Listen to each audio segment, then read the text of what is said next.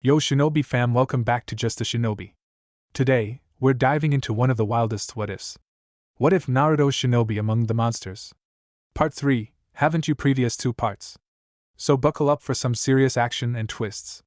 If you're new here, smash that subscribe button for more mind-blowing Naruto scenarios. Check out the other videos on the channel, share them with your ninja squad, and don't forget to drop your thoughts in the comments. Your support keeps this shinobi going strong. Hestia stared up at Kurama with an unreadable expression. For once, Naruto couldn't get any read on her. Her emotions and thoughts were totally hidden to him. Her eyes traced over Kurama's form, from his 9 tails swishing around lazily behind him to the black fur around his red eyes stretching up to his ears. Kurama stared right back at her with his customary glare on his face. Naruto, Hestia said dangerously. I'm completely fine with you being a reincarnated ninja from another dimension that lied to me for 3 years. Naruto winced when she put it that way. However, she continued, this is going too far. What is it, goddess? Kurama asked mockingly. Afraid that I'm going to eat small children? Worried that I'm the hatred incarnate? Even though his words were sarcastic, there was something in his tone that told Naruto that this was probably something that had occurred before. Feared and believed to be evil just because of his monstrous appearance. No, it's not that, Hestia murmured, shaking her head. It's just.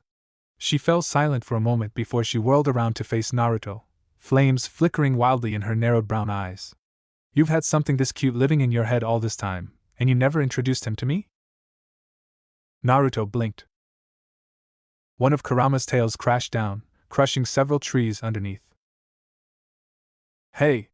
Naruto snapped even as the crushed trees dematerialized into light within his mind. Apology letter to the log, now.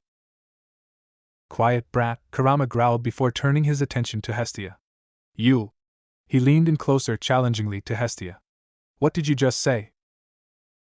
Hestia smiled. I said that you're cute. Kurama trailed off, at a rare loss for words. I mean, she's not wrong, you know, Naruto piped up with a grin that told Kurama just how much he was enjoying this. Once you get past your prickly personality, you're really nothing but a cute furball. Hestia nodded vehemently in agreement. Something snapped. It may have been Kurama's sanity. Kurama, was it? Hestia took a step forward. Kurama took a step back, eyeing her warily. Naruto noticed. Immediately, he knew what to do. Naruto began with a smirk. Don't tell me that you're scared of her? Kurama scoffed. Scared of her? Don't make me laugh.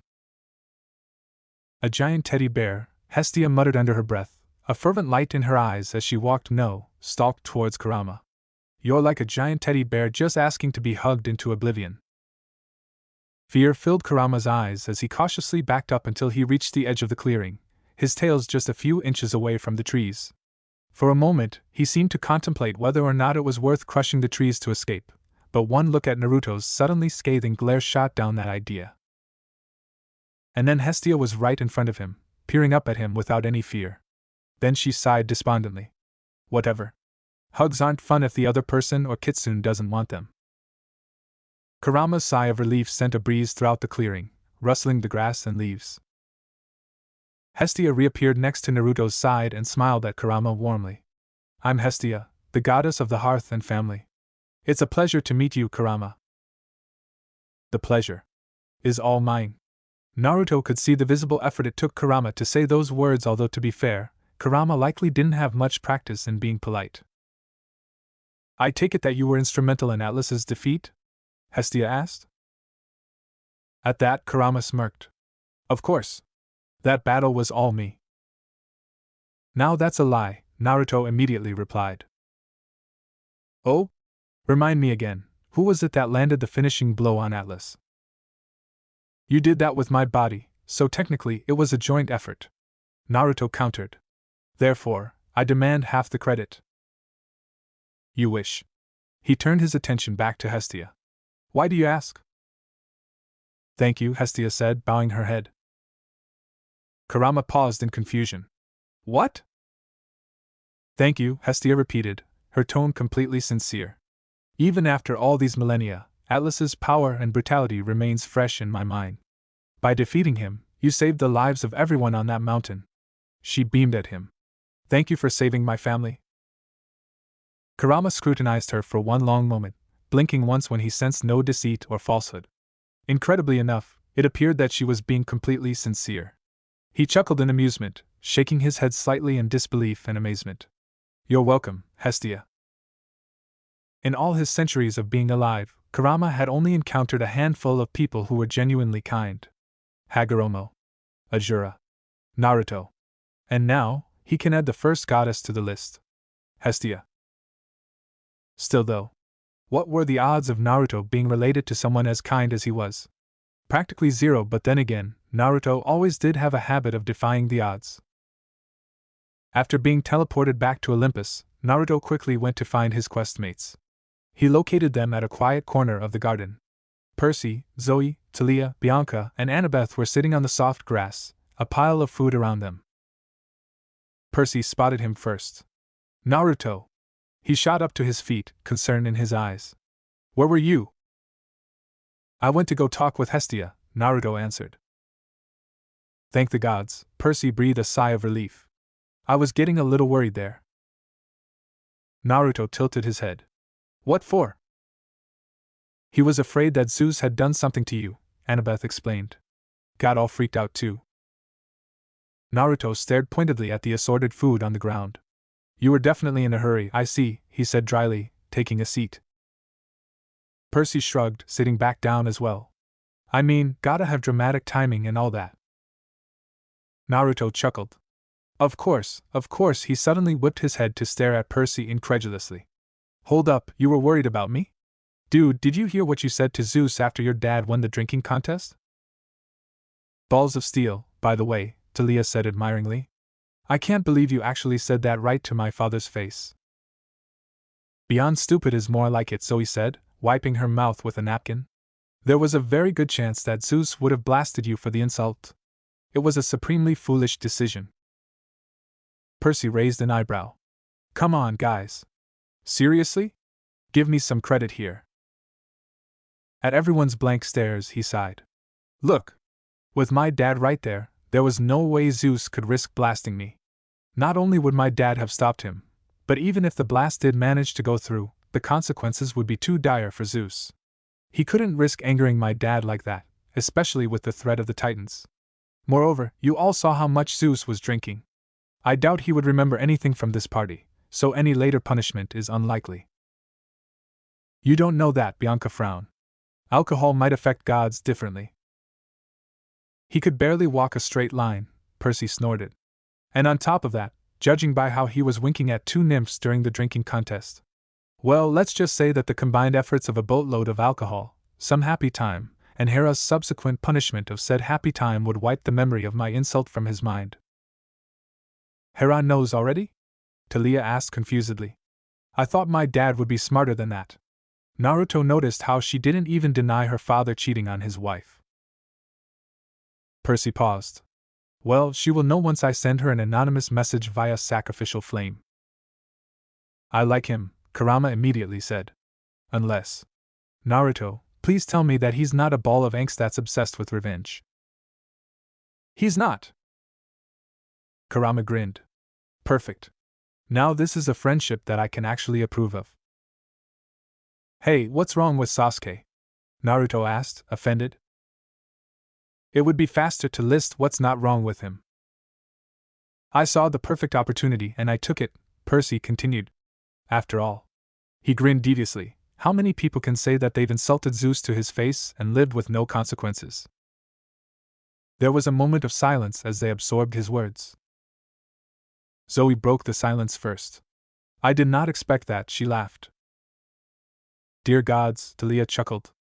I see that you've taken Chiron's lessons to heart. Dude, Naruto grinned. Well played. Annabeth shook her head in amusement.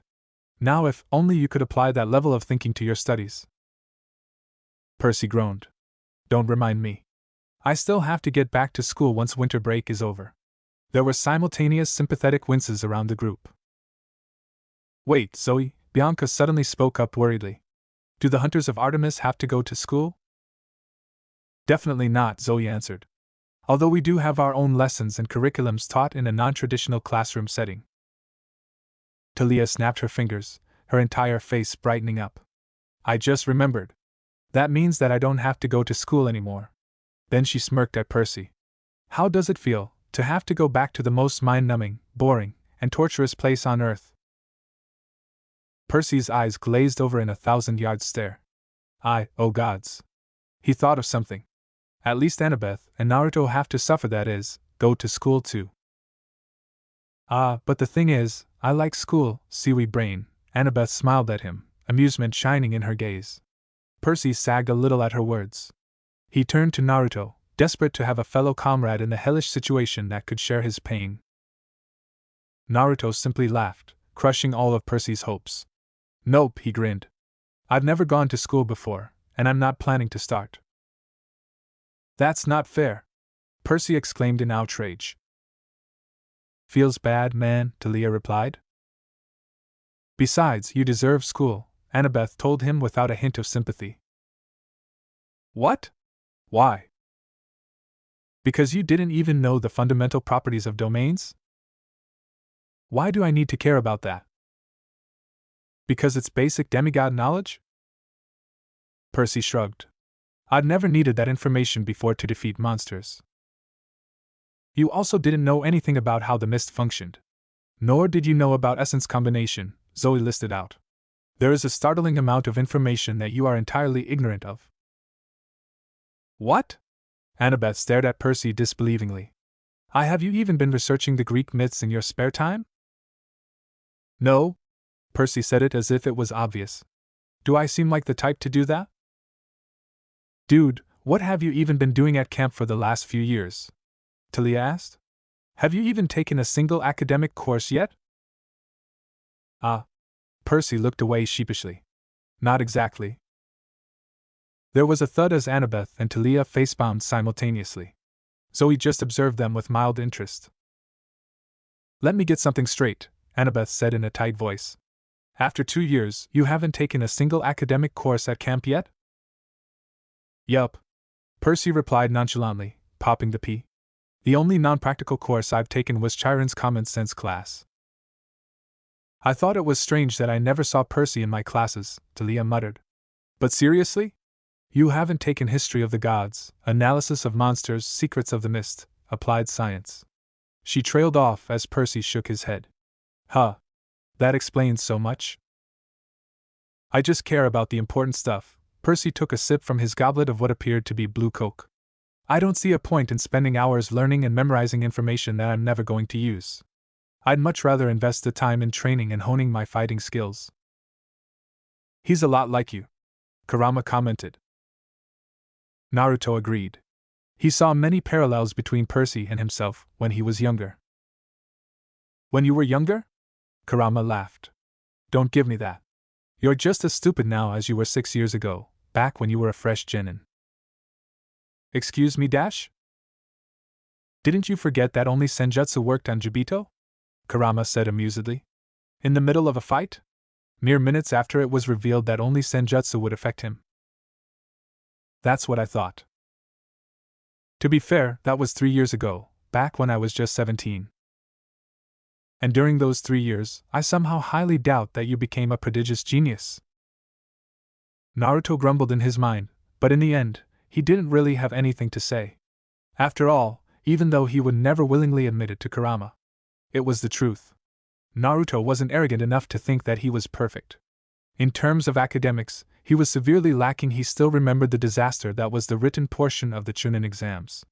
He had gotten only one question correct, the question being what is your name? However, he was well aware of his own flaws, and he always planned around them to make everything work out. Percy just had to learn to do the same.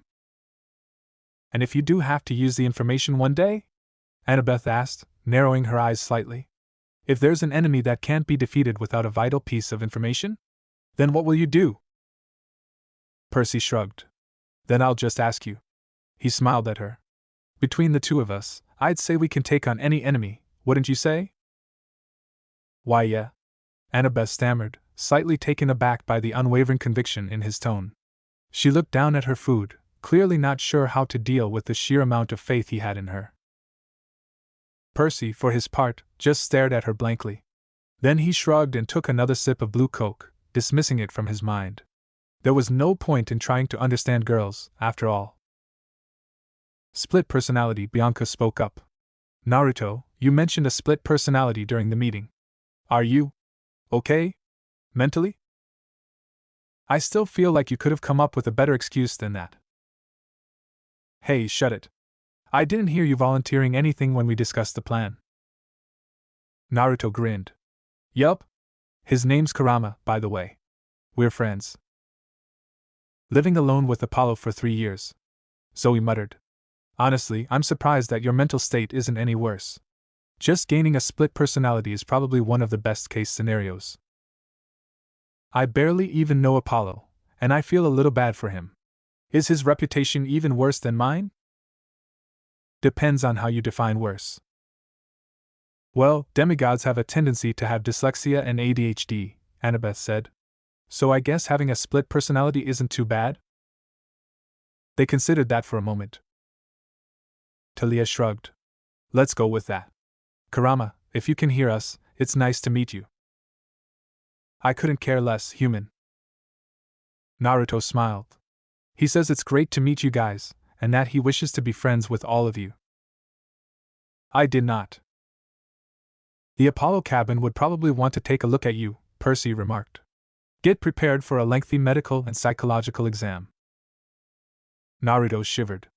Yeah. Hard pass on that. Speaking of camp, Talia turned to Naruto. Have you decided what you're going to do yet?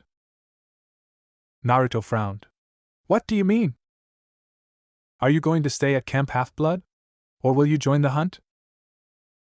Naruto opened his mouth to speak but then shut it as he realized that he himself didn't know the answer. Fortunately, Zoe answered for him. He's going with us, obviously, she said casually. The hunt does not leave any of their members behind. Especially not the son of Artemis. Hey wait, Percy frowned. What do you mean by that? He's a half-blood, right? That means he has to stay at Camp Half-Blood, since the ancient laws forbid Artemis from interacting with him too much.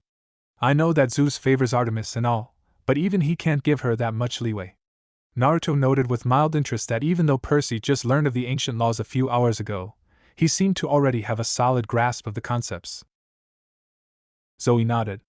Typically, you would be correct. However, Artemis already went to convince Lord Zeus to make an exception. Annabeth sat up straight, intrigued. How? I do not know, she admitted. However, when I spoke to Artemis on the matter, she seemed confident. Perhaps she'll call in a favor? Or even ask for a favor? Annabeth mused. Artemis always was Zeus's favorite daughter.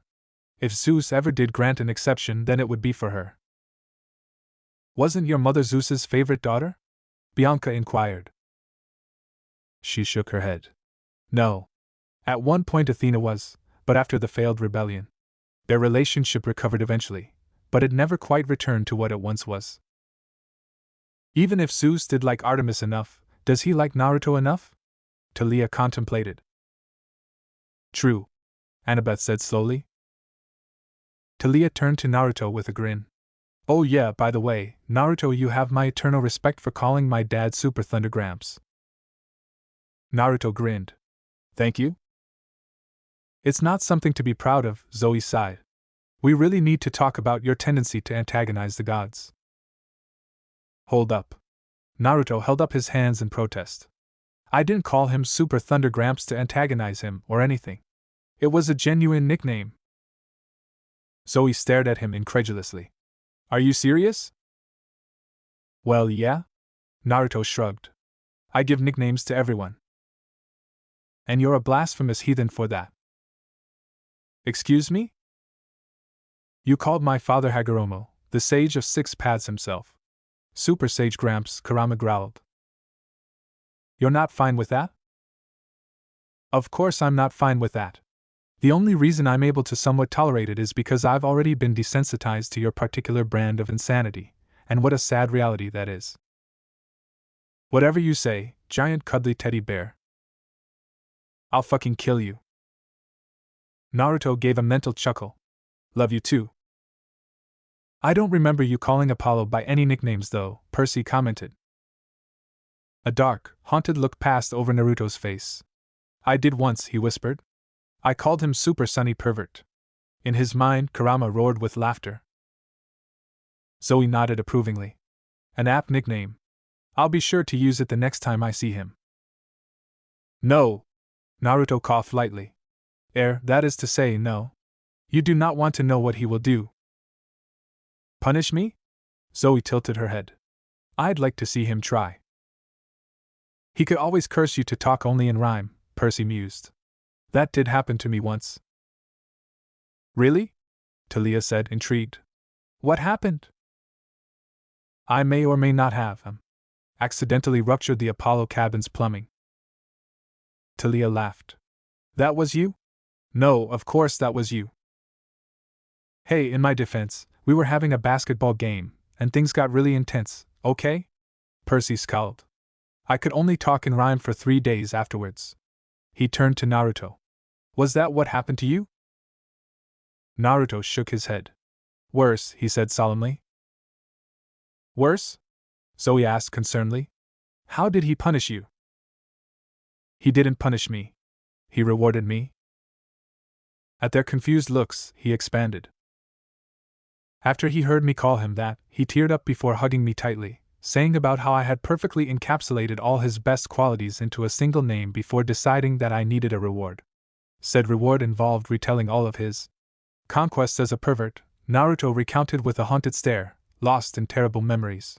He talked for 36 hours straight, emitting ultra-bright light that cycled through the colors of the rainbow to keep me awake. The hunters and campers all winced collectively. Oh gods, Zoe whispered. That's... It was as if he was a walking, glowing RGB light that just wouldn't shut the Hades up. Naruto shivered as traumatic flashbacks assaulted him once more, interrupted only by the sound of... Damn it, can you shut up? It's not funny! Ha ha ha ha ha ha ha, oh dear sage, it is. It's absolutely hilarious. Yeah, Naruto grumbled. You're damn lucky that you were asleep during that time. Actually unfair.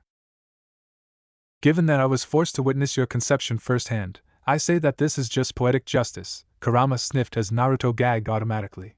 Then he smirked. So, does this mean that you know all of the backstories, so to speak, of the children of Apollo? I literally just realized that I do know. Oh gods. Oh gods. There was a mental thud as Kurama fell down, unable to keep himself upright from how hard he was laughing. And that's why I call Apollo by his name, Naruto finished with a traumatized gaze. A heavy silence descended over them. Well, after knowing that, having a split personality is completely understandable, Talia said. There was a muttering of agreement around the group. Naruto, can you please stay at Camp Half-Blood for a few days as I fully explain the situation to my hunters? Artemis asked. I suspect they'll need some time before they're ready to meet you. Naruto brightened. Sure. Can I stay in your cabin while I'm at camp? Artemis paused, a strange look passing over her face. Yes, you may. She responded before murmuring, that reminds me. It's nothing. We'll see you in a few days, Zoe said. Farewell, Naruto. And please, while you're at camp, take care. Her eyes narrowed slightly. I do not know if the other campers will react to you well. Let me know if they cause any trouble, and I shall see to their case personally. Talia snorted. Chill. Trust me, after Naruto kicked your collective asses and captured the flag, it's going to take a lot more than being the son of Artemis for people to turn on him. Zoe looked outraged, but before she could say anything, Talia continued. Oh, and Naruto, don't worry. I'll try to convince the hunters that you're pretty cool. She paused before adding with a smile that told Naruto she was joking, for a male, that is. Naruto smiled. Thank you, he said sincerely. He frowned slightly when he realized that Bianca was uncharacteristically silent. Hey, Bianca, you alright? I feel like we're forgetting something, Bianca muttered. Something important. Talia tilted her head. Are we? We have all of our magic items and nope, that's it. We have everything. Bianca frowned, her brow furrowing in thought. I guess you're right, her eyes widened. My brother! There was a moment of silence. Damn, Percy cursed. I completely forgot. I remember now, Annabeth said, eyes narrowed. Hades said that he brought Nico to the underworld, didn't he? I can't believe I forgot, Bianca said, her face stricken with guilt and worry. What kind of a sister am I? In our defense, Talia said grimly, we were a bit more focused on other things. Naruto clapped his hands together. All right, he announced determinedly. Time to storm the underworld. Time to what now? A voice spoke up from behind him. Hey Mom, Naruto smiled cheerfully without turning around. I need to invade the underworld real quick to retrieve Nico. Be right back.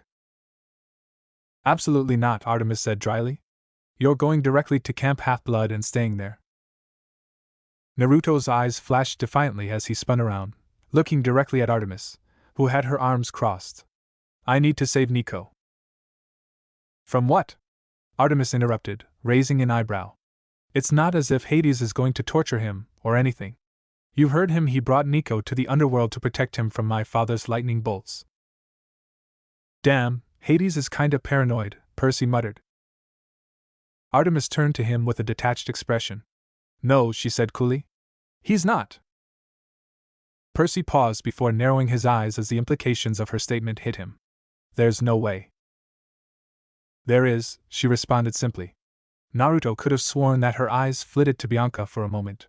Logically, it makes perfect sense. Unlike Percy, Talia, or even Bianca, Nico is a complete unknown. We know nothing of his allegiances or loyalties. And he's the son of Hades to boot. Nico would never turn on Olympus, Bianca said angrily.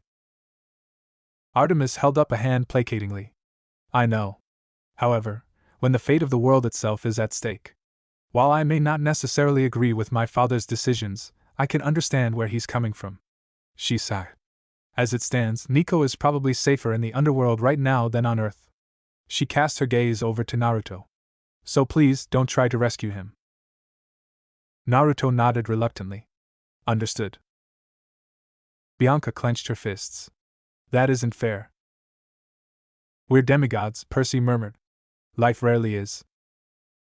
On that note, it's time to leave.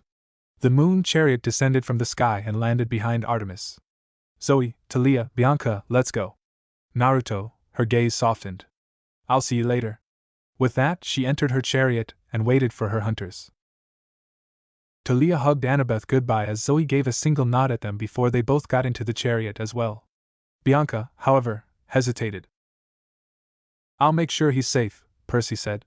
I promise. Hades still owes me a favor. Bianca relaxed slightly. Thank you, she replied gratefully. I'll try to contact my father as well. She got into the chariot as well, and a moment later, the moon chariot was in the night sky. The sun chariot is cooler than the moon chariot, Percy said out of nowhere. Percy, Annabeth chided. What? He replied defensively. Just saying. Naruto quirked an eyebrow in amusement. ADHD demigods with the attention span of a chipmunk. No wonder they had forgotten about Nico. Hey, where's Apollo? Naruto asked. I don't know, Percy replied. I don't think he even came to the party. Huh. Strange. Naruto shrugged. Whatever. He's probably fine. He chuckled. Knowing him, he probably didn't even make it 3 steps into the party courtyard before he went home with the first pretty girl he saw. Being the god of prophecy came with numerous perks, including some perks most people didn't know about. See, the term prophecy was rather misleading, since it implied that Apollo only had control over prophecies of the future, which wasn't the case. His domain covered a vast range of powers and abilities that only a few other beings possessed full knowledge of with good reason.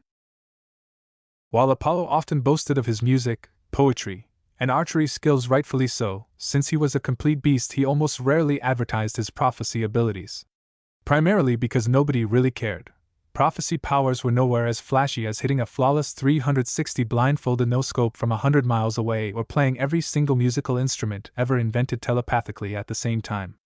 As such, most demigods and even gods were unaware of the full extent of his powers. One of his more obscure powers was clairvoyance, the ability to perceive the world around him with only his mind.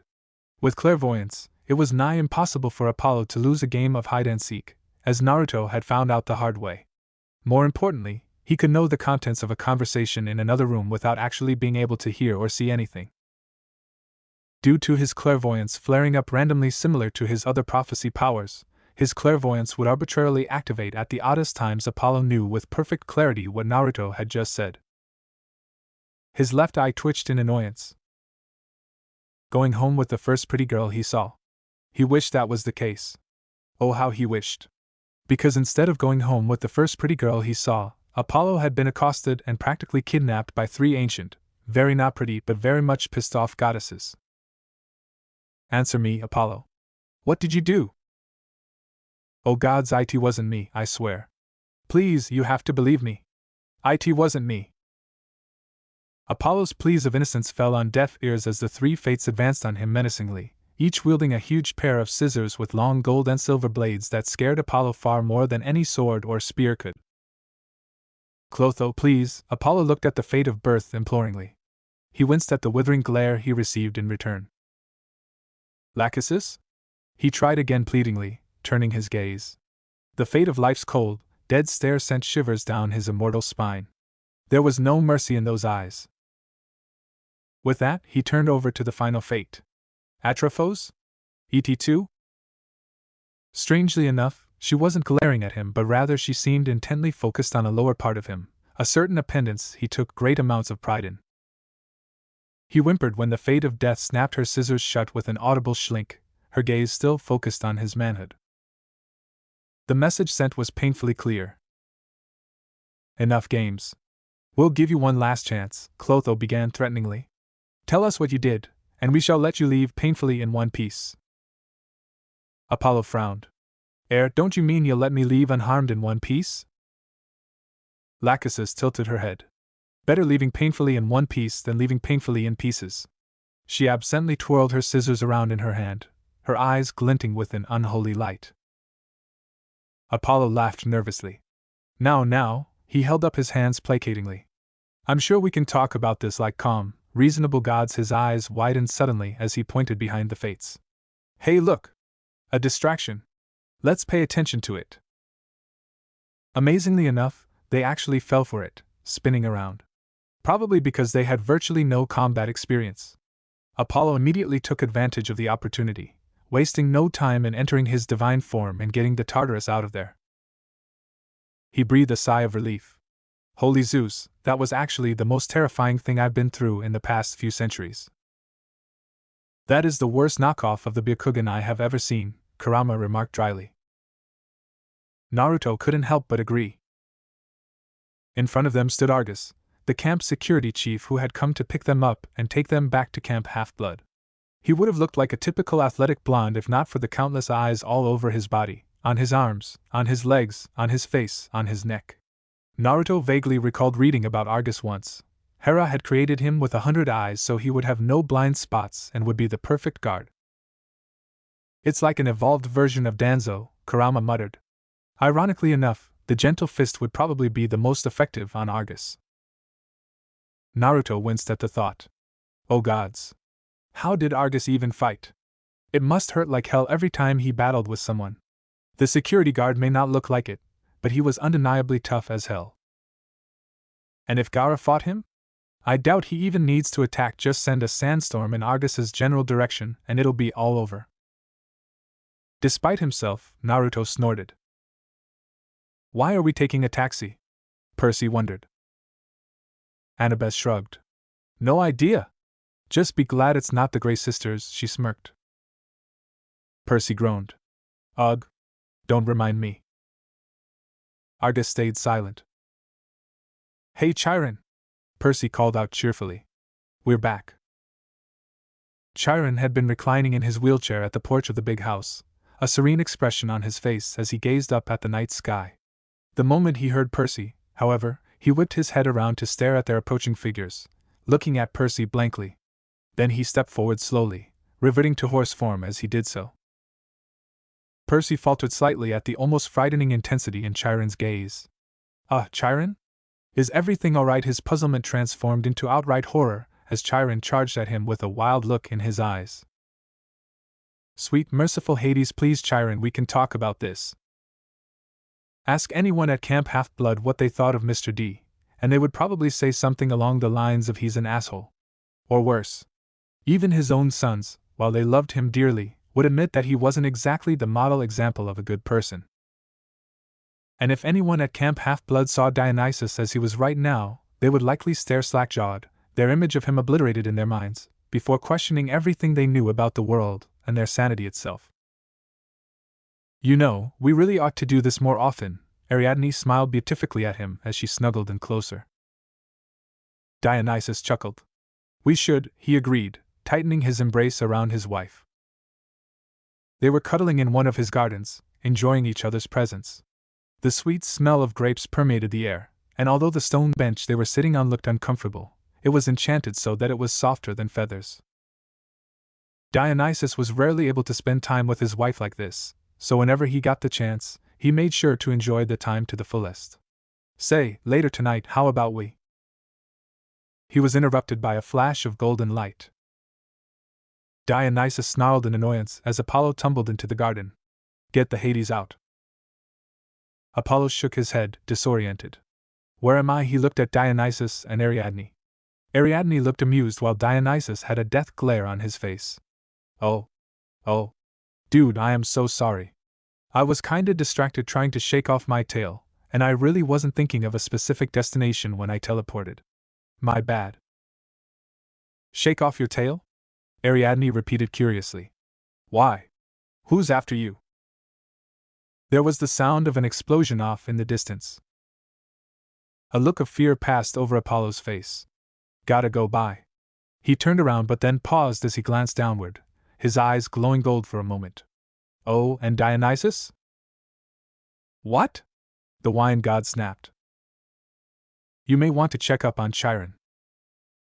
Another flash of light, and the sun god was gone. Dionysus sighed wearily. Now then, where were we?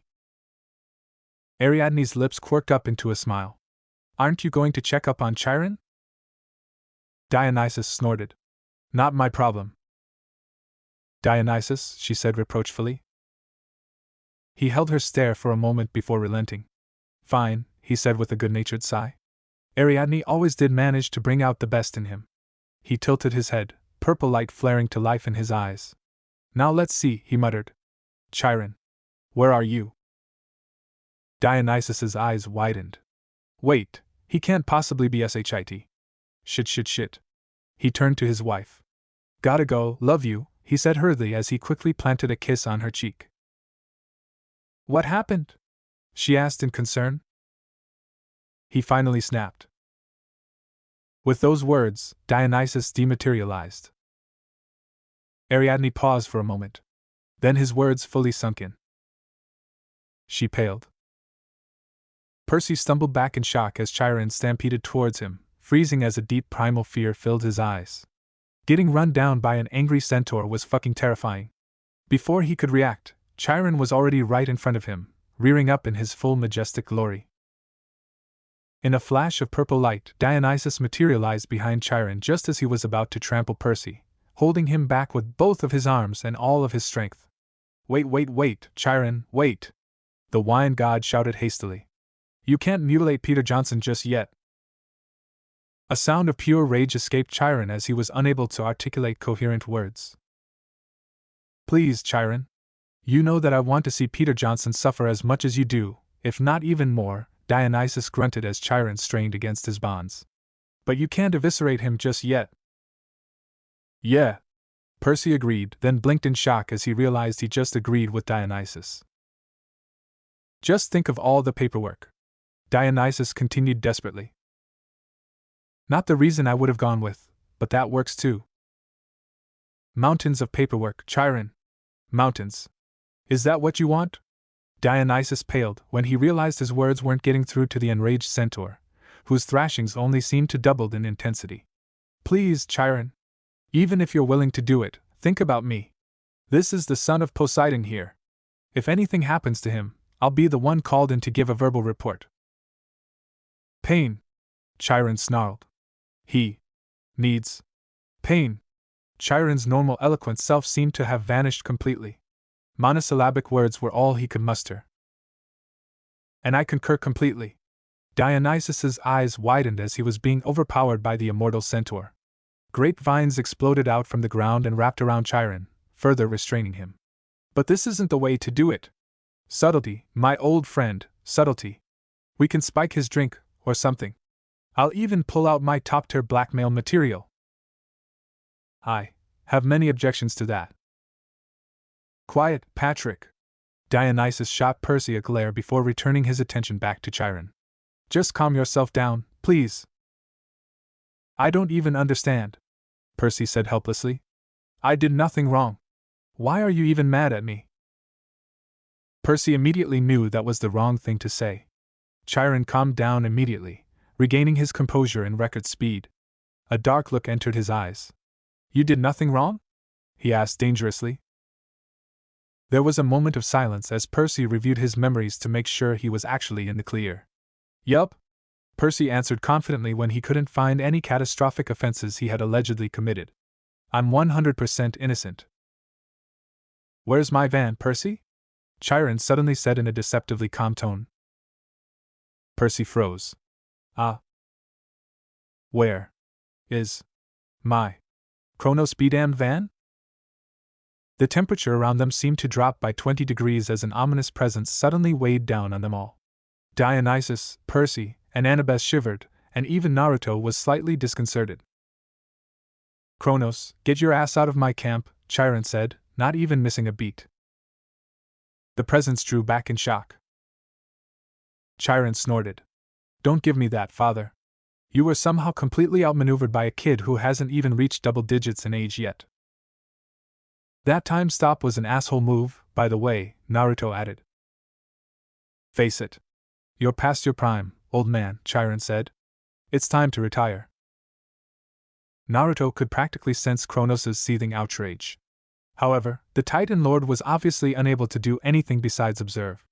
It was a testament to his immeasurable power that he was able to even manifest within the camp's magical borders, and it was probably only due to the invokement of his name.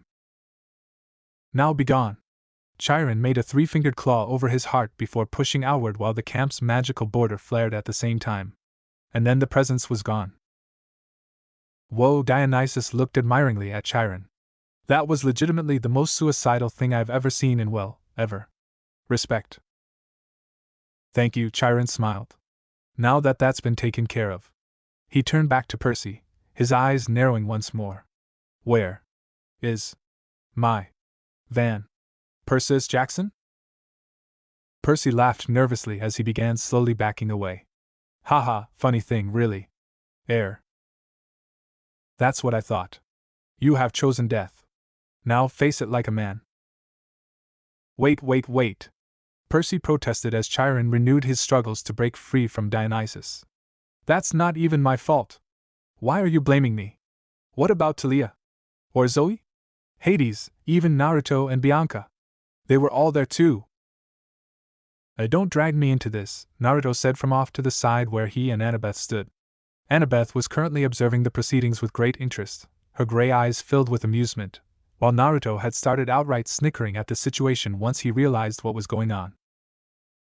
They're all protected by deitical immunity, Chiron growled. I can't even touch them without inviting Artemis's wrath onto my ass. So guess who's going to be the lucky recipient of all of my unbridled fury?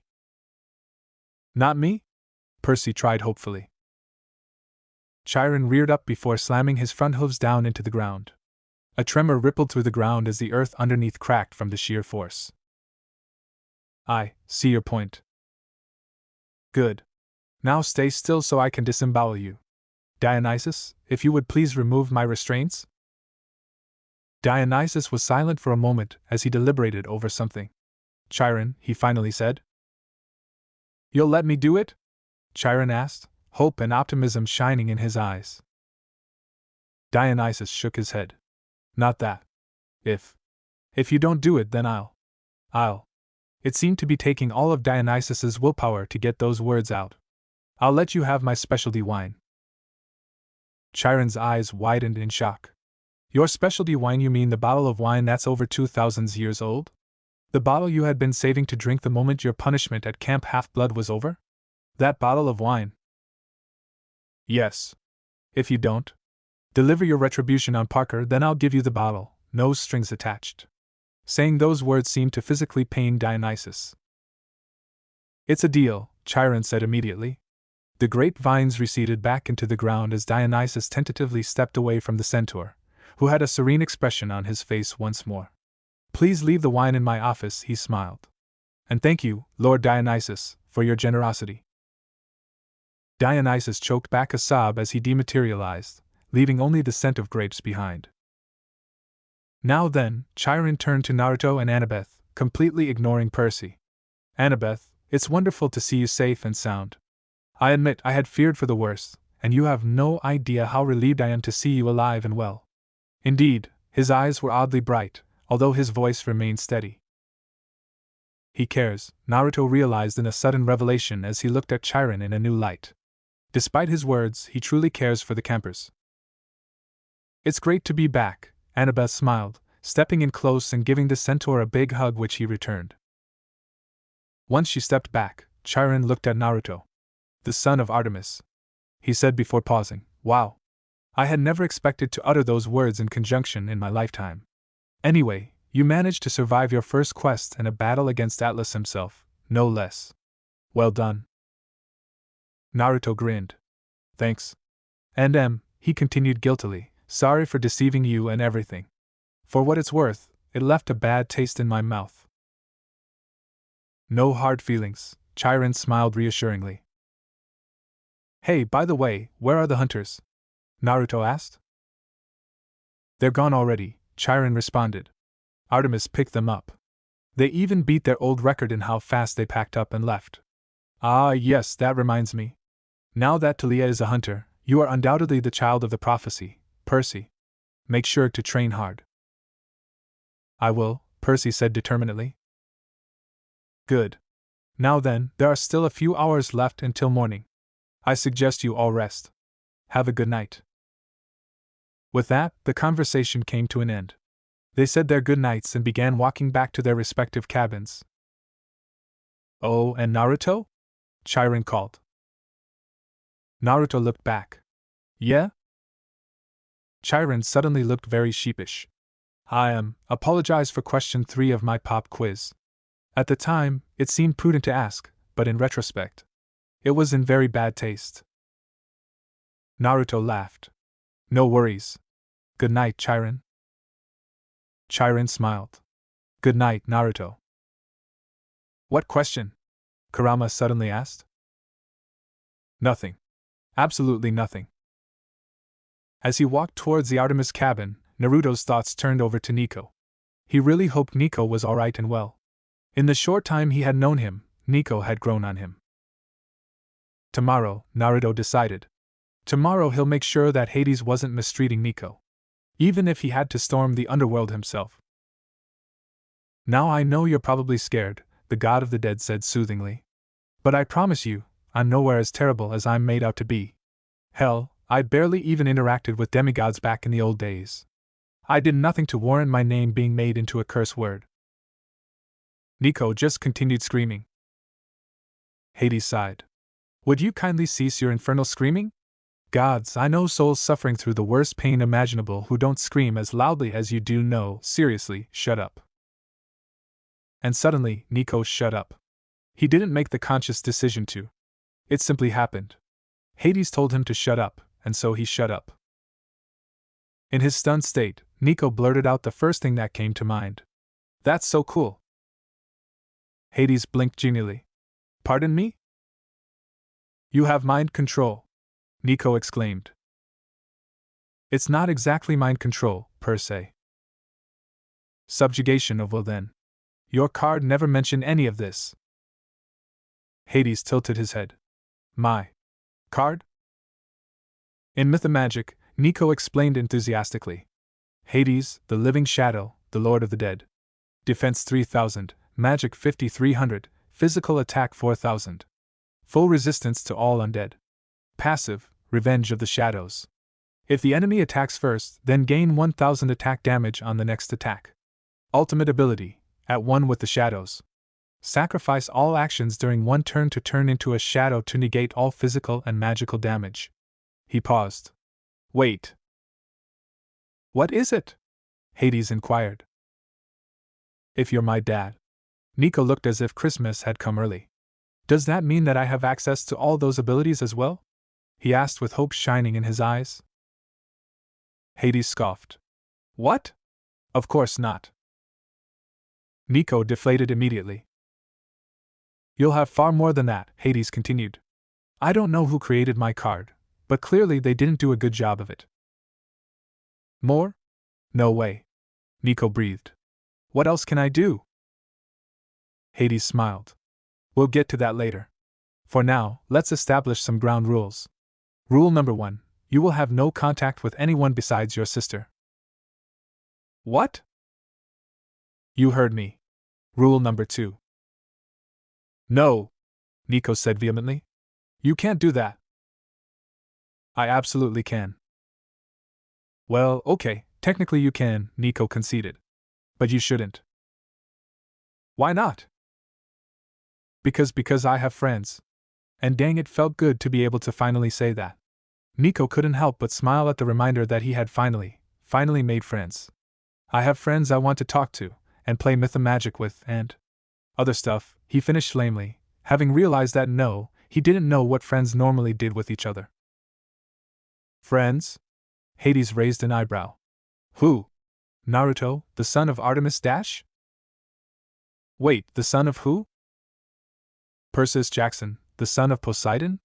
Connor and Travis Stoll, the sons of Hermes? Hades continued. Are they your friends? Nico nodded happily. Yup. Wrong, Hades said simply. They were your friends. Now that they know that you are my son, however, I doubt they'll want to be near you any longer. Nico frowned heavily. What do you mean? It is a burden you must bear as my son, Hades said with a tinge of regret in his dark eyes. Shunned. Ostracized. Feared. I am universally disliked, and I'm afraid the prejudice will spread to you as well. For what it's worth, I never intended this to happen. No way, Nico shook his head. They won't do that to me. Hades raised an eyebrow. Really? He asked doubtfully. Nico nodded with all the unshakable faith and conviction of a young child. Really? Hades gazed at him for a long moment before shrugging. Whatever. I tried. Don't say that I didn't warn you, though. Anyway, for rule number. Hey, where's my mom?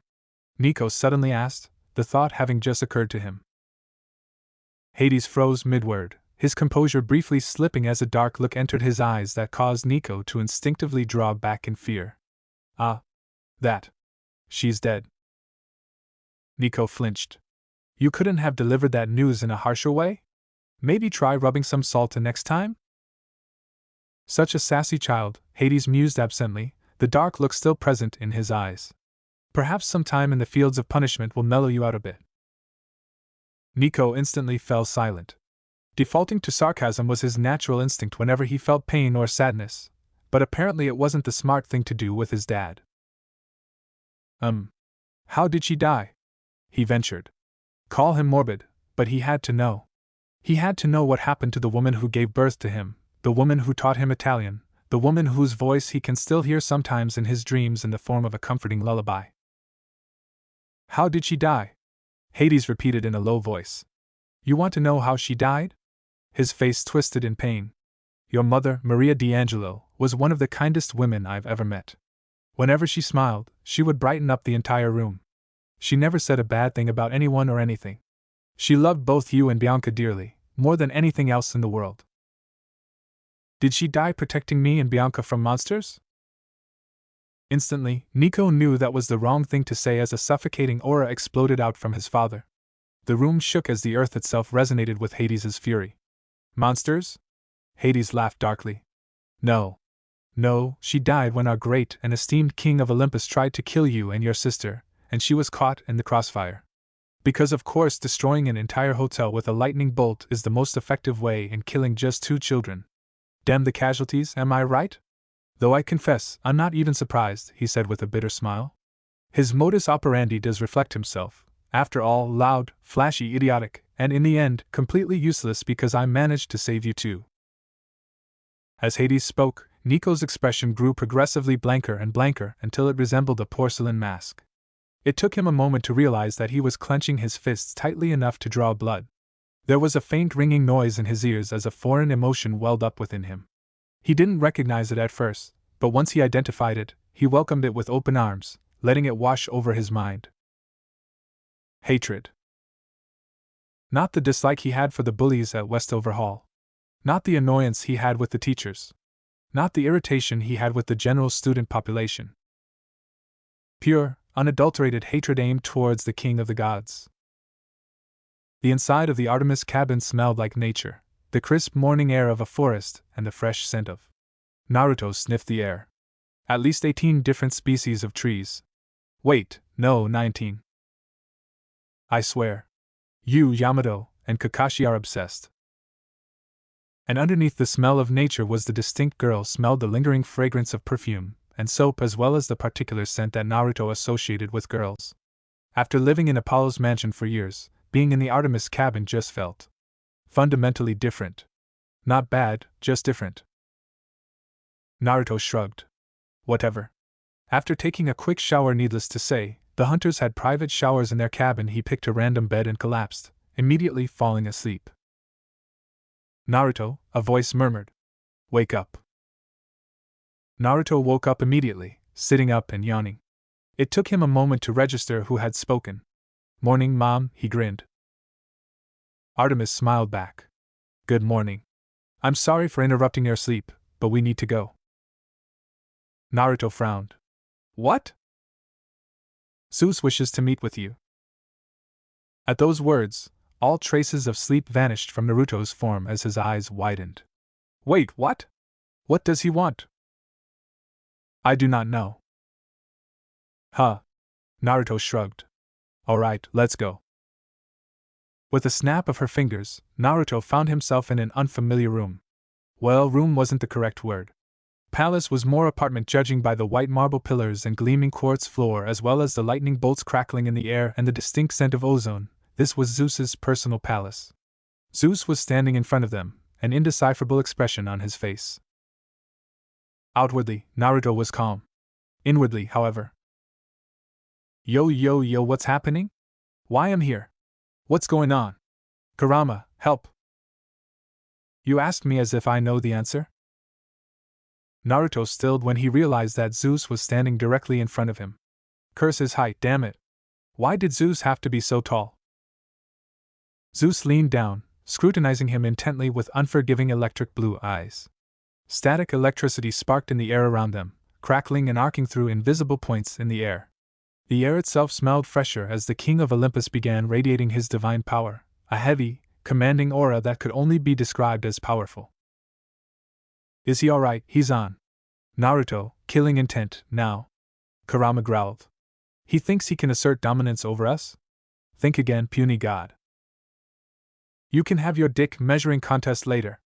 For now, can we please try our best to avoid causing an interdeity incident? Naruto, Zeus said in a low voice, nearly a murmur. The son of Artemis. Yo, Naruto said as he prepared for anything to happen. He could feel Kurama getting ready as well. Zeus gazed at him for a long moment. Then a smile spread across his face, and a twinkle appeared in his eye. So, Artemis finally has a son. It's about time. He reached out and ruffled Naruto's hair, and Naruto was too shocked to stop him. You've got guts, kid. It appears that silver eyes aren't the only thing you inherited from your mother. Naruto blinked uncomprehendingly, his thoughts abruptly screeching to a halt. Out of the corner of his eye, he saw Artemis doing a double take as well. Kurama summarized the situation perfectly in just 2 words. The fuck? Please read. Several scenes in previous chapters have been edited/deleted. Aphrodite didn't meet with the hunters, deleted that scene. Naruto didn't say anything about surpassing Kakashi-sensei level bullshit, deleted all mentions of that. As well as several other assorted minor edits. After I started writing again, I planned some new ideas and an Arc Aphrodite meeting with the hunters would screw them all up, so I deleted it. And as for surpassing Kakashi level bullshit. Alright, here's what happened. Halfway through writing chapter 12, I realized that Naruto bullshitting the gods like that wouldn't actually work out in the end for the plot or for the characterization of the gods, and it would only create more problems, so I was forced to scrap the idea, and as such Naruto was only able to utilize normal Kakashi bullshitting, question-avoiding techniques.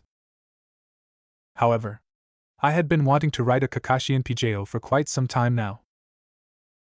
The first omake of this story. Not canon, obviously. Not meant to be taken seriously.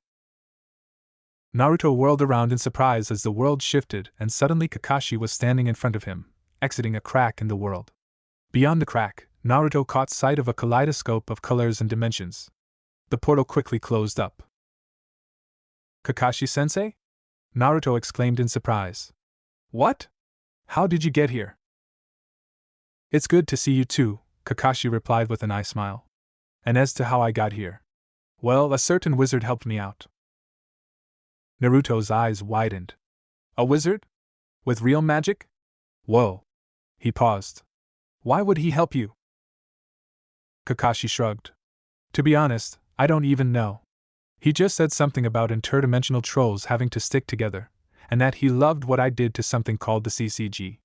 He shook his head. That doesn't matter, however. What does matter is something that you said. Naruto tilted his head confusedly. I'm talking about Kakashi-sensei level bullshit, no.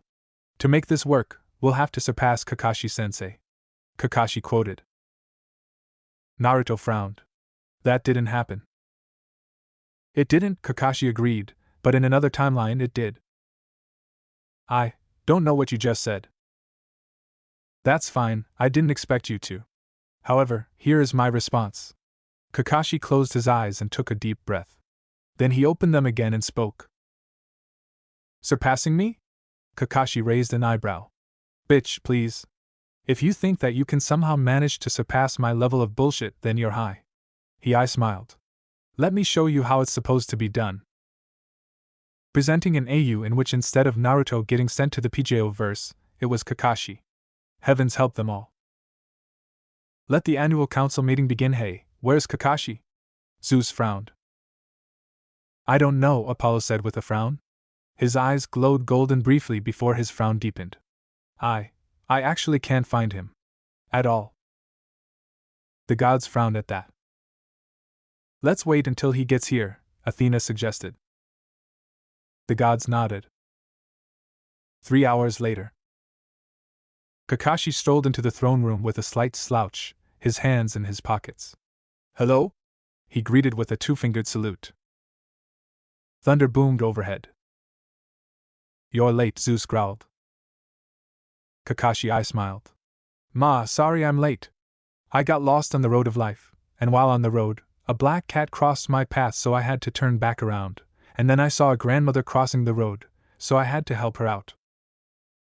Is that all? Zeus asked. Nope, Kakashi answered cheerfully. And then after that, I turned around again and I saw the black cat again. But it wasn't moving. On closer inspection, I realized that its metabolic processes were history. Apollo grinned. Nice. What do you mean by that? Demeter asked obliviously. Kakashi and Apollo both stared at her. Uncultured, Kakashi said, shaking his head. Indeed, Apollo agreed. And since the black cat was dead, I was able to forge on once more. And finally, I reached Olympus. Kakashi smiled. And that's why I'm late. Zeus's eye twitched. And so, the Council of the Gods demands you to reveal what chakra is, Zeus commanded. Silence. Kakashi? Hermes spoke up in concern when the shinobi didn't respond. Still no response. Kakashi! Zeus boomed. Kakashi looked at him, a bored expression on his face. I'm sorry, did you just say something? Zeus trembled and barely suppressed rage. Ma, so you wish to know what chakra is? Kakashi swept his gaze across the throne room, the gods leaning forward in anticipation. Very well. I shall tell you. Finally, Athena muttered. The reason why you have never heard of chakra before is because Chaos himself erased all records of its existence, Kakashi said. Zeus's eyes widened as the gods shifted uncomfortably. See Chaos? What does he have to do with anything? Kakashi smirked. Everything. For you see, I am not of the Greek pantheon. Impossible, Athena replied instantly. We are the only gods in existence. Ma, it's cute how you think that, Kakashi chuckled. Indeed, currently only the Greek pantheon of gods exists in this world. But it wasn't like that eons ago. Long before the Olympians, long before even the Titans, a single god of immense power coexisted alongside the primordial gods Tartarus, Auranas, Gaia, Chaos. However, he shrugged. They didn't get along, needless to say. And in the end, my pantheon decided to leave. Leave? Artemis asked. To where? Below Auranas is Gaia. Below Gaia is Tartarus. Below Tartarus is Chaos. Kakashi grinned. And what is below Chaos? Nothing, Athena answered. Kakashi chuckled again. Wrong. Below Chaos is the realm of the Sasukai's Worsathantrich the Littlefucker, my homeland. My pantheon left, and didn't look back. And since then, we have had no contact with any of you. Zeus narrowed his eyes. Do you seriously expect me to believe such an outlandish tale? Kakashi's eyes flickered. Do you doubt me? Do you have a better explanation as to where chakra came from? Zeus hesitated. No, but... Then there you have it, Kakashi announced with a finality. What pantheon were you a part of? Athena inquired. Kakashi paused. You realize that you all are only known as the Greek pantheon because you guys lived in Greece and the general Mediterranean area, right? My pantheon existed before any landmasses on Gaia could even be named. I'm aware of that, but you must call yourselves something, correct? Kakashi tilted his head. Fair enough. Our pantheon's name is Danzosux. It's a monotheistic pantheon, with only a single deity in it. Who? Zeus demanded. Kakashi smiled. The Holy Log, of course. The what? Zeus said blankly. And you all must be curious as to why, 3 years ago, I crossed over into this world once more, Kakashi continued. The reason is simple. For you see, I am the Holy Log Pope. And I was sent here to spread the message and hope of the Holy Log. A silence descended upon the room.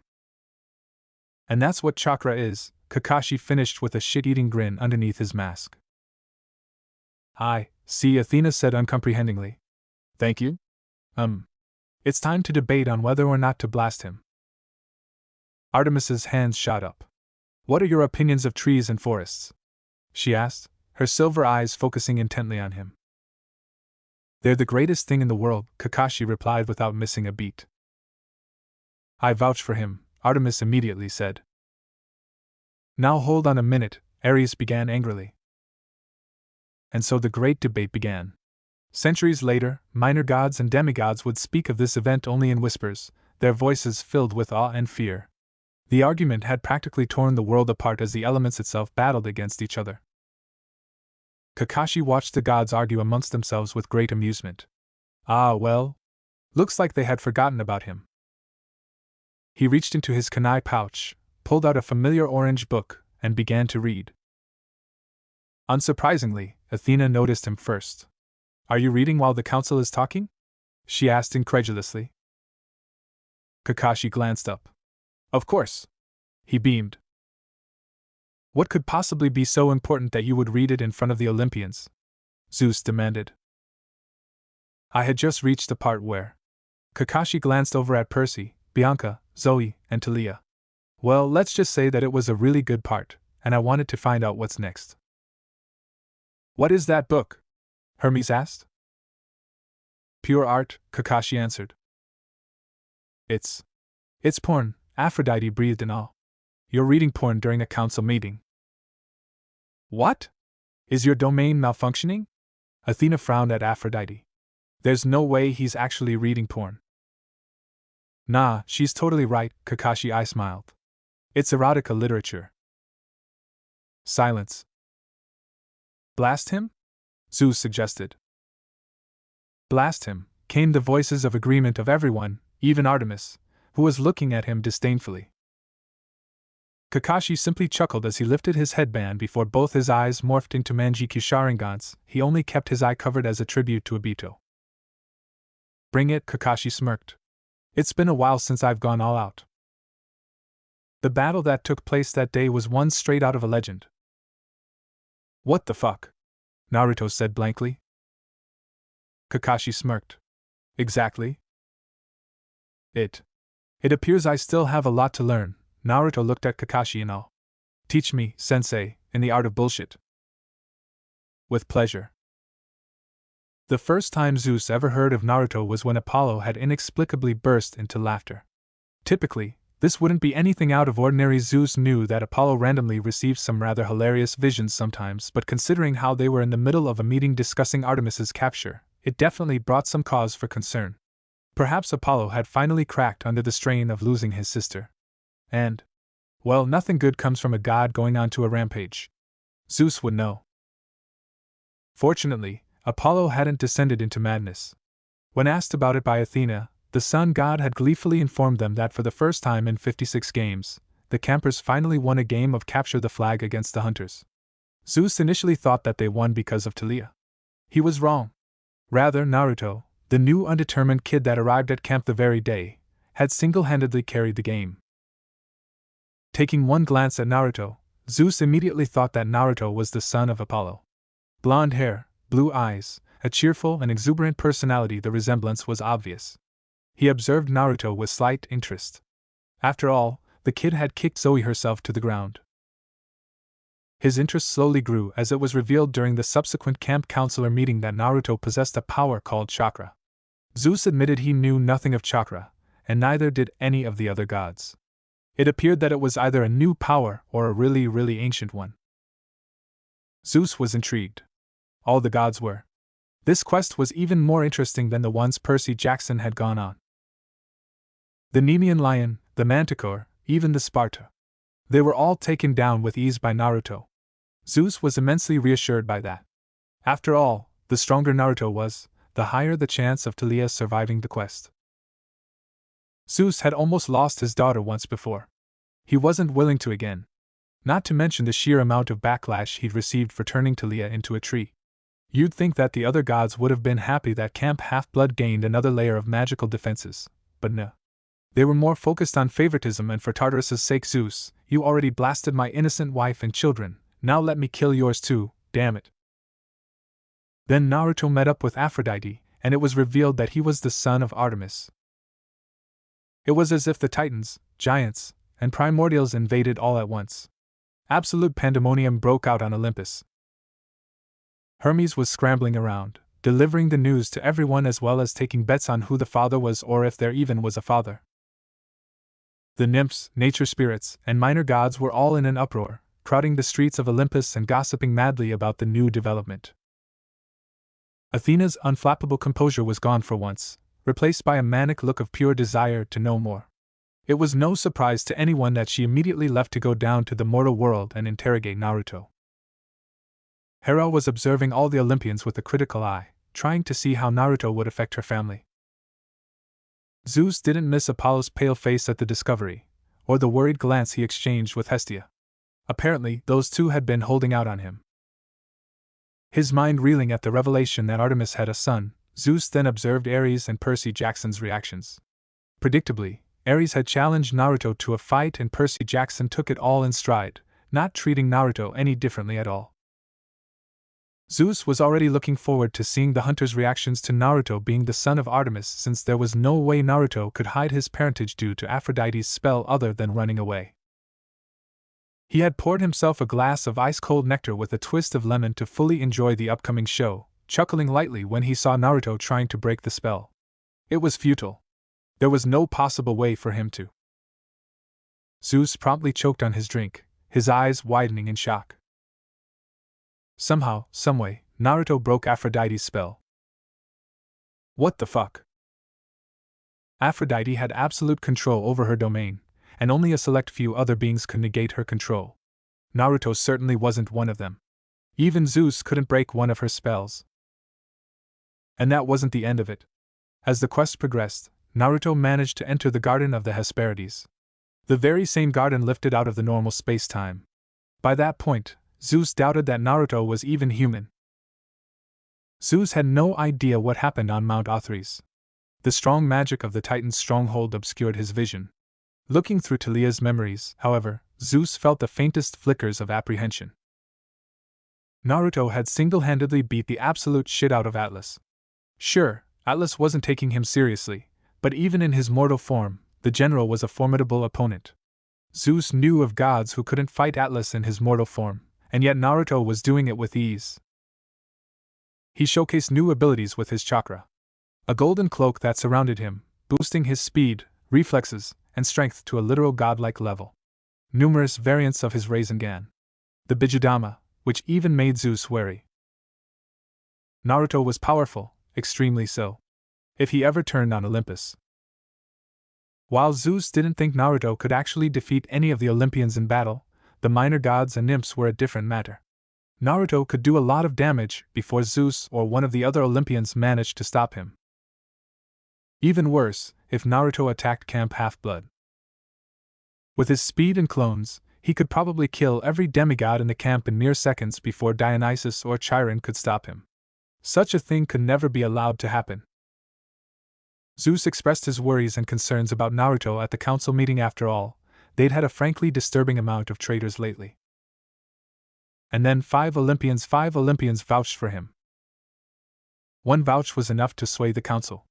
5 vouches were unheard of. Granted, Aphrodite's intentions may have been less than sincere, but the other gods were what truly mattered. Apollo, the god of truth and Naruto's guardian who lived with him. Artemis, a goddess known for her suspicion and lack of trust in males. Athena, the creator of risk assessment and a goddess far more intelligent and wise than himself. Hestia, Hestia. They all vouched for him without any hesitation. Zeus's mind was immediately put at ease. He was paranoid as the king of Olympus. Paranoia was kinda in the job description, especially after that incident, but the vouches of his fellow Olympians was enough to reassure him that Naruto could be trusted. After the 5 gods vouched for him, Naruto's personal defense was all but a formality. Zeus still let him defend himself, though. Who knew, perhaps Naruto would give a particularly compelling argument that hadn't been thought of before. Instead of pleading for his life or using logical reasoning to defend himself, Naruto had instead called him Super Thunder Gramps. Even in all his millennia of being alive, that was a first. As he summoned a lightning bolt to his hand and prepared to blast Naruto just to make an example painful but non-lethal, he couldn't help but admire Naruto's sheer guts. Here the kid was, standing before the entire council, powerful beings that could smite him with just a thought, and he called the most powerful of them all Super Thunder Gramps with a smile on his face. It reminded Zeus of another incident in which a cute little goddess immediately took advantage of his oath on the river Styx and asked for a bunch of perks and loot without any hesitation. Zeus might have been more furious at Naruto if he hadn't gotten the feeling that Naruto had been completely sincere with that nickname. He called Zeus Super Thunder Gramps not as a joke or an insult, but rather out of genuine affection. And so, he allowed Hera to calm him down. While Naruto was the child of Artemis, the sky god could definitely see Apollo's influence in Naruto's personality. Once Zeus's paranoia was assuaged, he could now focus on the important matters concerning Naruto. Specifically, the fact that he was the child of Artemis. His favorite daughter's first and only child. This was literally a once-in-a-lifetime phenomenon, and considering Zeus was immortal, that was saying a lot. More importantly, Naruto was Zeus's grandson. While Zeus had plenty of grandchildren, the children of Athena, Apollo, Ares, Hermes, and Dionysus, he doesn't really consider them his grandchildren, especially since it would get really awkward if he ever banged one of them. However, Naruto was different. After all, there hasn't been a single child of Artemis in all of history. Perhaps it was the novelty of him being a son of Artemis, perhaps it was because Artemis was his favorite daughter, perhaps it was just Naruto's natural presence and personality. Or maybe it was just because Zeus knew that once Naruto dies, there will never be another child of Artemis, so he has to make this one count. Whatever the case, Zeus truly considered Naruto to be family. Unfortunately, their relationship had started on a sour note. Namely, the vote started by Zeus to blast Naruto out of existence. From a strategic point of view, it made sense. He was the king of Olympus, and Naruto was an unknown, highly dangerous threat. It would be remiss of him to not even consider the possibility that Naruto might betray them all. However, he doubted the demigods saw it that way.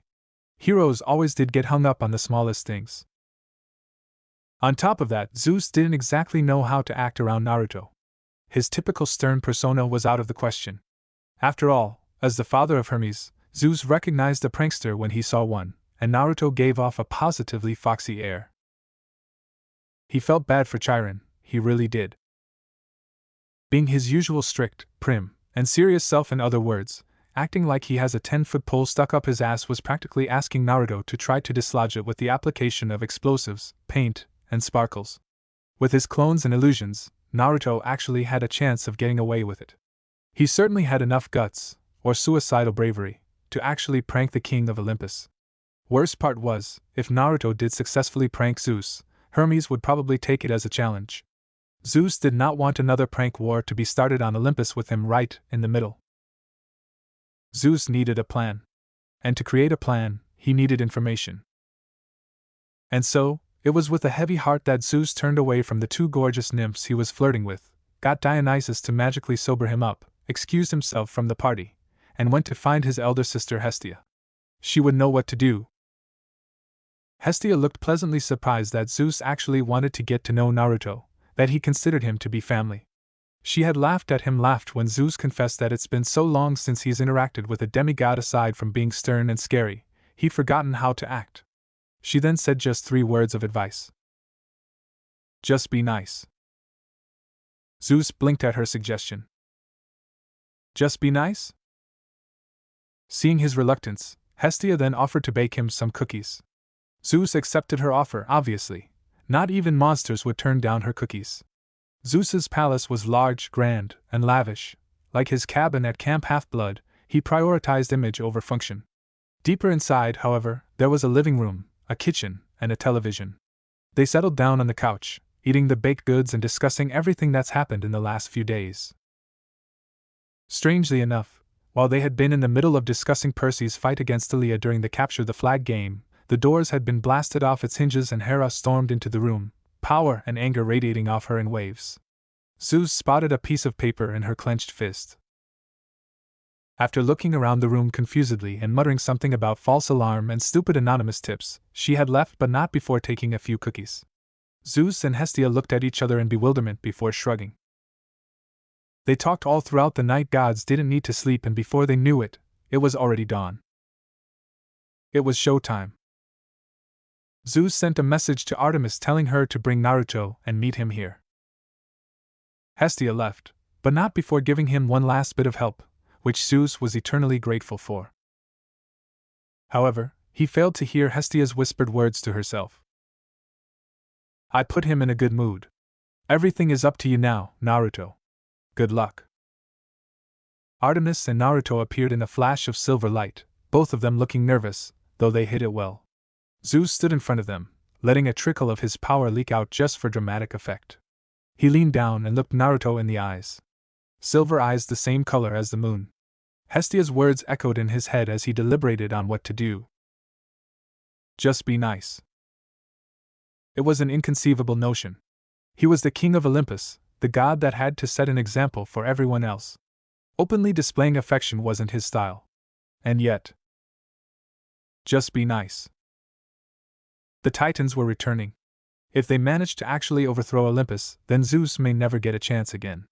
It wasn't as if he enjoyed being stern and unsmiling all the time, contrary to popular belief. Just be nice. Sure, why not? And so Zeus smiled, reaching out and ruffling Naruto's hair, an action he hadn't done in, oh gods. It's been so long, he'd already forgotten. Back when Hermes was still a child. Once, Zeus hadn't always been so strict and stern. Once, he'd been more relaxed and carefree. He missed it. Perhaps this wasn't such a bad idea after all. In both his previous and current life, Naruto had been in countless situations where things go catastrophically wrong. Whether it's Madara single-handedly massacring the entire allied shinobi forces or Apollo making a 1 HP comeback and chaining a 27-hit combo, Naruto was used to dealing with sudden clusterfucks. However, he wasn't exactly sure how to react when something goes catastrophically right for once. I don't sense any negative emotions, Kurama said flatly. None at all. He's being completely genuine here. But that makes no sense. He's not supposed to be like this. Kurama snorted. No kidding. Last I checked, Zeus was supposed to be this arrogant version of Danzo with family issues even worse than the accursed Uchiha, not this nice old man who ruffles your hair and acts all pleasant. So tell me, Naruto, how did you mess up so spectacularly in your intelligence gathering? Well, I admit, most of what I know about Zeus, I found out through Apollo and the old myths. Hold that thought. The old myths? The same unreliable, inaccurate, inconsistent old myths? Maybe? Although I suppose Apollo can be considered an accurate source, so at least you didn't completely screw that up. Naruto was silent for a moment. Naruto, Kurama said slowly, why do I get the feeling that you're not telling me everything? Well, the only time Apollo really talked about his father was when he was complaining about him. Kurama took a deep, calming breath. So you're telling me, he began dangerously, that everything you know about Zeus, everything you told me about Zeus came from wildly biased and inaccurate sources? I mean, the myths aren't that inaccurate, you know? Since all myths have a basis in truth, Naruto defended weakly. Holy sage, Kurama muttered. First of all, I've seen my myths. If you think me transforming into a beautiful fox girl has a basis in truth, then you're insane. Second, I suddenly understand why they never promoted you past Genin. No, it's because Kakashi-sensei lost the paperwork for field promotion. Naruto grumbled. Personally, I just think he thought it would be hilarious for me to be the first Genin to become Hokage. I have to say, I'm rather impressed, Zeus said, drawing Naruto's attention. You fought Atlas, no, I dare say you crushed Atlas and you survived. There are gods who can't even do that. Excellent work, Naruto. Thank you, Naruto said hesitantly. Hold on, I'm a bit confused. Weren't you planning on blasting me just last night? Nice. Real subtle. Zeus waved his hand dismissively. That wasn't personal or anything.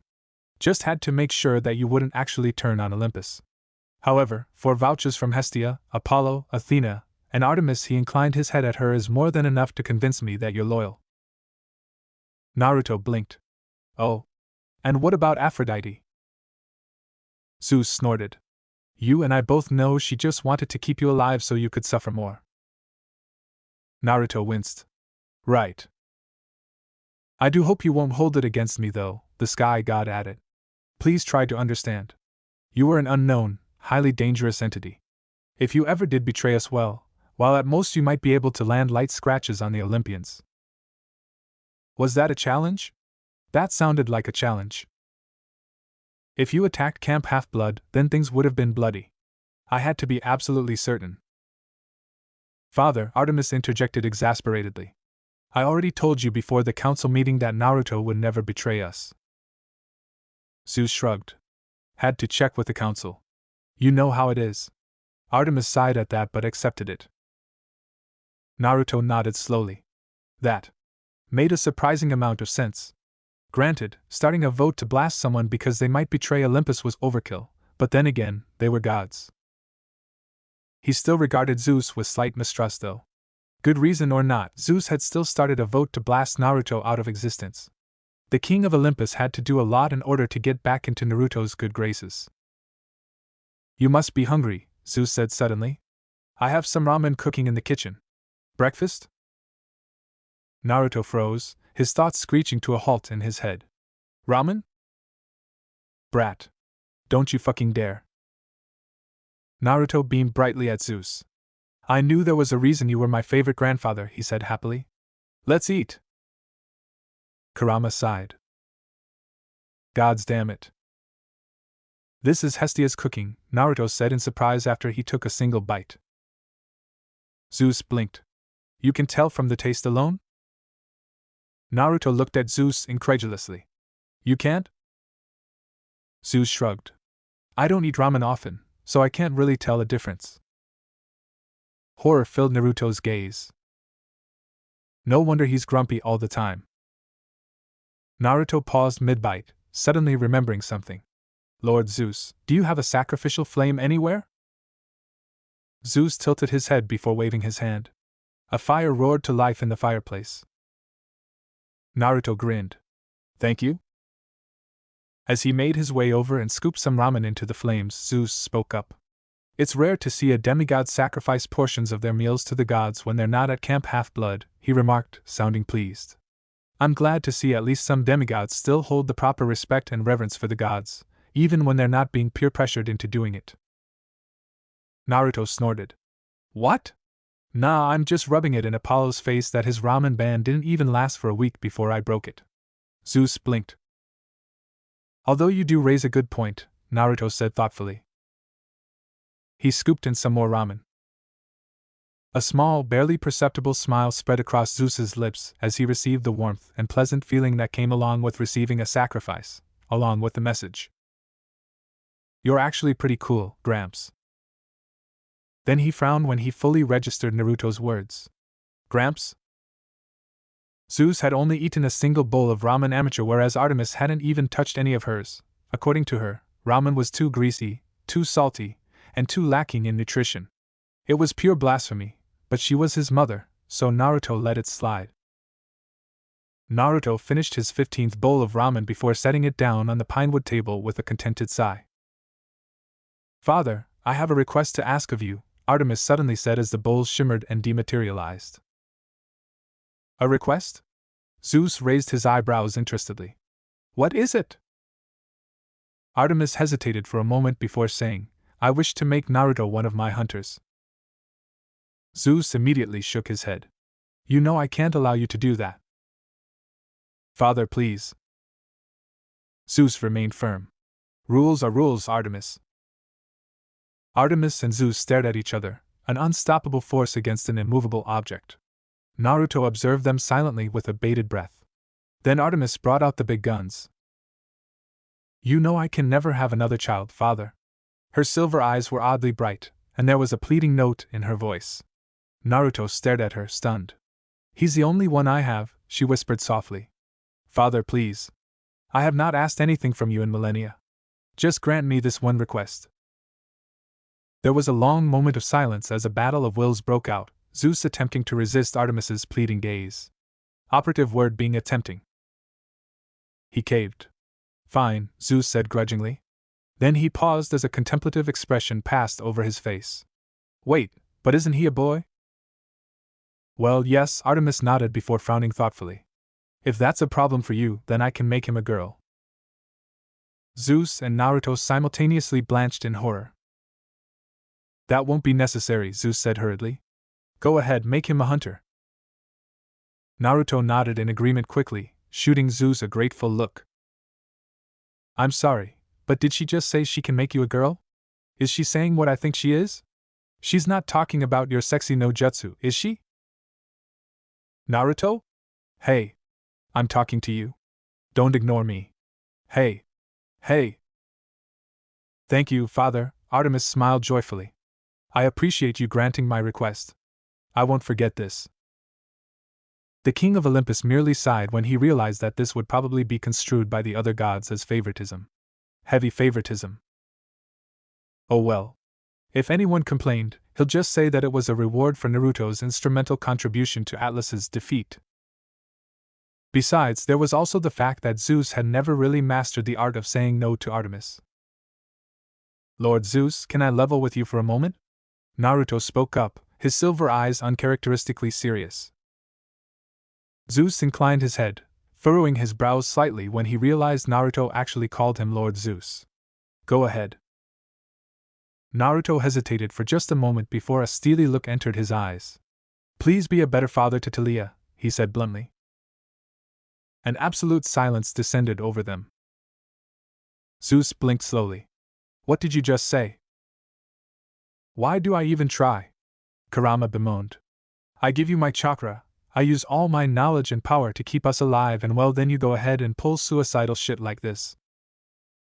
Artemis stared at Naruto incredulously with wide eyes. A moment later, Naruto felt a presence enter his mind. Naruto. Whatever you're doing, please stop. Now. Naruto ignored them both. He leaned forward, resting his elbows on the table while staring intently at Zeus. See, Talia's my friend, he said. And I care about her. She's suffering, you know. While she may not outwardly show it, she suffers because you're not in her life. He thought back to how Talia had reacted to Bianca receiving the gift and note from Hades. The expression on her face, the hurt in her eyes. The ancient laws. Don't give me that, Naruto interrupted, cutting Zeus off. The ancient laws may forbid direct interaction, but you are more than allowed to indirectly interact with her. Poseidon and even Hades sent their children gifts and encouraging messages. They're restricted by the ancient laws just like you are, but at least they try. Meanwhile, you're here doing nothing, not acknowledging her existence in any way. For Tartarus's sake, have you even spoken to her before yesterday? Zeus hesitated, and that was all the confirmation Naruto needed. Lord Zeus, you need to understand that Talia thinks you don't care about her. Do you have any idea how much it hurts when it feels like your parent doesn't care about you? Off to the side, Artemis gave an imperceptible flinch. The sky god narrowed his eyes. Of course I care about her. I just can't show as much love as the other Olympians because I am the king of the gods. As the leader, I must set an example. If you want to set an example, that's completely fine, Naruto responded. Just don't do it at the expense of your daughter. Lightning formed in Zeus's palm. Artemis tensed up and Kurama growled in his mind. Blast me if you want, Naruto said, staring defiantly at Zeus. But it's the truth. Look, I'm not telling you to call her Peanut and give her piggyback rides or anything. But at least talk to her, you know? Show that she's not wrong for risking her life to defend the gods. Show that her father actually loves her. Show that you care. Zeus studied him for several long moments. Naruto stared back, determination burning in his silver eyes, refusing to back down. Finally, the king of Olympus spoke. I should really blast you for this, he muttered. In fact, why am I even considering not blasting you for this? Because you know I'm right, Naruto said in an unwavering tone full of conviction and iron resolve. You may be the king of the gods, but you're also her father. You're her family. Please. For her sake. Zeus was fully prepared to blast Naruto. Not a lethal strike, of course, but painful enough that it would ensure the son of Artemis would never speak to him in such a way again. Something was stopping him, though. It took him a moment to realize what it was. He was trembling. For some inconceivable reason, the king of the gods was trembling. All his instincts were screaming at him to not attack Naruto. But why? Naruto wasn't emitting an aura of power, nor was he even glaring at Zeus. He was just sitting there calmly, completely relaxed despite the raw lightning in Zeus's hand, his silver eyes full of determination and… Wait. Since when did Naruto have cross-shaped pupils? Zeus quickly recalled what he had seen in Talia's memories. Back on the mountain, Naruto also had cross-shaped pupils when he was in his sage mode and golden cloak. And yet, this was different. But how? There was no pigmentation around Naruto's eyes, Zeus realized. Was that important? He couldn't tell. She needs you, Lord Zeus, Naruto said quietly. She may not show it hell, she'll probably deny it, but she does. Trust me on this. Zeus regarded Naruto for what seemed like an eternity. Then he sighed and the lightning that had been gathering in his palm dissipated. You're really lucky that I'm in a good mood right now. Fine. I'll talk to her when I have the time. Naruto brightened. Really? Really. Naruto beamed at him, and the feeling disappeared. Thank you so much. You won't regret this, I swear. Zeus tilted his head. No, I probably won't, he murmured under his breath, a contemplative look entering his eyes. Even he could tell something was wrong when Hades of all gods was considered a better father than him. But still, how had Naruto been able to make him, the king of the gods, one of the big three, unconsciously tremble? Was it possible that Naruto was actually a threat to him? No, there's no way. Naruto was the son of Artemis, and a demigod to boot. Zeus could smite him with just a thought. It was probably just spillover stress and fear caused by the rising titans and his own father affecting his mind, or something. His instincts must have been wrong. That went a lot better than I had expected, Naruto said cheerfully as they exited Zeus's palace. Artemis didn't say anything, instead grabbing him tightly by the wrist. In a flash of silver light, they were back in cabin 8. She whirled around to face Naruto. What was that? She demanded. Yes, Naruto. What the fuck was that? Naruto frowned. What do you mean? You know very well what I mean, Artemis hissed. Do you have any idea how close you were from being incinerated in front of my very eyes? He wouldn't have killed me. You don't know that. There have been wars started over less. You accuse Zeus of being a bad father. Am I wrong? Naruto said challengingly. That's irrelevant. Why would you even risk angering Zeus? Because Talia's my friend, Naruto simply said. Because while it may not matter to you or any of the other gods, it matters to me. Nobody ever deserves to feel like their parent doesn't love them. If I could lessen some of the pain in the world and make Talia's life better, even just a little bit, then I'll do it. And besides. His gaze grew slightly sad at the reality of the situation. If I don't say anything to Zeus, then who will? Artemis narrowed her eyes. And if you had been blasted in the process? I don't care if Zeus blasted me. But I care. Artemis shouted, losing her composure for once. I care, Naruto. Naruto froze. I thought you would die, Artemis whispered. I thought that Zeus would kill you, and that I would be unable to stop him. I wouldn't have actually died, Naruto reminded her. My soul isn't from this dimension, remember? There are some things worse than death, the goddess said quietly. He could have cast your mortal soul into Tartarus or into one of the 5 rivers of the underworld. Or if you had angered him enough, he could have thrown you into chaos itself. Naruto flinched. That was actually one possible way he could be defeated in this world. He didn't know if chaos could erase him from existence, but at the same time he wasn't willing to check. Still though, he had already anticipated Zeus attacking him, and had prepared accordingly. I would have been fine, Mom. I was in 6-path sage mode. And thank the sage you entered it, Kurama grumbled. I swear, if you had angered Zeus while in your base form, or even normal sage mode, it could have turned out badly. 6-path sage mode? The thing that allowed me to defeat Kaguya, Naruto clarified. Artemis nodded slowly. And what if Zeus had entered his divine form? Naruto raised an eyebrow. You really think Zeus would admit he isn't powerful enough to kill me in his mortal form? That doesn't matter. Until you finish creating your seal, please don't take any unnecessary risks like that. Talia is immortal now. She isn't going to get any older. There was plenty of time in the future for you to confront Zeus, only with the seal keeping your soul safe. Naruto opened his mouth but then closed it a second later. You may have a point, he admitted, looking down. I'm sorry. I should have thought things over. One of these days, you'll learn to not impulsively jump into things head first.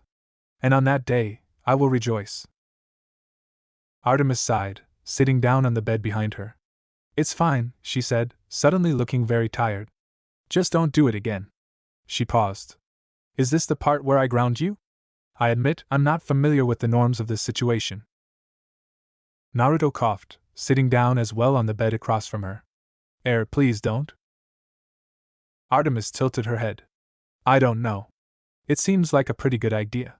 At this rate, I should probably tie you up to make sure you won't do anything stupidly suicidal again, like fight Atlas or anger Zeus. I'll try to employ some more self-preservation skills next time? Naruto offered in a hopeful tone. She considered it. That's the best I'll get, I guess, she muttered. Even though I dearly wish there won't be a next time, knowing you, that clearly won't be the case. Naruto chuckled. That's fair. They sat in a companionable silence for a while, mulling over their own thoughts. I'm a bit surprised you didn't ask about Nico D'Angelo, Artemis suddenly said. Well, of course. There's no way I would have been able to convince Zeus that Nico wouldn't betray Olympus, Naruto replied.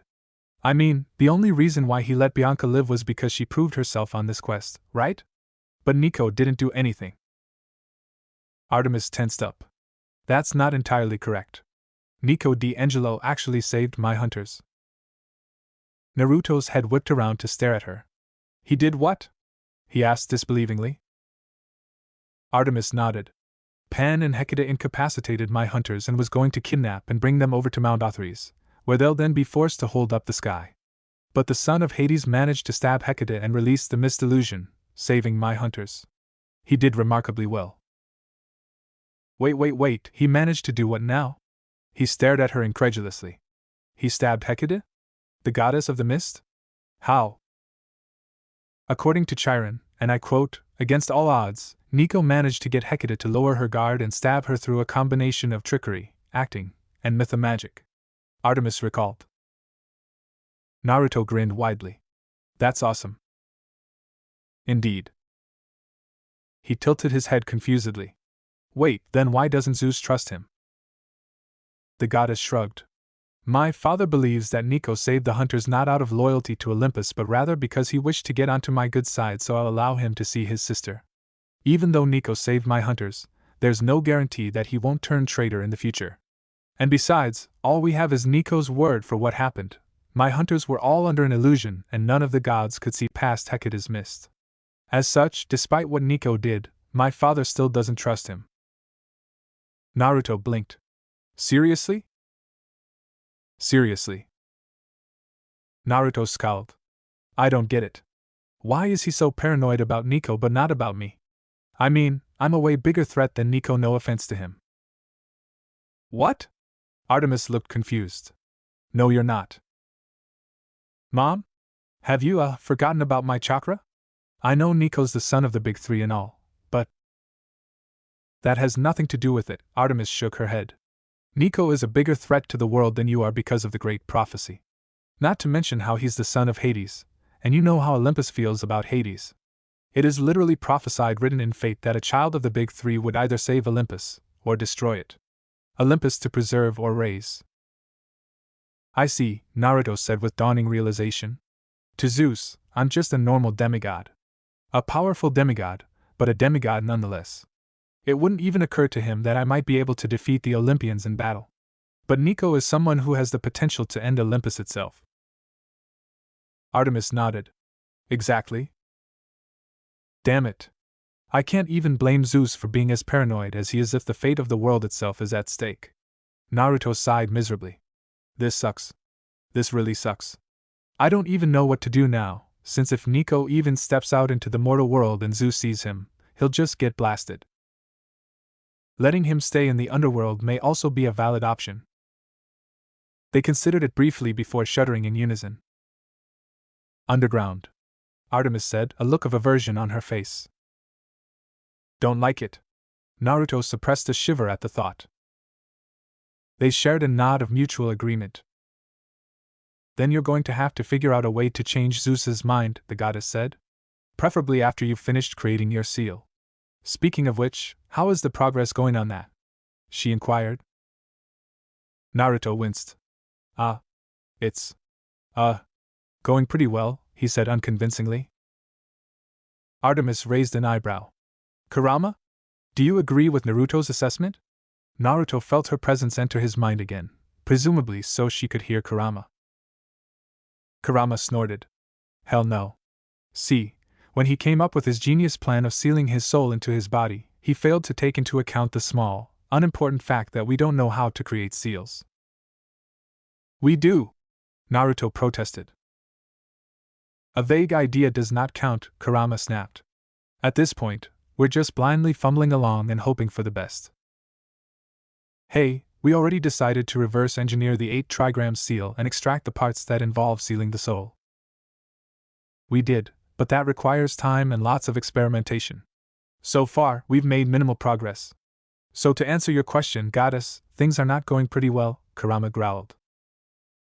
Don't mind him. He's been kinda grumpy lately for no reason, Naruto confided to Artemis. No reason, Naruto? You do realize that I loathe the 8-trigram seal, correct? Kurama narrowed his eyes. I have analyzed and obsessed over it for 16 long years in order to determine its strengths and weaknesses. Trust me, I do not enjoy having anything more to do with this accursed seal. I actually forgot about that, Naruto said guiltily. If you really hate it that much, then I suppose I can try and work on it by myself. I'd rather you not blow yourself up, Kurama said bluntly. If this new seal will save your life, then it's worth it. But don't blame me if I am a little grumpy. Do you have an estimate for how long it'll take before you finish? Artemis questioned. Probably a month. Maybe 2. Maybe 3. I don't know. Fortunately, Naruto is hyper-intuitive with seals, and I myself have a millennium's worth of knowledge, so it's not impossible. It'll just take some time. Time is something we have, fortunately, the goddess said. It'll likely be several months before the Titans make a move. So as long as Naruto could prevent himself from pissing off any more gods or Titans in that time, then we'll be good, Kurama summarized. Precisely. Anyway, I need to return to my hunters now. Artemis stood up. Can I come with? Naruto asked, standing up as well. Artemis hesitated. Give it another day or 2, please. Talia, Zoe, and Bianca are making progress, but, well, it's going slowly. But he's a male, Phoebe frowned. Holy Zeus! Talia threw her hands up in frustration. Yes, he's a male. No, he's not arrogant or brutish or cowardly or rude or disrespectful or conceited or haughty. No, we're not under an illusion or a mind-controlling spell. Yes, he's the son of Artemis. Yes, he lived with Apollo. No, he's not going to flirt with you. We already went over this 5 times. Are you sure? Another hunter Psyche asked. Perhaps he dosed you with a poison that caused you to hallucinate all his good qualities? I can't. Zoe, Bianca, good luck with this. I'm done. On top of that, Artemis continued, their general dislike of males seems to have increased since the last time I saw them. Naruto frowned. What? Why? Artemis shrugged.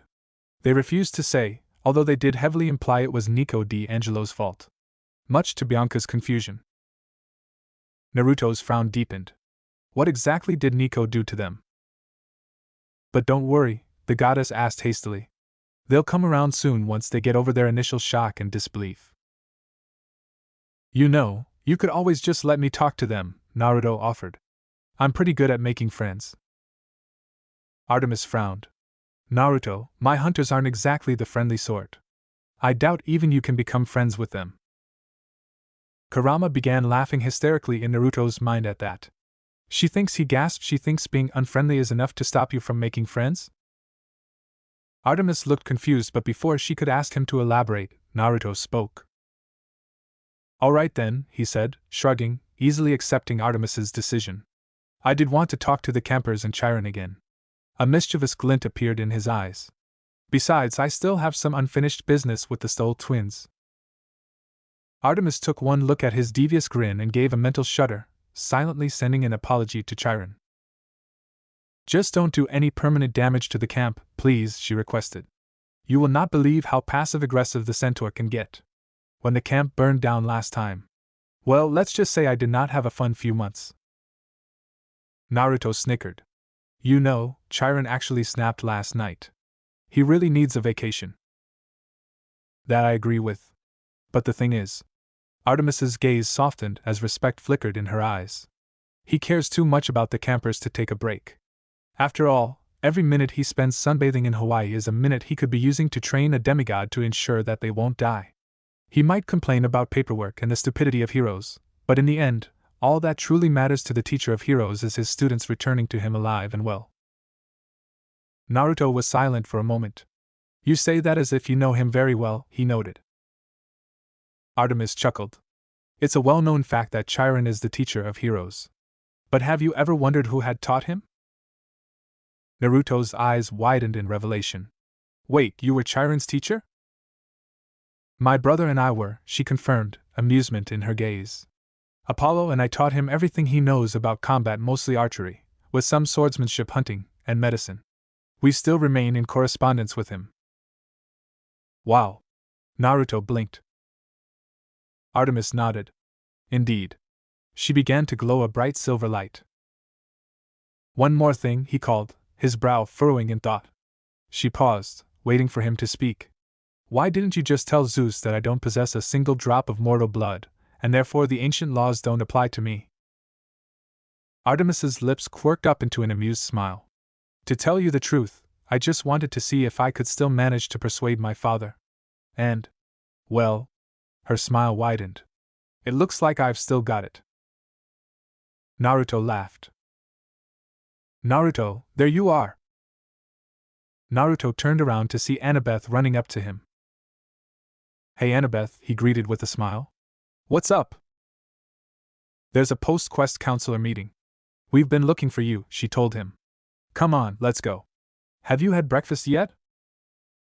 He nodded. Yup, he said as he followed after her. They sprinted across Camp Half-Blood. I never really had a chance to introduce myself, Annabeth said. I'm Annabeth Chase, the daughter of Athena. It's nice to meet you.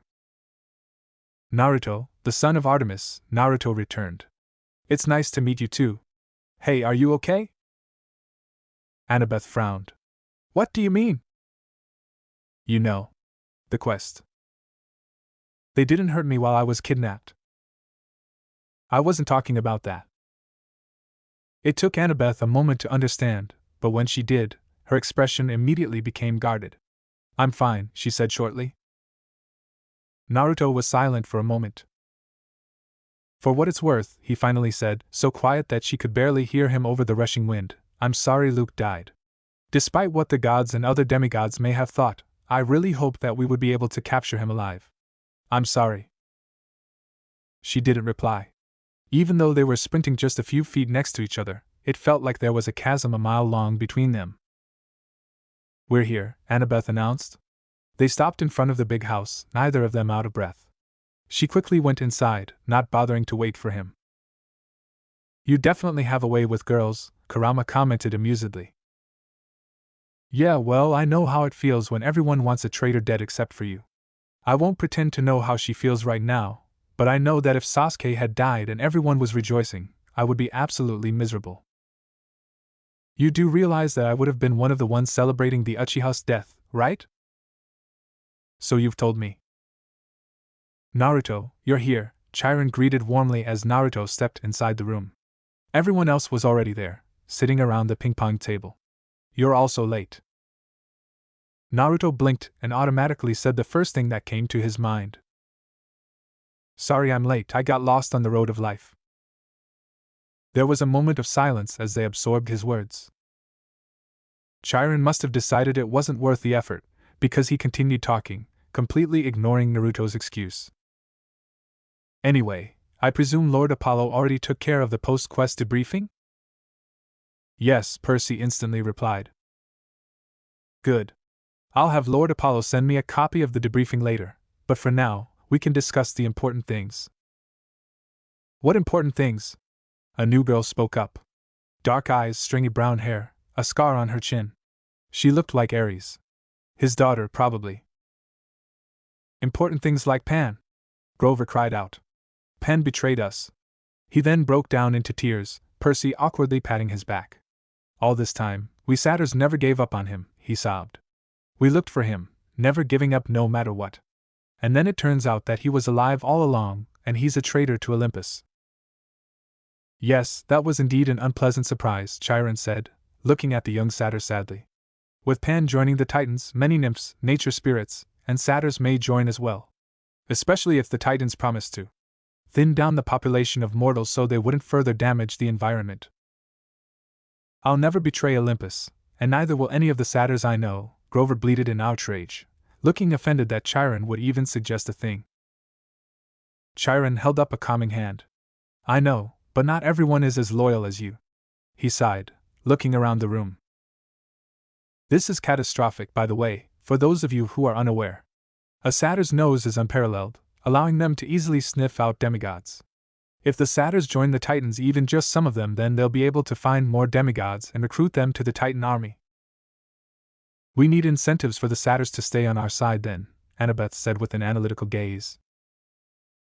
But what? Aluminum cans? Free enchiladas? Grover shook his head. There's nothing Camp Half-Blood can offer. You don't understand. Pan is like a father to us. Even though I know he's wrong for betraying Olympus, it's still taking all of my willpower to not join him. And it is a testament to the strength of your resolve that you are still with us, Chiron said. I'm proud of you, Mr. Underwood. Thank you, the satyr said, sounding absolutely miserable. Anyway, moving on to other things, Chiron steepled his fingers, looking grim. In the past few days, I'd been made aware of two critical security errors. Namely, the fact that Pan and Hecate were able to infiltrate the camp. Typically, the borders only keep out monsters, but now, I'll have to restrict everyone from entering except for demigods and the Olympians. And what's the second error? Percy questioned. Chiron's face darkened. There is a high probability that there is a passage into Camp Half-Blood, one that the magical borders have no control over, thus allowing anything to enter. Every camp counselor bolted upright except for the daughter of Ares. What? Annabeth demanded. Where? What passage?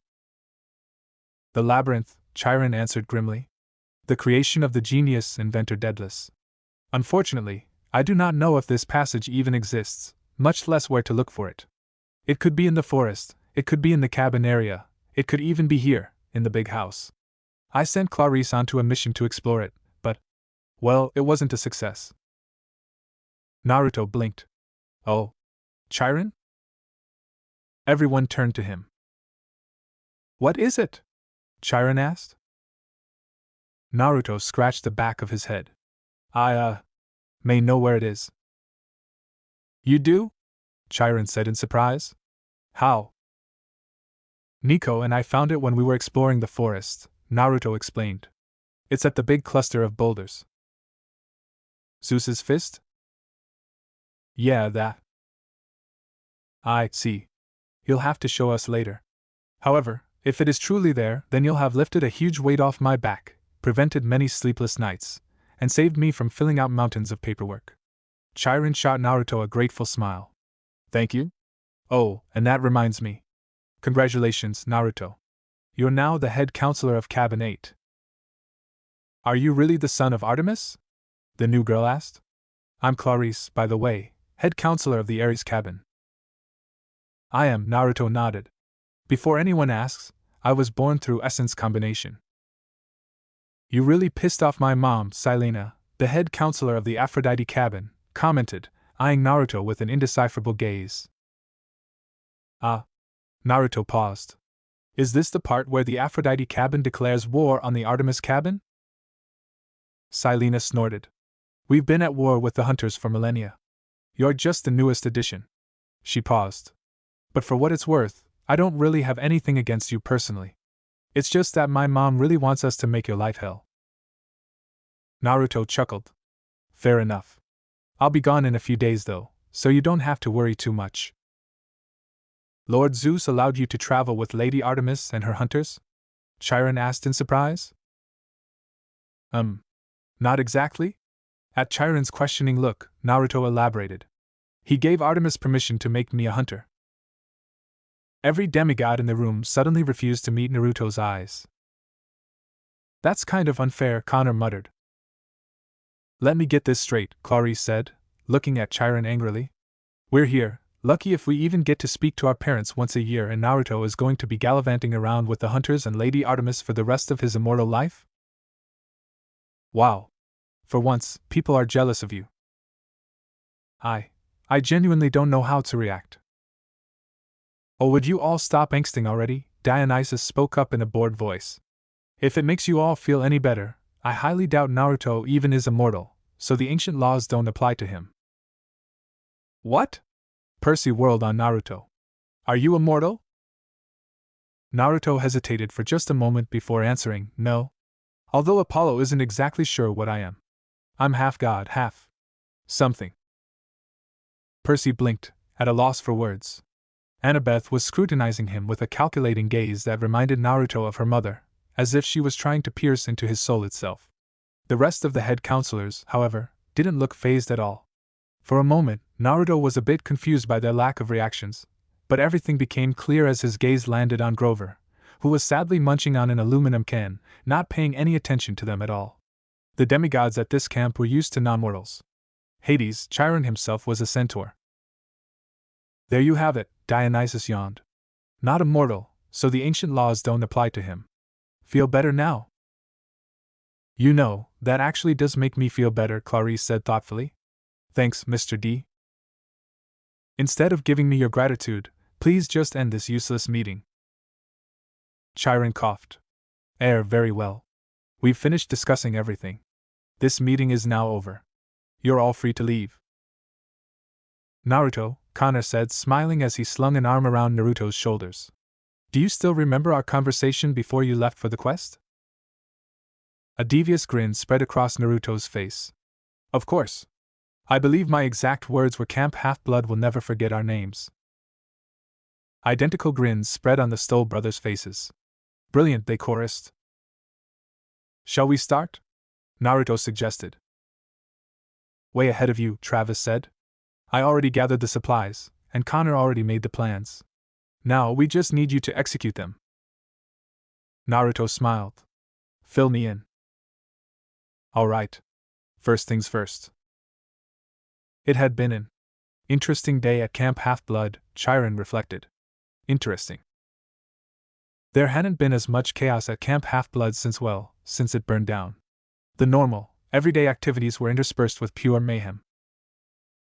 There had been several loud explosions in the camp's forges. This had understandably freaked out the Hephaestus campers. They promptly evacuated the forges, practically stampeding out, and had built a full-scale hazmat robot to clear out the building. Needless to say, they were not amused when they discovered that all the explosions had been caused by some harmless firecrackers. All the Ares cabin's weapons were somehow replaced by styrofoam replicas. They hadn't even noticed the difference until they began sparring, and one of them didn't immediately die when his sword bent as he blocked, and the opponent's sword pierced his heart.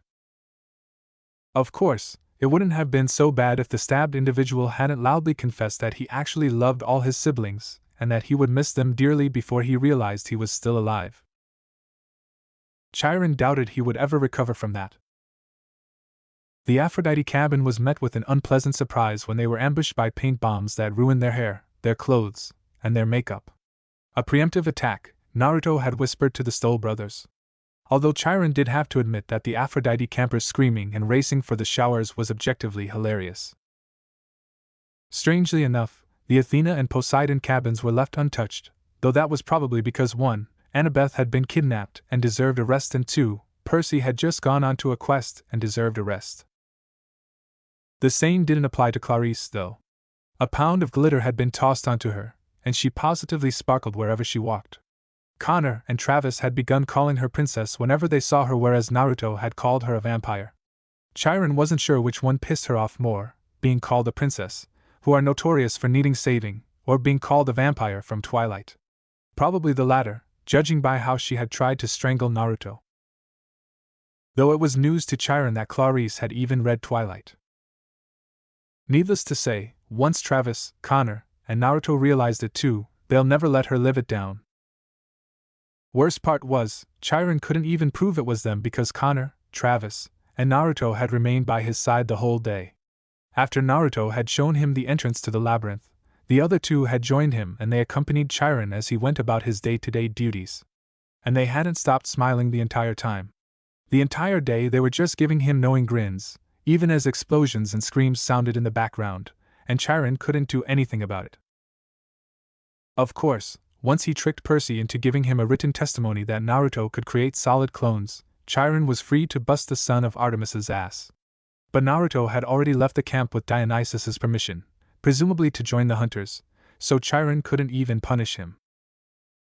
This angered him immensely. And so here he was, in the big house, fuming over the events of the day. Percy suddenly rushed into the room, looking panicked. Naruto's gone to the underworld to find Nico, he shouted. We need to go stop him. Chiron scoffed. Oh please. I'm not stupid.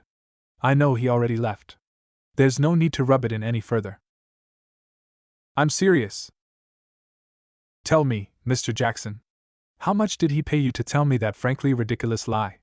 Because I assure you, if you continue attempting to deceive me like that, then it will not have been worth it. Now, do you have anything more to say? Percy threw up his hands. You know what, fine. I tried. I'm going to go send an IRS message to Talia. You do that, Chiron said absently. It wasn't until an hour after Percy had left and Chiron had calmed down somewhat that the centaur realized that maybe, just maybe, Percy hadn't been joking. But that was impossible. There was no way Naruto actually went to the underworld. Right. Chiron paused as he recalled one of his fundamental principles regarding heroes: never, ever, underestimate their level of stupidity because they can and will surprise you. The ancient teacher of heroes took a deep, calming breath, trying to maintain his composure. At that exact moment, the memory of Naruto's smug, knowing grin popped up in his mind. Dionysus glanced up from a psychology magazine when he heard a litany of Greek curses sound out from a few rooms over. The voice was distinctly Chiron's. His eyebrows rose as the curses steadily grew more and more creative. He was impressed. His lips curled in amusement. Granting Naruto permission to leave Camp Half-Blood had been well worth, it seemed. Dionysus now had a whole paragraph of new material to test out. And besides, at Camp Half-Blood, there was only so much the god of wine could do without getting bored. If his entertainment came at the expense of Chiron's sanity, then so be it.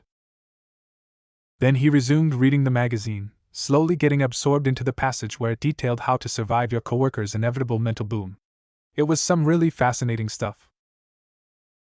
After only a moment's hesitation, Dionysus conjured up a dark purple magical shield that blocked any entry from the door. And the walls. And the windows.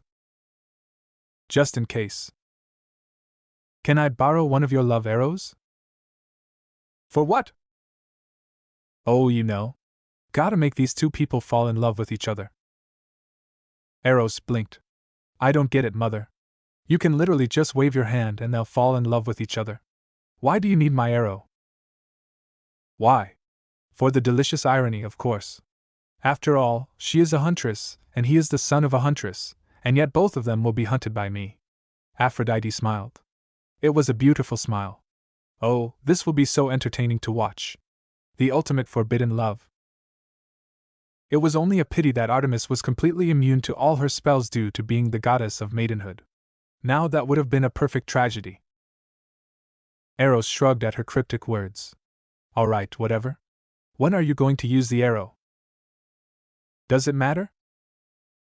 Kinda, yeah. I mean, for the optimal divine strength of the spell, I need to know the approximate time when it'll be used. Aphrodite hummed. Yesterday was the 21st, the winter's solstice. You know what, I'll use the arrow on Christmas, 3 days from now.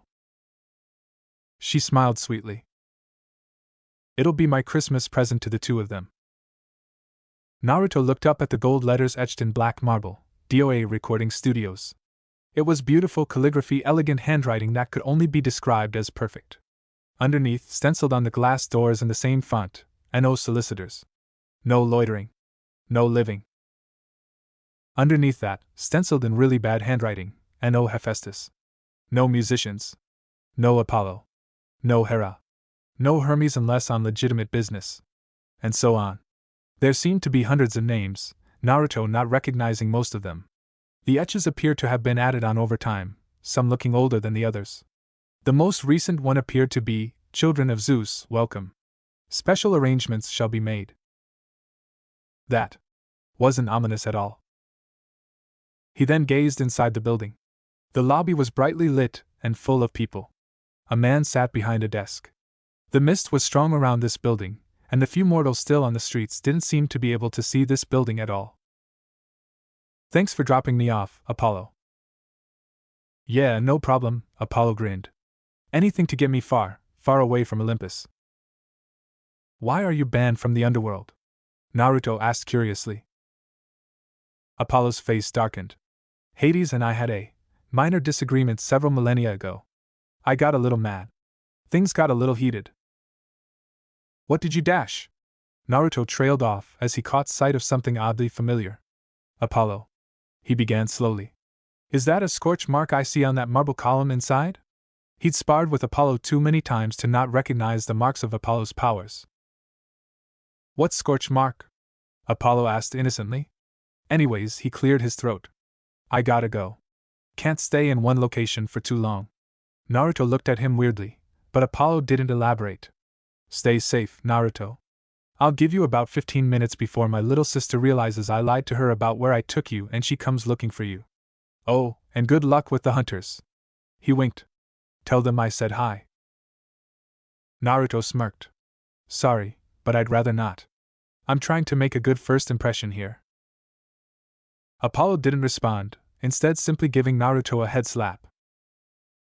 Typically, Naruto would respond with a thrown kunai or a Rasengan or two. However, the pain of the head slap, however light it may be, jarred Naruto somewhat. The building in front of him flickered, shifting between what was really there and the illusion created by the mist. Blank brick wall. Black marble building. Blank brick wall. Black marble building. Wait, what was that? Naruto squinted, looking inside. He could have sworn all the people suddenly became transparent for a second. Was it a trick of his imagination or? His gaze landed on the stencils on the glass. No solicitors. No loitering. No living. No living. No living. Naruto's eyes widened as he became aware. The mist shifted once more, revealing that the people weren't people and were instead transparent souls of the dead. Or, in other words, ghosts. His blood ran cold. Oh, you have got to be kidding me. Hey, on second thought, can you come with? Naruto asked Apollo, his eyes fixed on the ghosts inside the building. Apollo frowned. Why? He caught sight of Naruto's pale expression. What's wrong? He asked concernedly. Naruto opened his mouth to speak but then thought better of it. If Apollo discovered that he was afraid of ghosts. Yeah, Naruto didn't even want to consider what would happen. It's nothing, he denied rather unconvincingly. Never mind. Apollo scrutinized him for a moment before shrugging. All right. He turned around and walked back to his sun chariot, which was idling in its Maserati form. Have fun with the hunters, he called with a grin before climbing in and speeding away. Naruto waved goodbye, already turning his attention back to the building. The building that was full of ghosts. He swallowed, mentally steeling himself. This was for Nico. He had to do it. No matter how much ghosts utterly creeped him out. Taking a deep breath, he walked inside DOA Recording Studios. Standing behind the raised podium was a man dressed in an immaculate silk suit. He had chocolate-colored skin and bleached blonde hair, and a black rose was pinned to his lapel. Naruto took note of his silver name tag. Sharon. The gatekeeper and ferryman of the underworld. As he approached the desk, Sharon looked up from where he was polishing a silver watch, took one glance at Naruto, and promptly sighed. Can you demigods just not read or something? Is that it? See, it very clearly says no living, and yet you, Sharon pointed a single manicured finger at Naruto, are alive. Now get out. I need to speak with Nico, Naruto said politely. Sharon rolled his eyes. Kid, I don't care about what you need. Naruto stared at him intently, trying very hard not to pay attention to the suddenly restless ghosts in the lobby. Please, sir. Nico is my friend, and I need to know if he's. Sharon groaned. Spare me the backstory. Come back when you're dead, and we'll see. But if you think I'm going to let you into the underworld, you're. I wasn't asking, Naruto said mildly. The gatekeeper narrowed his eyes.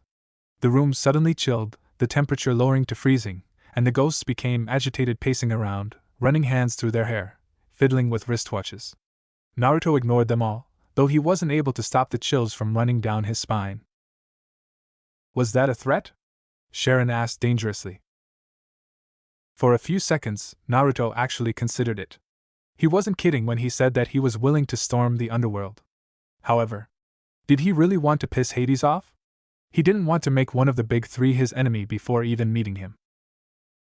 However, he didn't actually have to storm the underworld. He just had to make Sharon think he would. Depends, Naruto tilted his head. Will you let me see Nico? Not a chance. Naruto narrowed his eyes before killing intent flooded the room. Karen's eyes widened as he suddenly felt a suffocating aura press down on him, the air becoming laden with sheer intent. However, it took Sharon only a moment to regain his composure and glare at Naruto. You have nerve, demigod, he growled. Just who do you think you are? Naruto shrugged. I'm Naruto, and I think I'm about to storm the underworld. Sharon narrowed his eyes as shadows began gathering in the room. For what it's worth, you are going to enter the underworld today. You just won't be alive when you do, he froze, the shadows abruptly dissipating. Hold up, what did you say your name was again? Naruto scrunched his eyebrows in confusion. Naruto, he repeated. Sharon stared at him. The son of Artemis? Doesn't the resemblance make it obvious? It's kind of hard to see the resemblance when I've never met Artemis before, Sharon responded. Weren't you the demigod that fought Atlas? Yup. Sharon let out several ancient Greek curses. Yeah, so disregard everything I just said. You needed to see Nico? Naruto nodded slowly. Alright. Give me just 1 minute. Naruto watched with a bemused expression as Sharon raised his hand to his head and began silently communicating with someone. Yeah, he's here. Got it. He nodded. Understood. He turned back to Naruto. Well, kid, while I'm not authorized to let you into the underworld, Nico D'Angelo is giving you a message. He snapped his fingers and the ghostly mist around the room coalesced into an image of Nico. Nico! Naruto immediately called out. Are you okay? Are you hurt? Do I need to Rasengan anyone? Nico stared at him with wide eyes. What? Just give me the word, and I'll storm the underworld itself, Naruto promised, ignoring how Sharon tensed up. Wait, Nico looked confused. Why would you storm the underworld for me? Because we're friends? Naruto said slowly. And that's what friends do for each other? They don't, by the way, Sharon muttered. They most certainly don't. You're still my friend? Nico asked uncertainly. Naruto frowned. Why wouldn't I be? Because I'm the son of Hades, Nico whispered. Naruto blinked. Then he strode up to the mist image and promptly gave Nico a head slap. Well, he tried to. His hand passed straight through the mist, but it was the thought that counted. Dude, that's probably the dumbest thing I've ever heard. You really think that I would abandon you for something as silly as your parentage? Naruto raised an eyebrow. Nico broke out into a grin. I knew it. I knew Hades was wrong. At Naruto's confused look, he elaborated. Hades said that you would abandon me because I'm his son. Yeah, well, he's wrong. Quite frankly, I could care less who your father is. The ground underneath them rumbled, almost skeptically. If I can still remain friends with someone who shoved his hand through my heart, he continued, then I can deal with your father being Hades. The ground grew silent at that. Was this the same friend that betrayed you? Nico asked hesitantly. Yeah. It was. For a moment, Naruto looked sad, but then he shook his head, clearing away those thoughts. Anyways, enough of that. Are you alright? Yeah, I'm fine, Nico hurriedly said before glancing off to the side and pausing for a moment, as if he was listening to someone. My dad says that if you storm the underworld, then he'll.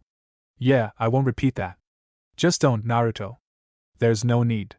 Hades isn't all that bad, actually. He's pretty nice. Oh, thank the gods, the son of Artemis breathed a sigh of relief. I wasn't looking forward to assaulting the underworld. Being underground is already bad enough. Being surrounded by ghosts. Not a big fan, I'll admit.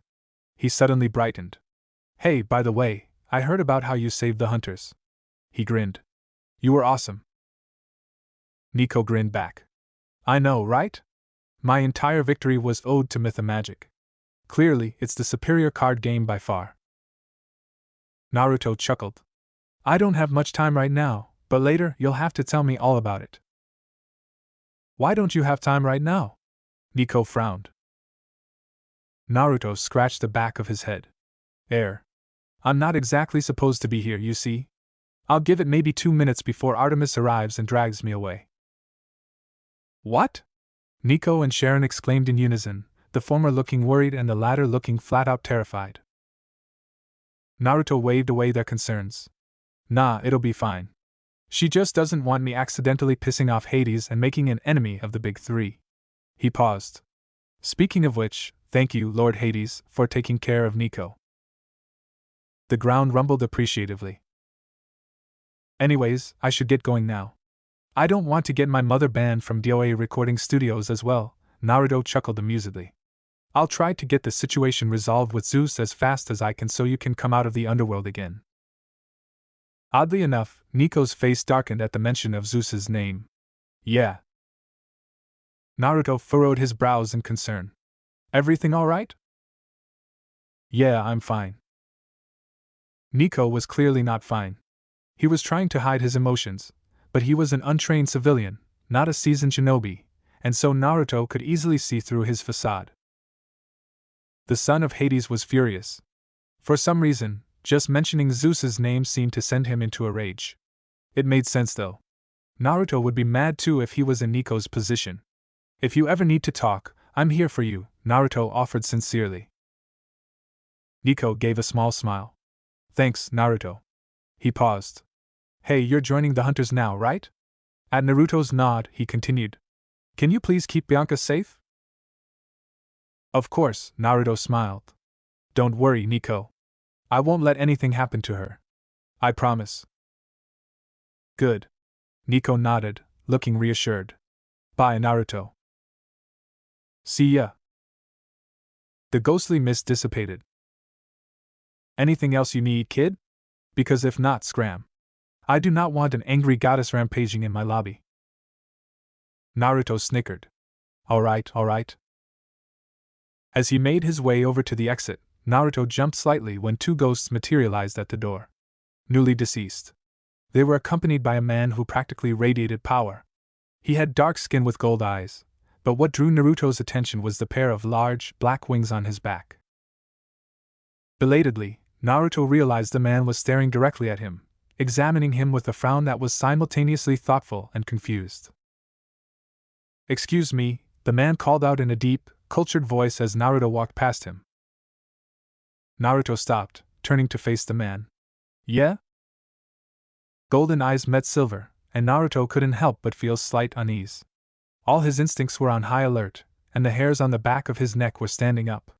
It was the same feeling Naruto got whenever he was in a life-or-death situation, as if he was staring down death itself. Oh wait. Given the context of the situation. Evening, the man inclined his head. I am Thanatos, the god of death. You are Naruto, the son of Artemis. It was not a question. Naruto nodded slowly. I am. It's nice to meet you. Thanatos gazed at him with an indecipherable expression for a few more seconds. Interesting. He finally muttered. It's nice to meet you too, son of Artemis. Have a good night. With that, Thanatos walked past him without another glance. You too. Naruto waved, but when he blinked, Thanatos was already gone. So you're telling me, Artemis began skeptically, that you've been wandering the streets for the past 20 minutes and enjoying the weather and doing absolutely nothing else? Hey, Los Angeles is an interesting place, and the air is really fresh. Artemis leveled him with an unimpressed stare. And I suppose it's just a mere coincidence that the entrance to the underworld is just a few blocks from here? Naruto shrugged. It's a small world, he replied innocently. Artemis gave a long-suffering sigh. At least tell me that you didn't do anything to get banned from the underworld. I didn't do anything to get banned from the underworld, Naruto dutifully responded. Good. Then there's still hope. They were in the moon chariot, heading back to where the hunters had set up camp. Unlike the sun chariot, which was often in the form of one automobile or the other, the moon chariot was just that, a traditional Greek chariot, albeit one that was made of silver. His brows furrowed as a thought occurred to him. Out of curiosity, is the moon chariot actually the moon? Naruto inquired. And the moon in the sky is just an illusion created by the mist? Artemis nodded. Correct. It's the same with the sun chariot. The mortals believe they've successfully landed on the moon, but in reality, it was a combination of mist and Athena manipulating their data. Naruto tilted his head. Then why can't I see through the illusion? It's an extremely ancient and powerful illusion, Artemis explained. I doubt any demigod could see through it. I see. The goddess then frowned. But are you saying the moon in your old world was just a gigantic rock floating through space? Not exactly. At Artemis's confused gaze, Naruto elaborated. The moon was created by the Sage of Six Paths when he used Six Paths Chibaku Tensei to seal away his mother, Kaguya. The goddess of the moon blinked owlishly, at a rare loss for words. Oh, and Sasuke and I also created another moon with the same technique, Naruto added as an afterthought. It was how we defeated Kaguya for the second time. Artemis blinked again. Finally, she recovered. You've created an entire moon? She asked incredulously. Naruto grinned. Definitely one of the coolest things I've ever done. Huh. Artemis shook her head in utter bewilderment. And they say Greek mythology is weird, she muttered. Naruto opened his mouth to speak but then paused. That's fair, he admitted. Sometimes he felt like his life did get a little outlandish at times. Yo! My name is Naruto, the son of Artemis. My likes are ramen, forests, and my friends and family. My dislikes are people who hate others, people who seek revenge, and people who cause others pain. My hobbies are destroying Apollo in video games, taking care of plants, and writing. My dream for the future is to protect everyone I care about. It's a pleasure to meet you all. Naruto grinned brightly as he finished his introduction, looking around the clearing.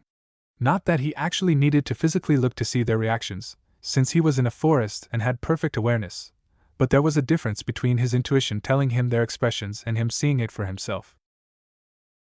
The hunters of Artemis formed a semicircle around him, 12 in total. Some looked curious, others had unreadable expressions, and one looked outright hostile. Zoe, Bianca, and Talia were sending him reassuring glances. Artemis was standing at the very back, observing the proceedings calmly. Naruto knew that she wasn't going to interfere. This was all up to him. However, while the huntresses may not exactly be welcoming, they were still polite, and after a moment's hesitation, they began introducing themselves as well. I'm Phoebe, the daughter of Ares, Phoebe said. Naruto could definitely see the resemblance between her and Clarice. They both had brown hair, brown eyes, and muscular builds. She was glaring at him, and Naruto couldn't help but be reminded of how the IWA shinobi treated their counterparts from Konoha. Katarina, daughter of Hecate. Katarina had red hair and gray eyes. She regarded him casually, her stance relaxed and unconcerned, though Naruto could definitely sense the slight distrust she held for him. Diana stared at him scornfully with blue eyes, long black hair tied up in high pigtails. Naruto recognized her as the girl he had been staring at when Percy was giving him the tour of Camp Half-Blood. Psyche, Hemlock Nymph. Psyche had black hair just a bit lighter than Diana's. Her eyes were an interesting shade of purple. Naruto felt his hopes rise up when she smiled at him sweetly. Hopes that were dashed a moment later by Kurama's words. Yeah, don't let her smile fool you. Her anger is practically tangible. Though it doesn't seem to be focused on you, per se. Lily, daughter of Demeter. Lily had green eyes and blonde hair tied back in a ponytail. Her face was set in a regal gaze, and she showed no outward emotions when addressing him. Ally, daughter of Ares, a younger girl with snow-white hair and amber eyes, grinned at him. If you try anything funny, I'll take one of your fingers. Even as she delivered the threat, her smile never left her face. Naruto blinked. I'll keep that in mind. Charity, a girl with wild white hair and light sky blue eyes, stared at him, her gaze completely emotionless. Naruto noted how she didn't give her parentage. As the girl looked at him, he felt as if his soul itself was being laid bare under her gaze. She wore a necklace with a red ruby. Belladonna Arai. The youngest huntress had black hair that turned orange at the tips. Her eyes were a strange pink color. She was also really, really cute. Then her words registered in his mind. Arai? Weren't those the children of Nyx? The spirits of curses? What was she doing as a hunter of Artemis? Jeanne d'Arc, daughter of Apollo. It's nice to meet you. A blonde girl with brilliant blue, nearly amethyst eyes smiled at him. Unlike the other hunters, she showed no signs of ill will. Naruto waited for her to threaten him or something, but nothing came. It appeared she was genuinely kind. It's nice to meet you too, Naruto replied automatically with a grin before he paused as he registered her name. Wait. She nodded. Yes, that Jean d'Arc. She said it as if she had said the same thing multiple times before. Naruto blinked. No offense, but aren't you supposed to be, dead? She shrugged. Lady Artemis and my sisters rescued me and manipulated the mist to fake my death. You were a brave maiden, Zoe muttered. There was no way we were going to let you die like that. And for that, I shall be forever grateful to you, Zoe. Jean smiled warmly at her. Phoebe clapped her hands together loudly, drawing everyone's attention. All right, now that we have the pleasantries out of the way, let's get down to business, Phoebe declared, narrowing her eyes. Naruto's gaze sharpened as the air suddenly filled with tension, anticipatory gleams appearing in the hunter's eyes. The calm before the storm. Are you ever going to peek on a girl while she's bathing? Phoebe suddenly asked him in an aggressive tone. A sheer look of terror passed over Naruto's face. Oh gods no, he immediately answered. First of all, I'm not a super pervert, that's Apollo's job. Second of all, do I look like I want to have 2 broken arms, 6 snapped ribs, and multiple ruptured organs?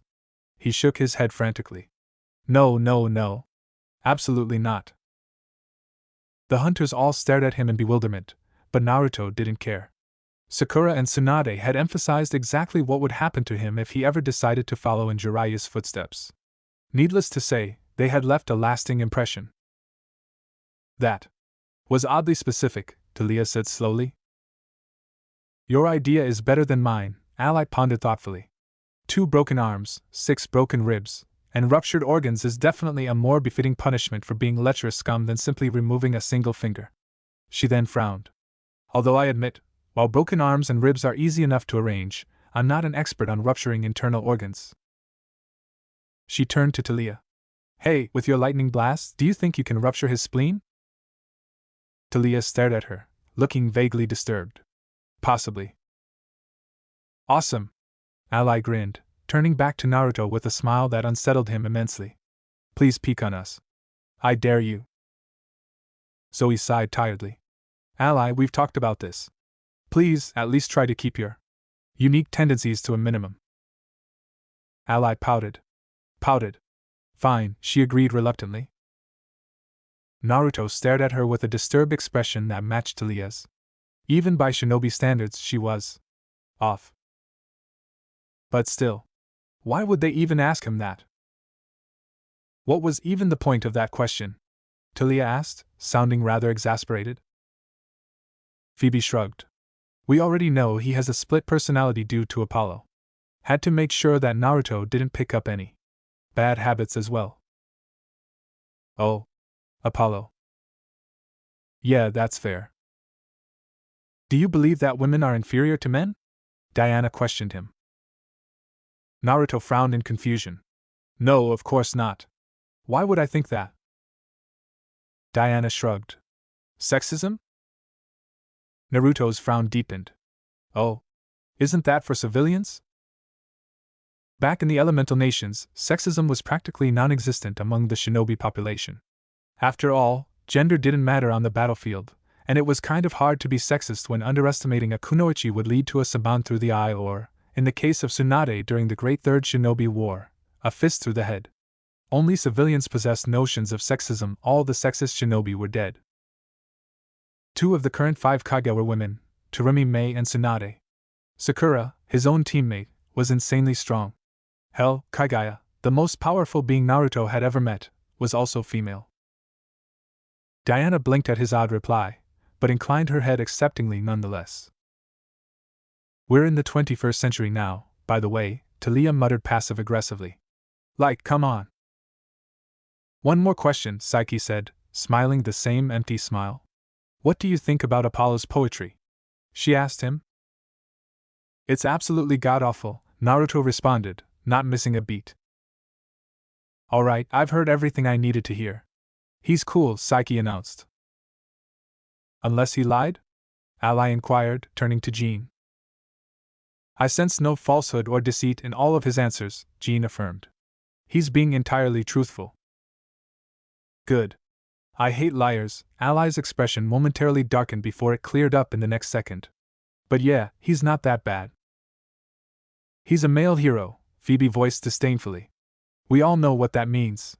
Even if he's fine now, who's to say he won't worsen in the future? Katerina nodded. Time and time again we have seen heroes be corrupted, whether through fame, power, or money. Do you seriously believe Naruto will be any different? Naruto narrowed his eyes angrily as he opened his mouth to speak, but stopped when Zoe met his eyes. Don't, was the silent message. Though Naruto didn't like it, he shut his mouth, trusting that Zoe had it under control. I say we trust Zoe's judgment, Jean declared, inclining her head at the lieutenant. If she vouches for Naruto, then I shall support her. Zoe nodded, stepping forward. Thank you, Jean. She looked around, her gaze sweeping across the hunters. Sisters, I assure you, Naruto is unlike any hero we have met before. Sure, he may not have much self-preservation, and he may have broken our 56-game win streak of capture the flag. Naruto glanced away sheepishly as the hunters collectively began emitting an aura of discontent. But all in all, Zoe continued, he's someone who I'm glad to call a comrade. A friend. She paused before saying in a softer voice. A brother. Naruto smiled, looking touched. Thank you? So, any objections? Zoe asked, looking pointedly at Katerina and Phoebe. Katerina sighed. Do as you wish. Phoebe narrowed her eyes but didn't say anything. Capital. Milady, the stage is yours. Artemis nodded, finally stepping forward. Very well.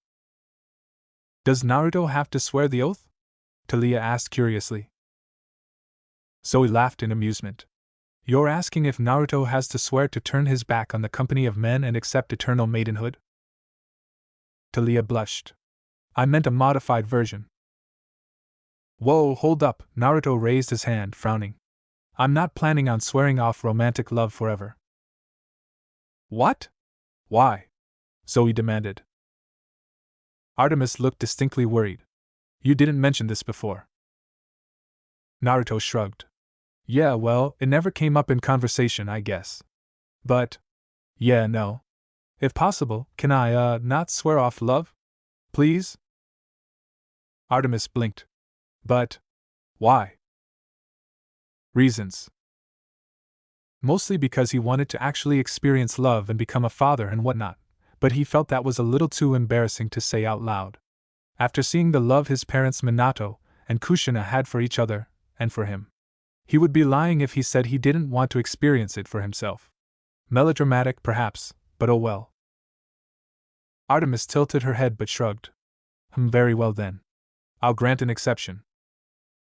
I hope you're not planning on dating any of us, Phoebe muttered darkly. What? Why in the sage's name would I ever want to date any of you? Naruto exclaimed. You're like my sisters. I know I'm the son of a Greek goddess and all, but that does not mean I'm okay with incest. Artemis coughed mildly. No offense. None taken, Artemis paused. I confess, I don't entirely know what you should say now. She shrugged. Oh well. Whatever. She waved her hand and Naruto drew in a sharp breath as he felt a wave of potent divine energy wash over him. A bright silver aura exploded out of him, surrounding his form. It was as if he was the moon itself, emitting brilliant rays of moonlight. A moment later, the intense light died down, though the silver aura still remained a light, silvery glow that every hunter of Artemis possessed. The blessing of Artemis. It felt a little like sage mode, only different in a way. Different types of divine energies, Naruto realized. When he entered sage mode, he was absorbing the natural energy of Artemis's domain of forests. However, the blessing of Artemis must be her own special blend of the divine energy of her domain of forests, wilderness, archery, and even the moon. Naruto could only absorb the divine energy of the natural domain's forests, the moon, and so on. As such, he isn't able to gather the divine energy of the domain of archery or the domain of war, for example, since they technically weren't natural energy. Unlike Sage Mode, he wasn't actively blending the divine energy with his own chakra to create Senjutsu chakra.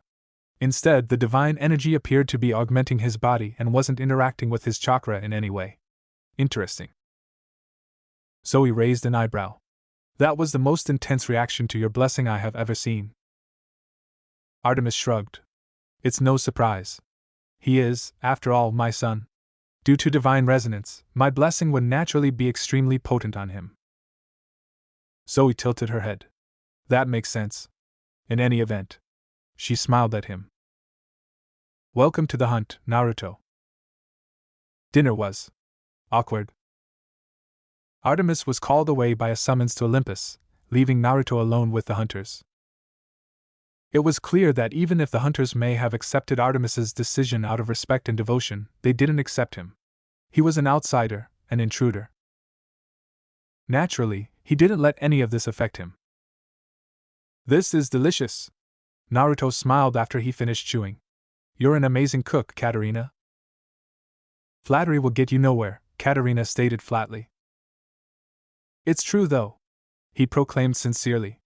I mean, for something that's not ramen, this is actually really good. An expertly arranged salad of assorted vegetables. Fried shrimp covered in tempura flakes, all freshly caught. Meat resting on a bed of lettuce with a rich, flavorful sauce on top. Steamed, white rice to balance out all the flavor. It was a far cry from the pizza and barbecue served at Camp Half-Blood. After a moment's hesitation, Katarina inclined her head politely in response.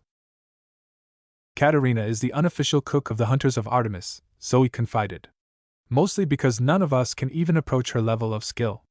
The food she makes is incomparable to the food at Camp Half-Blood. It's one of the main reasons why we dislike that place. The wood nymphs don't allow me anywhere near the kitchen, Katarina narrowed her steel eyes. Something I blame Phoebe for, by the way. What? Why? Phoebe cried, wounded. Because you were the one to lead the charge that burnt down Camp Half-Blood, thus pissing off every wood nymph at camp, Katarina replied dryly. Phoebe paused. I thought we already agreed it was the campers' fault that their camp burned down. True, Katarina hummed. Excuse me? Ally exclaimed, offended. It was clearly my fault that the camp burned down. She seemed to be proud of that fact. Why are you giving them the credit? Because we don't want to encourage you, Jean replied, her gaze filled with mirth. Lady Artemis already warned us what would happen if there was a repeat incident. Yeah, Ally grumbled. The sound of rapid chewing noises drew Naruto's attention. To the normal human, it would have been virtually silent, but to Naruto's enhanced senses, he could hear it loud and clear. Lily was devouring the food. There was a steadily growing stack of ceramic plates next to her. She was completely ignoring their conversation, instead focused intently on the food. Not only that, but even though she was eating at an incredible pace, her table manners were still impeccable. She would have even looked regal if not for the sheer speed at which she was consuming the food. How could such a small girl eat so much? I'm still surprised that my father came here today, Talia spoke up. Bianca snorted. Surprised? You were convinced that you were being pranked for a good solid minute before Zeus blasted that tree as proof that he was the real deal. Sure enough, one of the trees in the forest was blackened and cracked, clearly having been struck by lightning. Naruto narrowed his eyes at the sight of the destroyed tree. There will be a retribution. I hope his visits won't become regular, Phoebe muttered darkly, venom in her tone. I cannot believe he had the audacity to show his face here after what he did to Callisto. Yes, well, he is the almighty king of the gods, Katarina drawled caustically.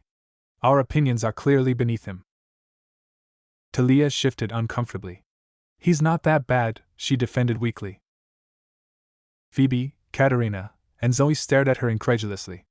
Psyche's smile dimmed slightly. Diana snorted in disbelief. You do realize, Phoebe began in a scathing tone but was cut off. Don't.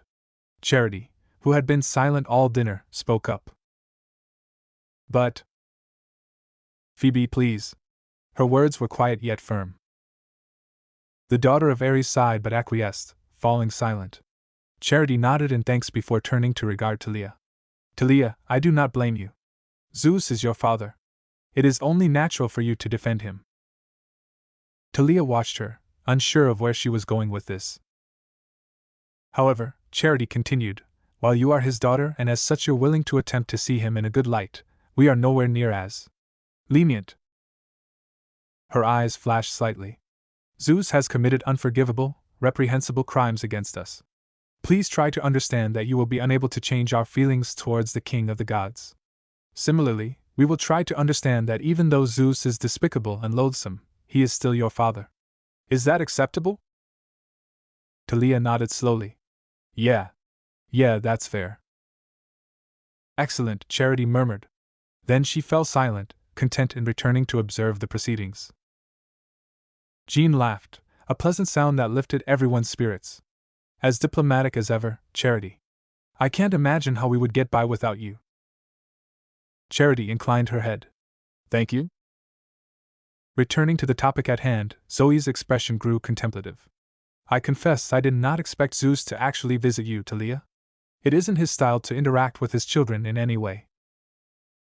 Talia nodded, her brow furrowing. I don't understand his sudden change of heart. I mean, why would he just casually show up out of the blue after being radio silent for the first 16 years of my life? Do you think Artemis said something to him during their meeting? She trailed off slowly as she and Zoe shared a dawning look of realization. Then, in unison, Zoe and Talia both turned their heads to stare at Naruto, who looked back at them innocently. Naruto, Zoe began in a restrained tone. Did you say anything to Lord Zeus during your meeting? Naruto nodded. Of course. A silence descended onto them all. You did? The daughter of Zeus said hesitantly. Out of curiosity, what exactly did you say? Naruto shrugged nonchalantly. Well, I tried to convert him over to the way of ramen. Talia visibly relaxed and Zoe let out a sigh of relief. That's not too bad. Bianca looked pleasantly surprised. I was honestly expecting something a lot worse. Oh, and I also told him to be a better father to Talia. Gods damn it. Zoe's eyes widened and Talia choked on her spit, looking horrified. You did what? Diana spoke up, staring at him incredulously. Are you suicidal, mentally damaged, or just plain stupid? None of those, Naruto shrugged casually. I just thought that if nobody was going to speak to him about it, then I would. Ally looked at him in awe. Wow. I'm impressed. So what, you tried to convince Zeus that he was wrong in having no interactions whatsoever with his children? Not just tried, Zoe breathed. He succeeded, because if he didn't, Zeus wouldn't have shown up today. You successfully convinced the king of Olympus that he was wrong. Naruto nodded. She stared at him in disbelief. How?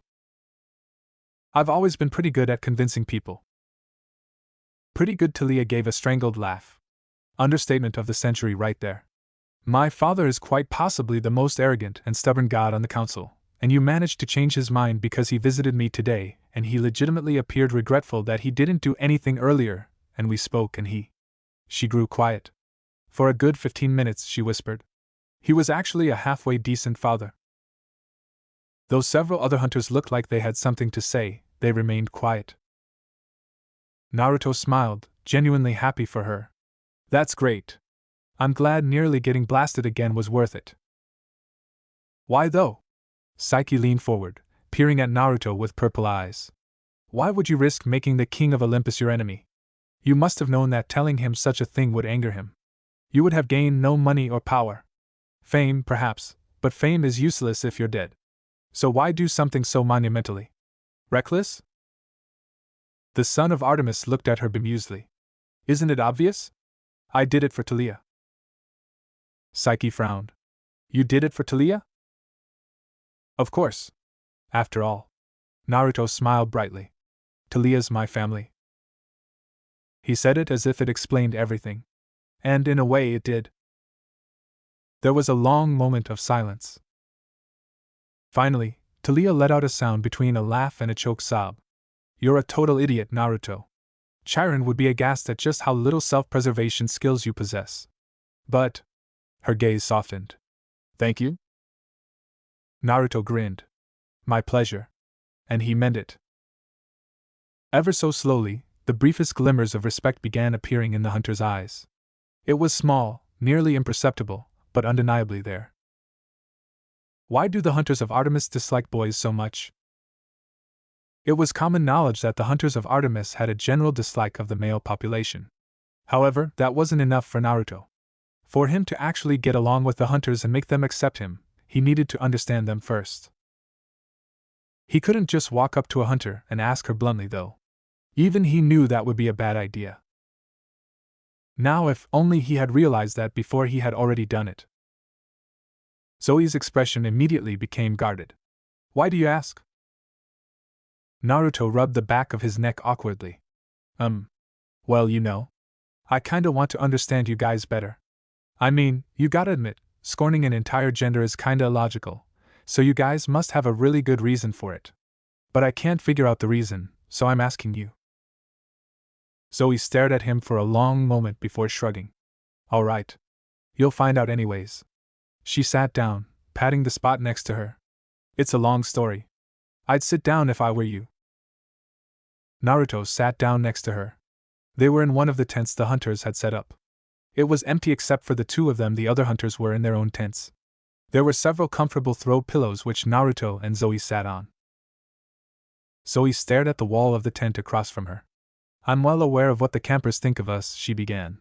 They believe we are self-righteous, bigoted sexists who blindly hate all men with a passion. She chuckled. What they don't know is that we were the one who started that rumor centuries ago. Naruto blinked. You did what? He asked incredulously. The huntress laughed. We thought it was an ingenious way to keep the males far away from us.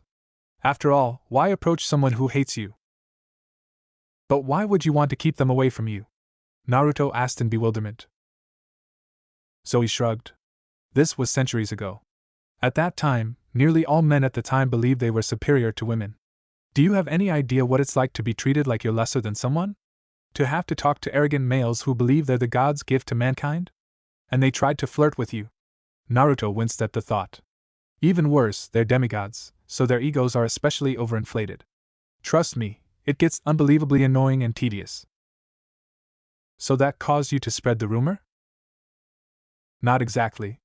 See, the older hunters Phoebe, Katarina, and I were mostly unaffected. If they think they're better than us, then whatever. Let them enjoy their delusions. It's the younger hunters that we have to worry about.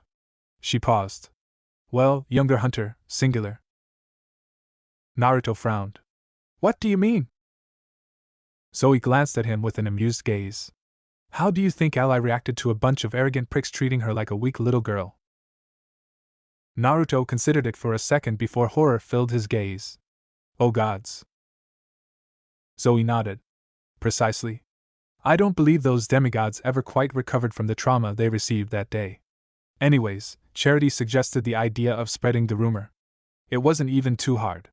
We already acted cold and distant to males to prevent them from flirting with us, not that it worked, so it wasn't too hard to convince them that we hated them. A few insults there, a few glares there, and in a few years everyone was convinced that the hunters of Artemis were certified man-haters. She snorted. It's almost like they forgot we've had two males accompany us on the hunt.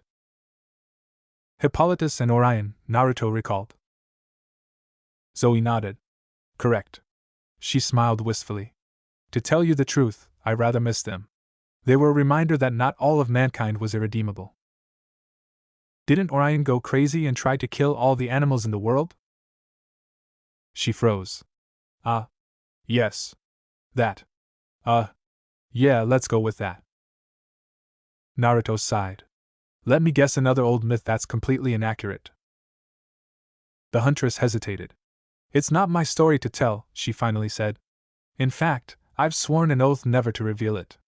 Ask Lady Artemis if you truly wish to find out. And make sure she's in a really good mood when you do. Naruto frowned but nodded. All right. But if you guys don't actually dislike males, then why were the hunters all so unwelcoming to me? Zoe raised an eyebrow. Were they? All of them? Well, some of them, Naruto amended. Pretty sure Phoebe was trying to burn me alive with her glare alone. Zoe shrugged. Katarina dislikes heroes, whereas Phoebe dislikes males in general.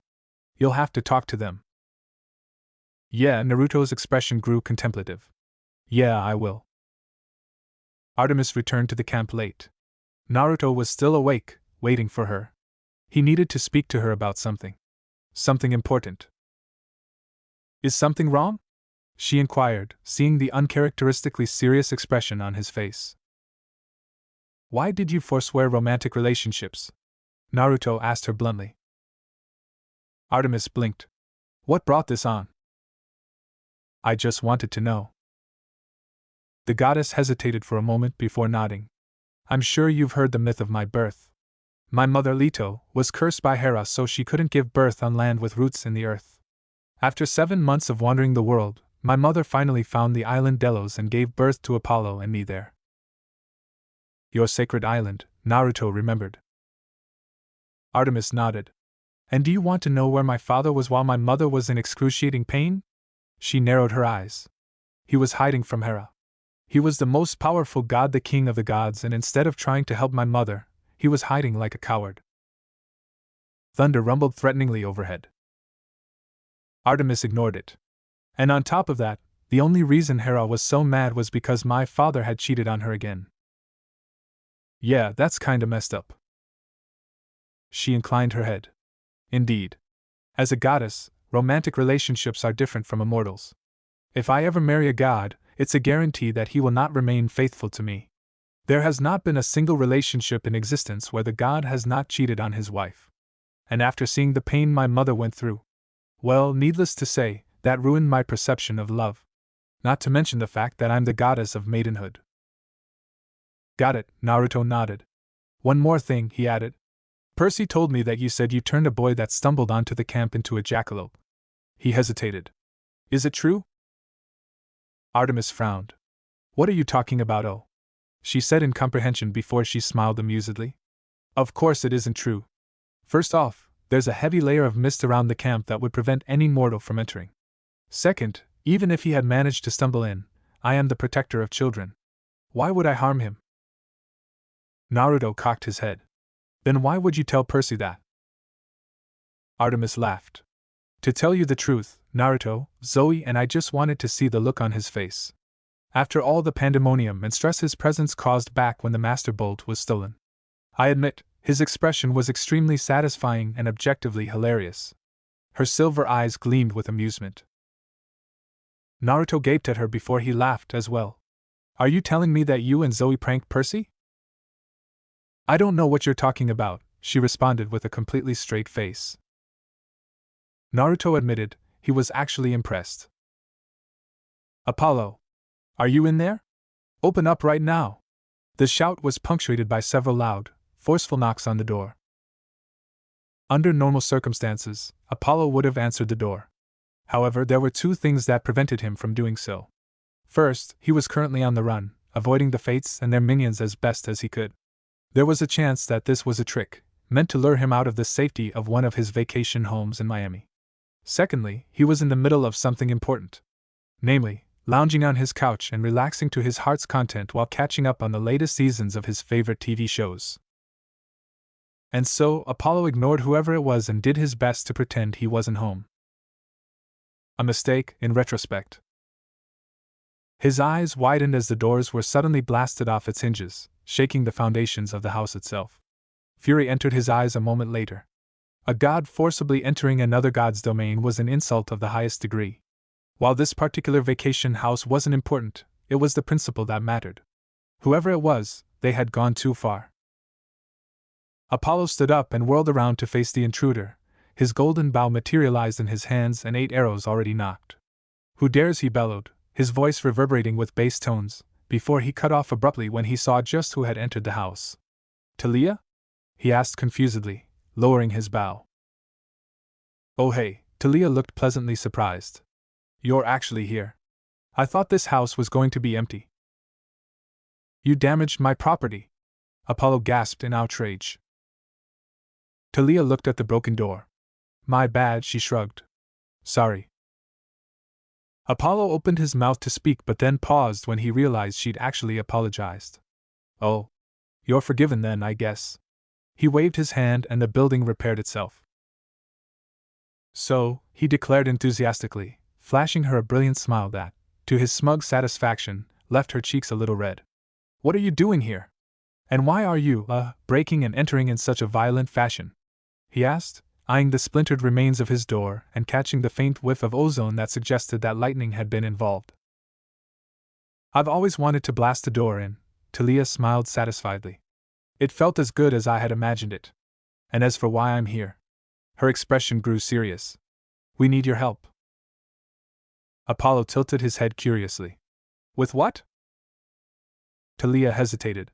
Well, Naruto's about to do something incredibly risky, stupid, and possibly suicidal. Then, don't let him do it? Talia rolled her eyes. Gee, why didn't we think of that? She said sarcastically.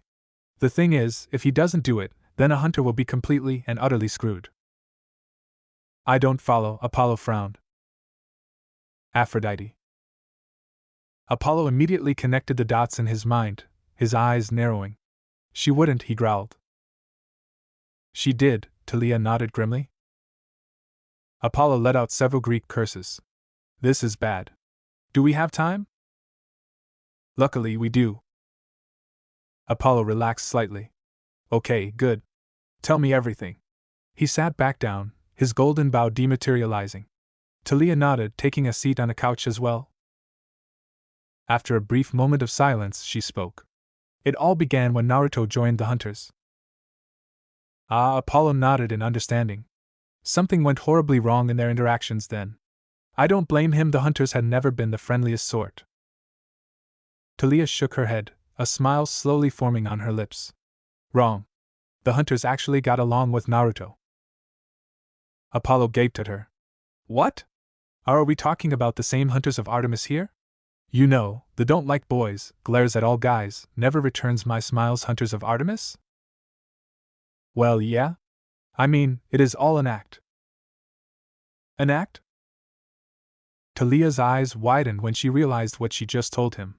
Oh crap, never mind. Forget what I just said. Apollo didn't let her drop the subject.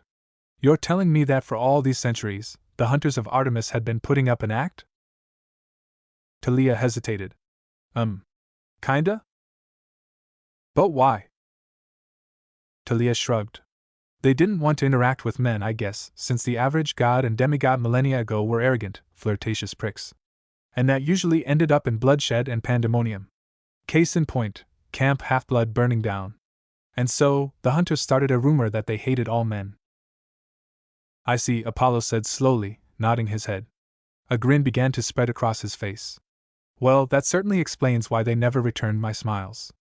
It's not because they don't like me, rather, it's so they could maintain their reputations. Apollo? Talia cut in hesitantly. They don't return your smiles because they think you're annoying. Apollo's smile faltered.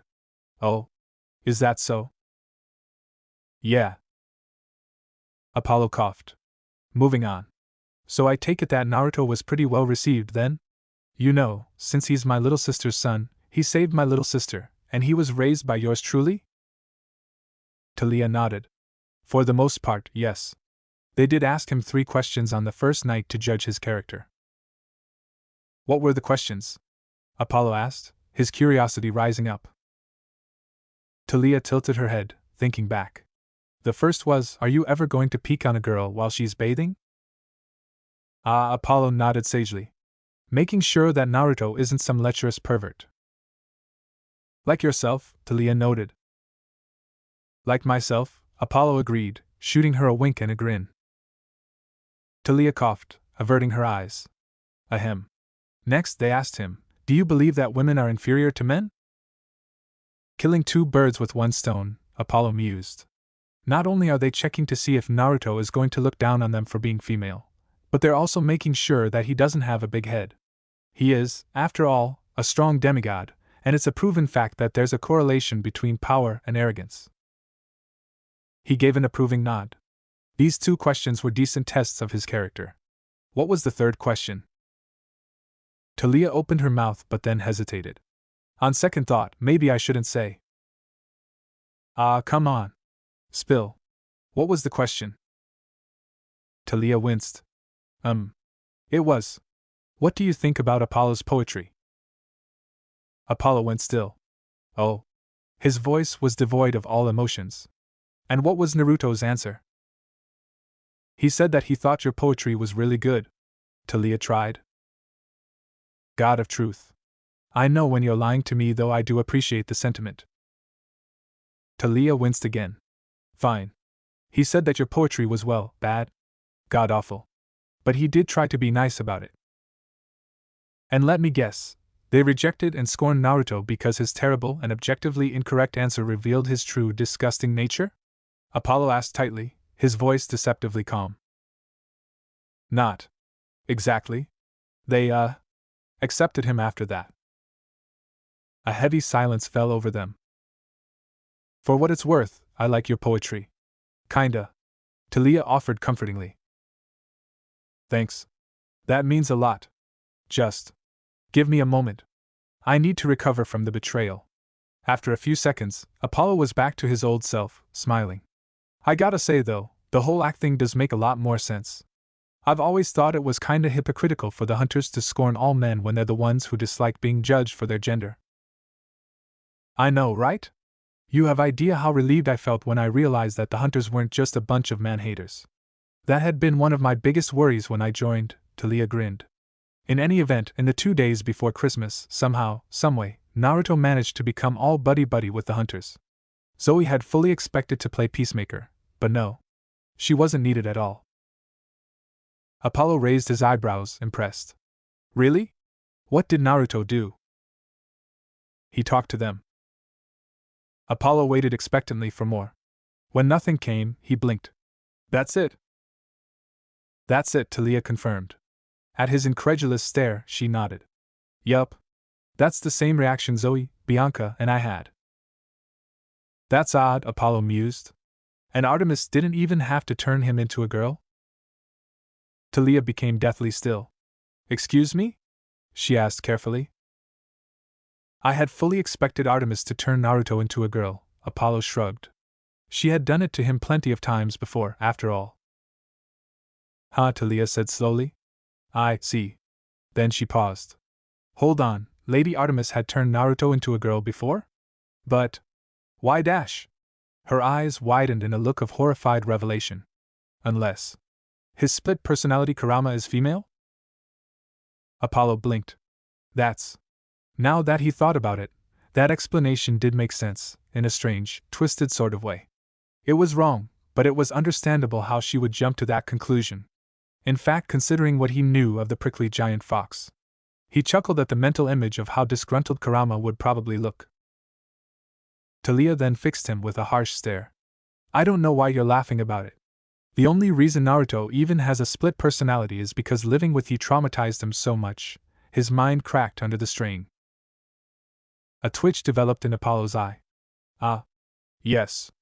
Of course, he said between gritted teeth. You're right. My bad. Still though, I would have never thought.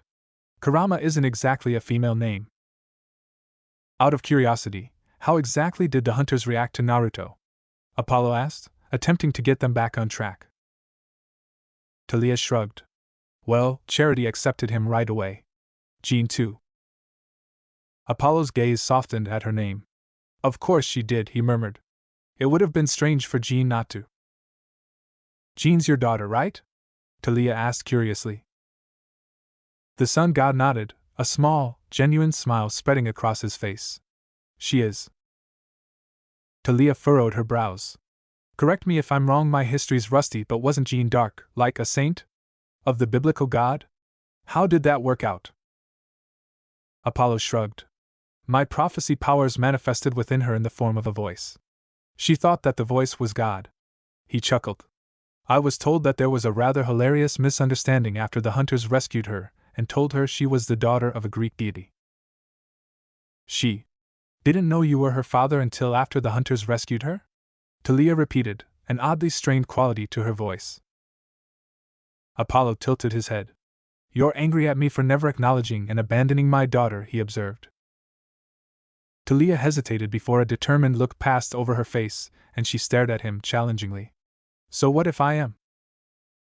Then I would ask you to not jump to conclusions so hastily, Apollo replied simply, his expression uncharacteristically serious. After all, who do you think was the one who told the hunters to save Jean? What, did you think they just happened to stumble upon her execution?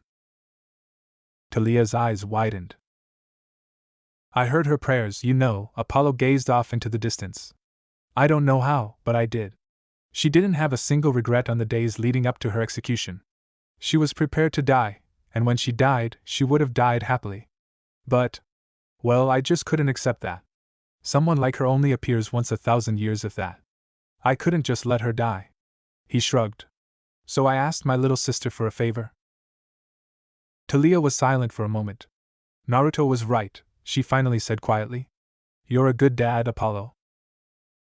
Apollo grinned, though his eyes were a bit sad. I knew there was a reason why you were my favorite demigod. Ah, thank you, Talia grinned.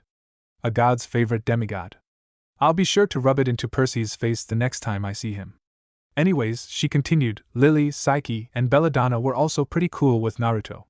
Diana too, although she did threaten Naruto with dismemberment, evisceration, and defenestration if he ever tried anything funny. At Apollo's disturbed look, Talia hurriedly reassured, Don't worry, she does it to every new member that joins. Bianca and I went through the same treatment.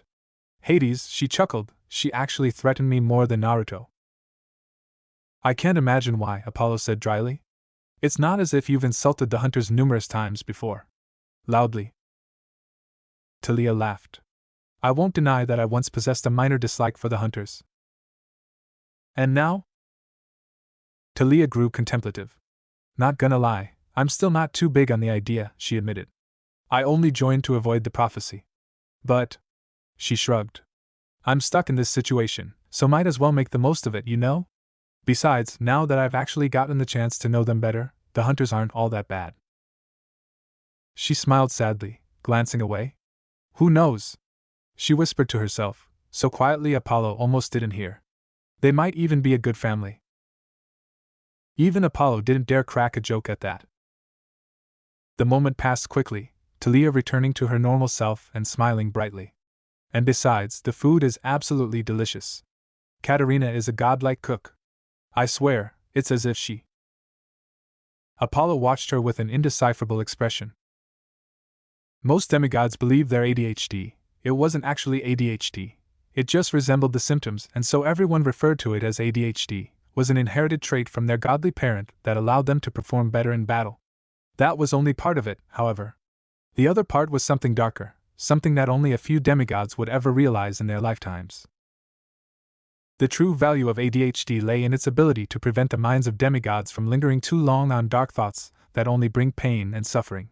Demigods weren't broken, PTSD-afflicted, psychologically unstable individuals not because of an extraordinary strength of mind but rather because their short attention spans don't allow them to focus long enough on damaging, harmful thoughts. Demigods were literally wired to avoid the problem. It was an ingenious defense mechanism to prevent heroes from becoming broken shells of themselves.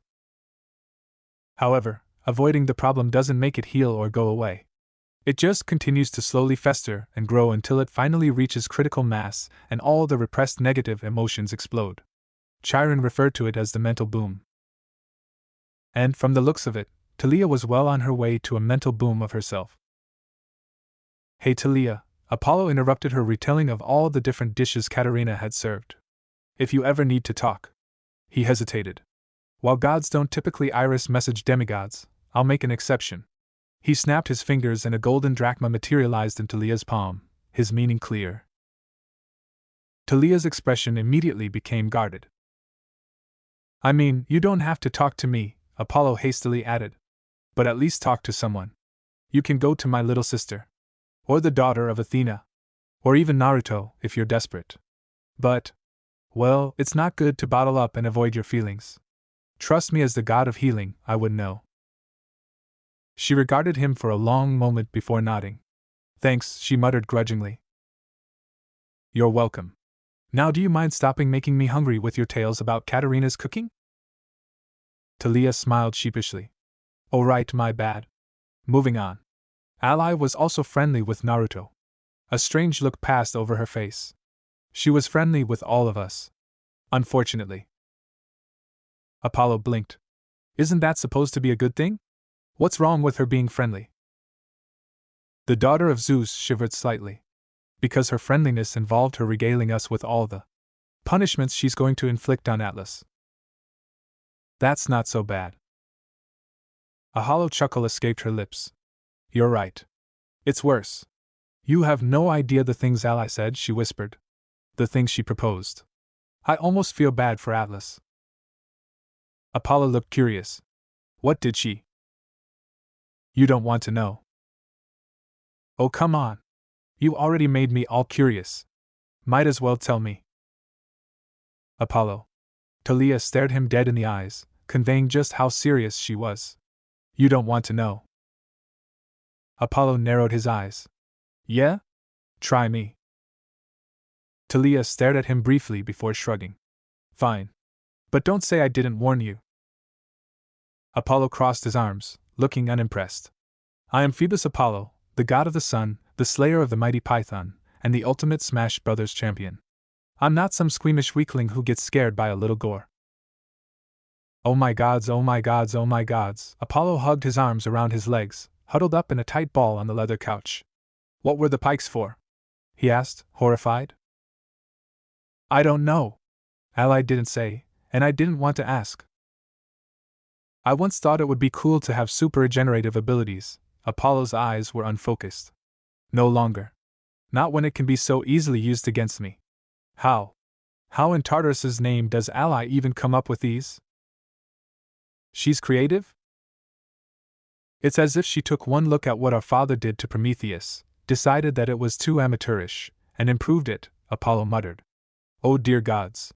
All this time, I thought she was a sweet and innocent little girl. He shook his head. I am never looking at her in the same way again. Trust me, I feel the same way, Talia muttered. Now, the two hunters that were really against Naruto were Phoebe and Katarina. The daughter of Ares and the daughter of Hecate, he recalled. Yup. In all honesty, none of us expected Naruto to convince those two. But he did. But he did, Talia nodded. Unlike Phoebe, Katarina didn't care about Naruto's gender. Rather, she cared about the fact that he was a hero. After all, nearly every Greek hero's life was a tragedy. Happy endings for heroes in Greek myths were rarer than Zeus staying faithful to his wife. Apollo snickered. Nice one. She believes that every hero will invariably become corrupted and fall, she continued. In the end, they will stop being heroes and instead become walking time bombs that, when exploded, will only cause pain and tragedy to the people around them. After all, the nature of a hero does not change. Talia shook her head. I swear, she has cynicism down to an art form. Perseus had a happy ending, Apollo pointed out. Talia shrugged. He was one of the only exceptions. And seeing that Naruto had already made an enemy of Aphrodite and he has a split personality, she highly doubted he'd be an exception. It's not that she dislikes him, rather, she has no wishes to interact with him because she believes he will only cause pain to her sisters in the end when he finally falls. Naruto objected, I take it? Talia smiled. Of course. Her smile turned vicious. He turned her argument against her. Oh? Do tell. Gladly. For you see, all the Greek heroes fought for themselves. Heracles fought because he had to finish his 12 labors. Theseus fought to claim his birthright and because he was bored. Jason fought so he could reclaim his rightful throne. And that is why they fell. They fought for themselves, and so in the end, they fell by themselves, all alone. Apollo nodded slowly. A fair point. But so what? Talia grinned. Naruto doesn't fight for himself. He doesn't care about fame or glory or money or pride. He just fights to protect his friends and family. And so, his precious people will be the pillars that support him, the ones to save and rescue him if he ever begins the descent to disaster. Her eyes flickered. He mentioned me by name. I admit, it was rather heartwarming to hear he had so much faith in me. She shook her head disbelievingly. I swear though, his charisma was insane. When he spoke, we somehow all believed him. The determination in his gaze, the resolute look in his eyes, his sheer will.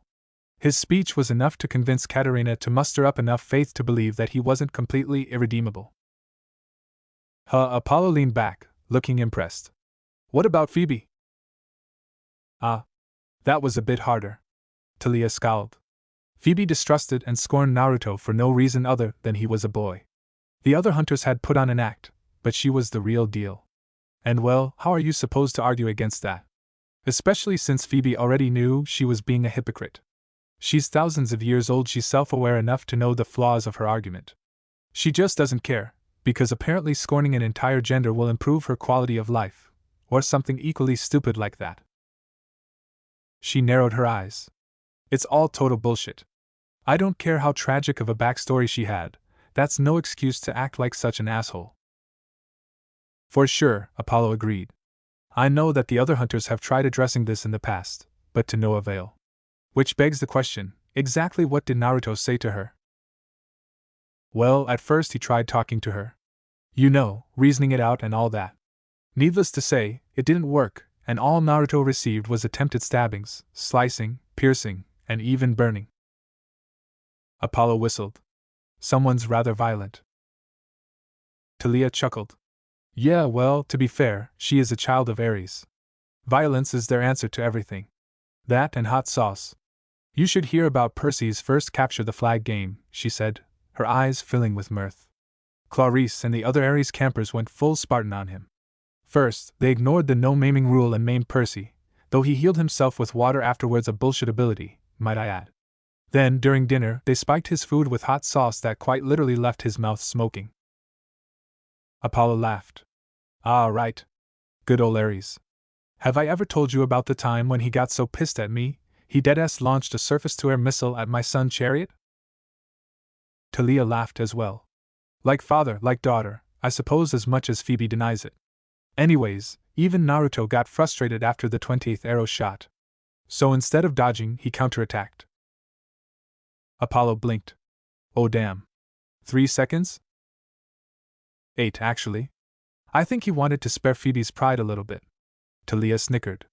Although given that she was defeated by a kid she's literally thousands of years older than in just 8 seconds, I'll say that her pride was thoroughly shattered, regardless of the extra 5 seconds.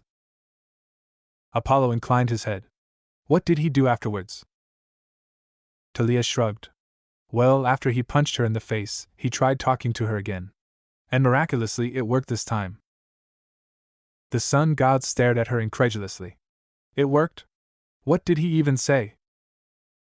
We couldn't hear, and he wouldn't tell me, Talia admitted.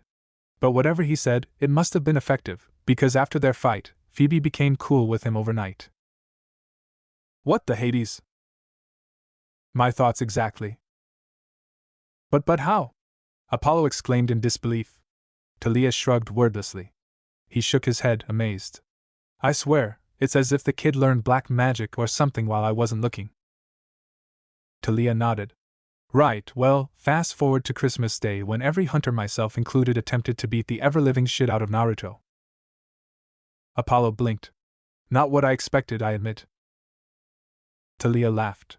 Well, to be fair, Naruto did ask for it. Nice try, Naruto said encouragingly, offering Phoebe his hand. She ignored it, climbing to her feet and leaving Naruto's hand awkwardly dangling in the air. Again, she demanded with a determined glint in her eyes. Naruto frowned, lowering his hand. We've already been sparring for the past hour. Sparring? Phoebe interrupted with a derisive laugh. No. Sparring is what they're doing. She gestured at the other hunters in the clearing, who had stopped their training to watch the show. What we're doing is reenacting a one-sided massacre. That's a little harsh, don't you think? 10 seconds, Phoebe hissed. That's the longest I've lasted against you before I became intimately acquainted with the ground. 10 seconds. Naruto scratched his head. You've improved? He offered. Again. Naruto sighed as Phoebe charged him again, a celestial bronze sword in her hand. After being soundly defeated by Hecate and Pan and having to be rescued by Nico, the hunters had upped their training intensity by several hundred degrees. Which was why even on Christmas, they were busy sparring in the forest. Naruto joined because he was bored, and Phoebe quickly selected him as her partner, eager to test her skills once more and perhaps maim him a little. Naruto ducked underneath a sword swing, blocked a stab with a Rasengan, before 3 clones popped into existence around Phoebe and brought down their blunted training kunai. To her credit, Phoebe managed to dispel all 3 clones before they could take her out. However, that gave Naruto enough time to step into her guard and slam a chakra-enhanced fist into her gut. Not again! She was blown backwards onto the ground from the force of his punch. Naruto rubbed the back of his head awkwardly. Look, maybe you should spar someone else. I don't think this is really fair. Phoebe gave an angry grunt as she picked herself up off the ground. He has a point, Zoe commented off to the side. Naruto would have to go up against at least 5 hunters at once to make it a fair fight. 5 hunters? Talia spoke up, wiping some sweat off her forehead before smirking. Please, don't overestimate yourselves. It would take at least 9 hunters to even the field. Zoe narrowed her eyes. Oh? Are you perhaps suggesting that we're not as strong as we think? Why yes, Talia answered with a grin. Yes, I am. Zoe tilted her head. Perhaps we should take this to an impartial judge then. Naruto, what do you say? How many hunters do you think it'll take for this to become a fair fight? Zoe asked him. Assuming, of course, that you won't be allowed to use your Sage Mode or Golden Cloak. They were training, after all, not trying to die. Naruto shrugged. All of you, I guess. The clearing grew silent. Zoe cleared her throat. Without your Sage Mode or Golden Cloak, she emphasized. Yeah, I heard you. My answer is still the same. You're saying that you're confident that you can take on all 12 of us at once? She raised an eyebrow. Yup, Naruto nodded, not a trace of arrogance in his tone. There was a stillness in the clearing. Just to be absolutely clear, is Naruto inviting us to attempt to eviscerate him in the most horrible way possible? Ally asked hopefully. That's not what I dash. Naruto paused. Actually, technically, I suppose I did. Then shall we test that theory? Zoe said quietly. The hunters all slowly reached for their weapons, looking mildly offended that he thought he could fight all of them at once. Naruto, for his part, just grinned. Sure, why not? Perhaps it was his nonchalant tone as he agreed. Perhaps it was his casual posture as he regarded them. Perhaps it was how he tilted his head, as if he was listening to someone, before chuckling under his breath. Whatever it was, every hunter, even Talia, unanimously agreed right then and there that Naruto needed to fall. Without any warning, the clearing exploded into motion. Phoebe was the first to reach Naruto, lunging forward and slicing down with her sword. Naruto jumped backwards right into the path of 8 arrows that shot forth from Zoe's bow. 8 arrows that were all deflected by the silver kunai he wielded. Katarina dashed in with double daggers and they exchanged a flurry of blows. Naruto frowned as he was unable to penetrate her defenses even though he was faster and stronger. Katarina suddenly smirked and leaped back, tossing her twin daggers at Naruto, who blocked them with his kunai. His eyes widened as a figure suddenly blurred in front of him, bringing down a celestial bronze sword. Lily, the daughter of Demeter. Her gaze remained calm and regal, as though she was going on a stroll through the park instead of attempting to bisect him. Her blows were fast and powerful, and her technique was flawless. Naruto didn't need to be an expert in kenjutsu to see that. However, as fast as she was, Naruto was faster. He also had the advantage of his godlike intuition. They were in the forest, and so he could literally see her attacks coming before they even formed. Naruto, catch! Diana called. Naruto's eyes flickered over momentarily to see Diana throwing a blue jewel at him. He frowned in confusion. Judging by its trajectory, it wouldn't hit him. She missed? Lily didn't even seem to notice. She just continued her relentless assault. Well, if Lily was confident enough to remain in the vicinity, then it probably wasn't anything too bad. Then the world exploded in light. Even as his eyes burned, he couldn't help but be impressed. Lily had known what was going to happen, but she didn't show any outward signs or reactions, thus causing him to think that the jewel would be harmless. Then, at the last possible moment, she slammed her eyes shut, something that took perfect timing, leaving him no time to react. It had been a mind game, one that he lost. Except for one fact they hadn't taken into account. In the forest, Naruto didn't need his eyes to see. The air quickly became filled with projectiles as Naruto threw kunai after kunai that deflected and redirected the arrows shot his way. How the Hades is he still able to deflect our arrows with pinpoint accuracy? Zoe yelled in frustration as Naruto's kunai blurred. I thought your jewel was supposed to temporarily rob all sight. It was, Diana shouted back. The magic should have rendered him completely blind. Man, you guys are really bad at this, Taliah grinned. My turn. Naruto barely had enough time to lower into a defensive stance before a fucking bolt of lightning pierced down from the sky, slamming down onto where he stood. For good measure, every hunter rained down a veritable rain of silver arrows into the cloud of smoke and dust. After a few seconds, Zoe yelled, "Hold fire!"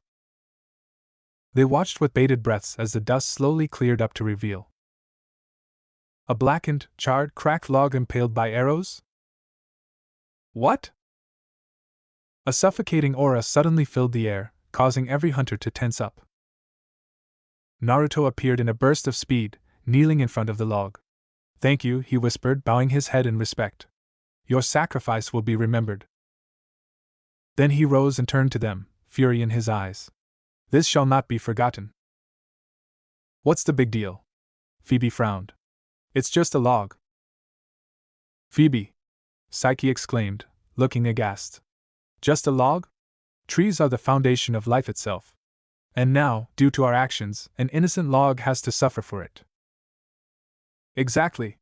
Naruto shot a look of respect at the hemlock nymph. As a nature spirit, she understood the gravity of what just occurred. I'm glad at least one of you understands the full importance of the holy log. I presume you'll be writing an apology letter later? The moment this battle is over, Psyche confirmed. Good. I'll be joining you. He turned his furious gaze upon the others. And as for the rest of you.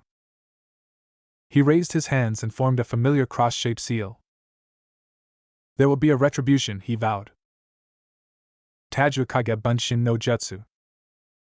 Let me guess, Apollo said sympathetically. 3 seconds? More or less, Taliah grumbled. Don't feel too bad, Apollo reassured her. After all, he was trained by the best. Me. I admit, it was rather terrifying to see a literal tsunami of clones charge at us, Taliah muttered. We were outnumbered 100 to 1. He completely overwhelmed us with superior numbers and speed. It wasn't that he was better technique-wise. He just brute-forced it in a sense. It took him just 3 seconds to defeat all of us. Apollo shrugged. Despite what all the wise old martial artists say, overwhelming power can and will defeat superior skill. It doesn't matter how good your technique is if your opponent is just faster. Oh, and the army of clones probably helped. Yeah, Taliah sighed. In any case, after the fight was over, it was already close to dinner, so we decided to stop training and refresh ourselves before heading to the Christmas dinner. Artemis had returned from whatever meeting she had to go to. The meal was amazing. Katarina had pulled out all the stops, and afterwards, we just chilled and relaxed around a campfire. Apollo nodded. Greek entities celebrated Christmas as a holiday rather than anything religious. They used it as an excuse to just party and generally have a good time. Taliah's expression darkened. Then Aphrodite showed up, and everything went to shit. What are you doing here? Naruto demanded, discreetly entering sage mode. It was his default reaction now whenever he encountered a god. The edges around his eyes turned silver as his pupils morphed into their customary horizontal dash. His eye color was already silver, so no change there. He did lament the loss of his orange pupils though. Orange was awesome. Naruto. Artemis. Hunters. Aphrodite greeted them with a smile. Such a hostile reception. Aren't you going to offer me some refreshments? Sure, Phoebe spoke up, glaring at the goddess of love. How does some liquid fire from the river Phlegethon sound? Oh my, Aphrodite raised a hand to her lips in mock shock. How rude. Artemis, dear, please keep your pets on a leash. Artemis ignored her. What are you doing here? She repeated Naruto's words. Even though her voice was calm, her silver eyes were slightly narrowed. It's Christmas, Aphrodite answered brightly. I come bearing gifts. Gifts? How generous of you, Katarina tilted her head, her gray eyes boring into Aphrodite's. May I see mine? Aphrodite stared at her for a moment before she laughed. Fine, fine. Guilty. I admit, I didn't bring anything for you all. I do apologize for that. I only came to give gifts to the two of you. Artemis sighed and held her hand out, palm up. Just hand it over and leave. I really am not in the mood to deal with you right now. And I swear, if your gift is a massive clump of dove droppings, then I will make you regret it. Aphrodite's lips curled in amusement. Who said anything about giving a gift to you? The world doesn't revolve around you, Artemis, although Apollo certainly thinks it does. Her eyes glinted. I'm here to give a gift to your dear son. And your beloved lieutenant. Artemis furrowed her brows in confusion for half a second before her eyes widened in comprehension. No. The goddess of love laughed. You cannot possibly tell me that you didn't see this coming. She snapped her fingers and 2 arrows materialized in the air. You hunters always seem to take pride in being hunters. However, tonight, she smiled dangerously, I shall be the one hunting you. With another snap of her fingers, the arrows streaked forward. Obviously, they didn't hit. Naruto reacted immediately. His eyes narrowed as he threw 2 silver kunai to deflect the arrows. Around him, the hunters also shot their own arrows to intercept Aphrodite's attack. The arrows and kunai clattered to the ground a moment later. All of them. An assassination attempt? Naruto asked, glaring at Aphrodite as a Rasengan whirled to life in his hand. More like an attempt to create some beautiful irony, Aphrodite sighed. A pity that it didn't work. She shrugged. Oh well. We'll have to do this the boring way then. Artemis blurred, snapping her bow up and releasing several deadly projectiles. Silver arrows moving faster than the speed of sound shot towards Aphrodite, who simply smiled and waved her hand before disappearing in a flash of pink light before the arrows could hit. Instantly, Naruto felt a wave of divine power wash over him. The same divine power he had felt back when Aphrodite removed his henge. Next to him, Zoe let out a soft gasp, letting Naruto know that she had been affected as well. Zoe! Naruto was beside her in a flash. Are you alright? He paused when Zoe flinched away from him. Zoe? He asked in confusion. Naruto. We may have a problem. Kurama's voice was strained. Naruto frowned. What do you mean? There was a slight pause before Kurama responded. Brace yourself. Foreign emotions suddenly flooded Naruto. He grunted as his mind was temporarily overwhelmed before Kurama assisted him in containing and shoving the emotions into a deep, dark corner of his life, the same place where his darker self had once resided. The emotions were still there, but they were muted, not as inflamed. Did the same thing happen to Zoe? Naruto glanced at Zoe in concern, his eyes scanning her form. He noted the sweat beading her brow, her long dark hair that flowed like a waterfall down her back, her smooth, flawless skin, the gentle swell of her breasts and her long legs that... Wait. Naruto? The fuck? Now isn't the time to start checking her out. I know that. Naruto snapped even as he tore his admittedly lecherous gaze away from her. I'm a bit more confused as to why I'm checking her out. He paused as something clicked in his mind. Oh, he said aloud, suddenly feeling extremely stupid. Ever since Aphrodite had met with him and promised to transform his life into a tragedy, he had been expecting, a normal tragedy. Death, pain, destruction, torture, all the typical stuff that Naruto was prepared for and could easily fight against. He had forgotten one crucial factor, however. Aphrodite was the goddess of love. Attacking someone directly wasn't her style. She of all people would know that emotional pain was infinitely worse than physical pain. In all the myths, Aphrodite had never fought head-on. Instead, she manipulated emotions to tear people apart. And what better tragedy was there than to force the son of Artemis to fall in love with the lieutenant of the hunters? Artemis, the goddess that Aphrodite hated the most, would be forced to banish Zoe from the hunters of Artemis. The rules were absolute. No falling in love. By banishing Zoe, Artemis would lose her most trusted hunter. No. Artemis would lose a friend, a sister. Zoe Nightshade, a hunter responsible for convincing numerous maidens to join the hunt, and thus being directly responsible for essentially spitting on Aphrodite's domain, would be forced to leave her family. Naruto, The child of Artemis, and someone that Aphrodite personally despised, would have to watch as his family was fractured, all because of him. Aphrodite had likely been watching him for quite some time. She would know the best way to hurt him was to attack the people he cared about, and it was all his fault. With a single move, Aphrodite successfully dealt irreparable damage to 3 of her most hated enemies. A part of Naruto was grudgingly impressed. The rest of him was just pissed beyond belief. Naruto.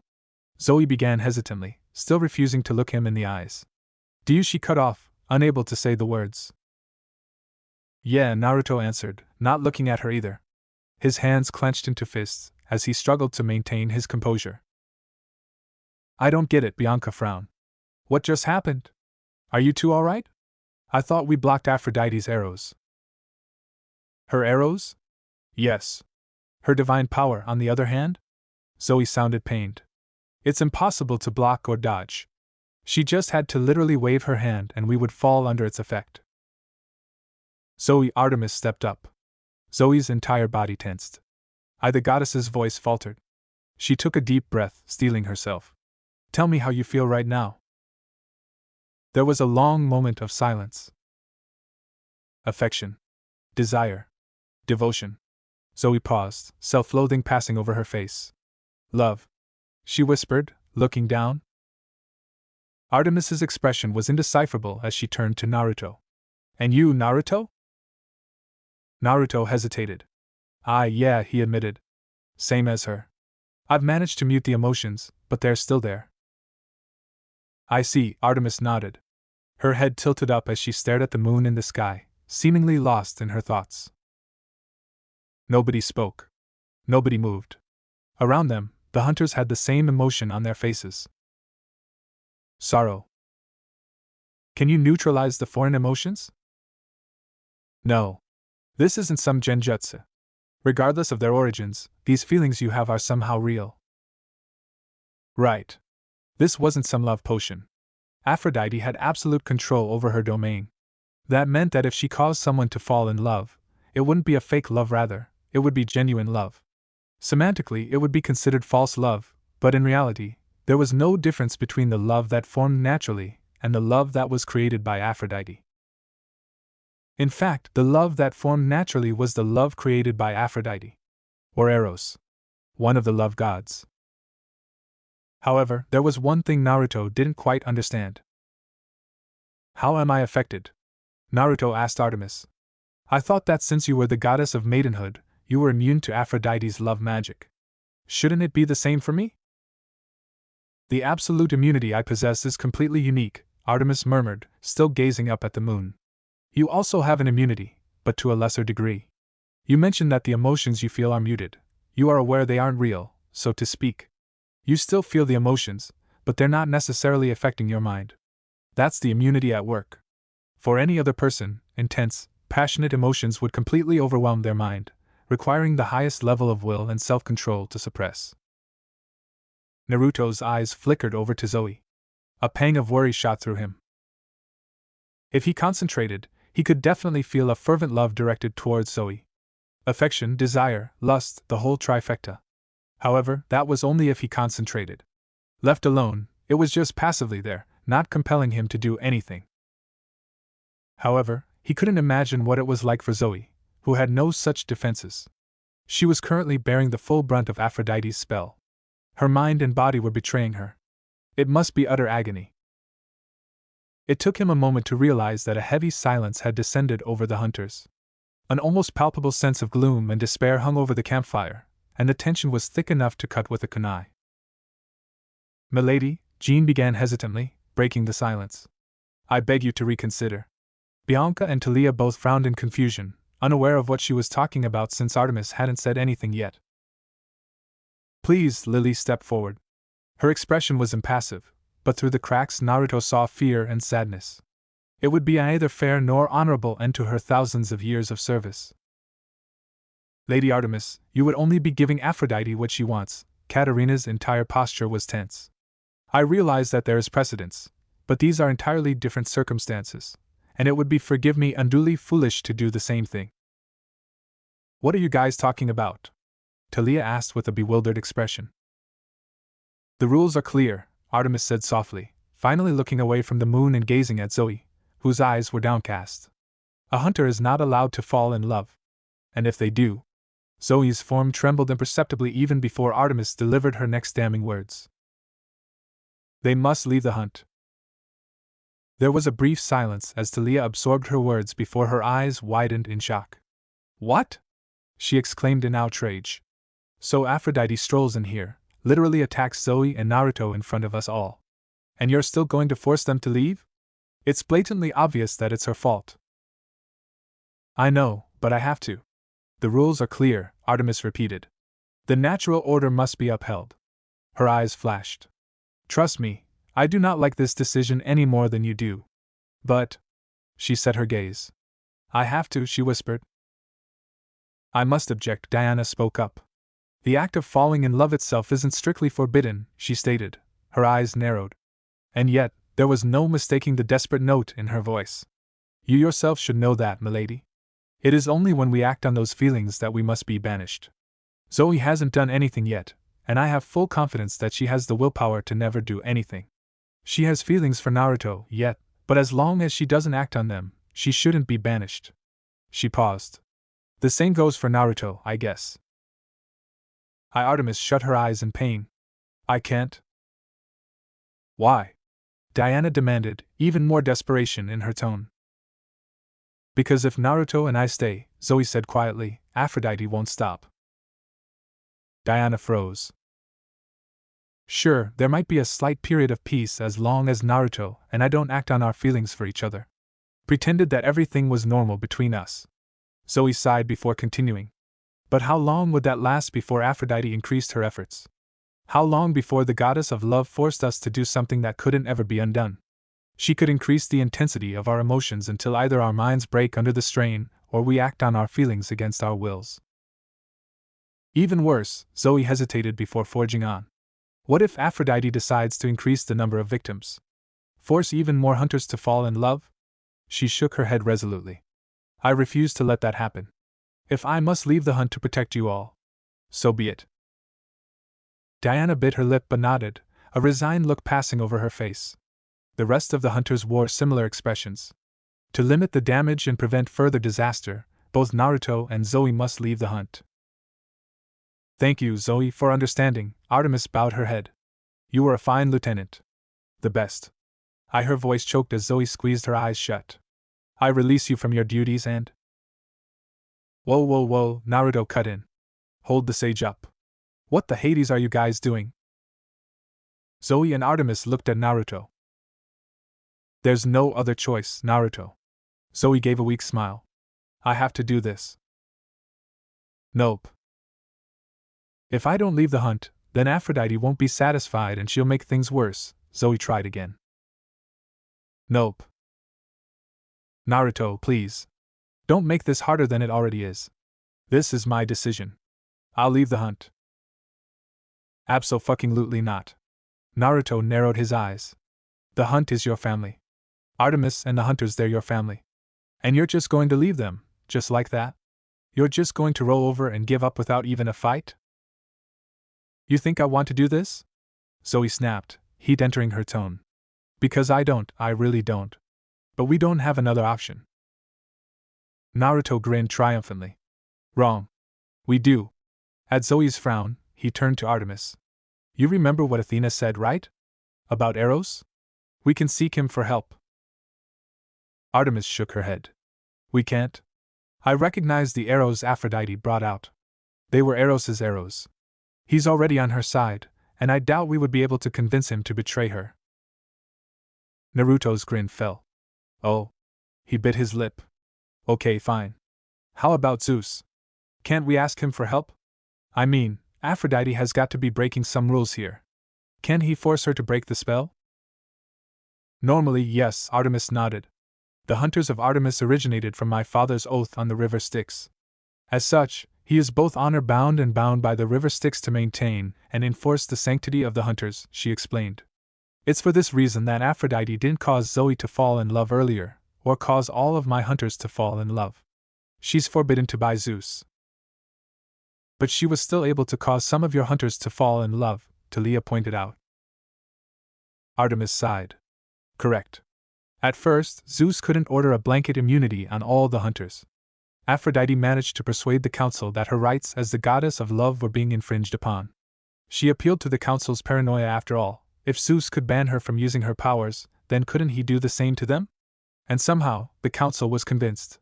Athena tried to argue, stating that the hunters were a singularly unique case, but the other gods wouldn't listen to reason. And so, Aphrodite was free to cause any of my hunters to fall in love whenever she felt like it. That's dumb, Naruto declared, scowling. That's actually dumb. Artemis inclined her head. Indeed.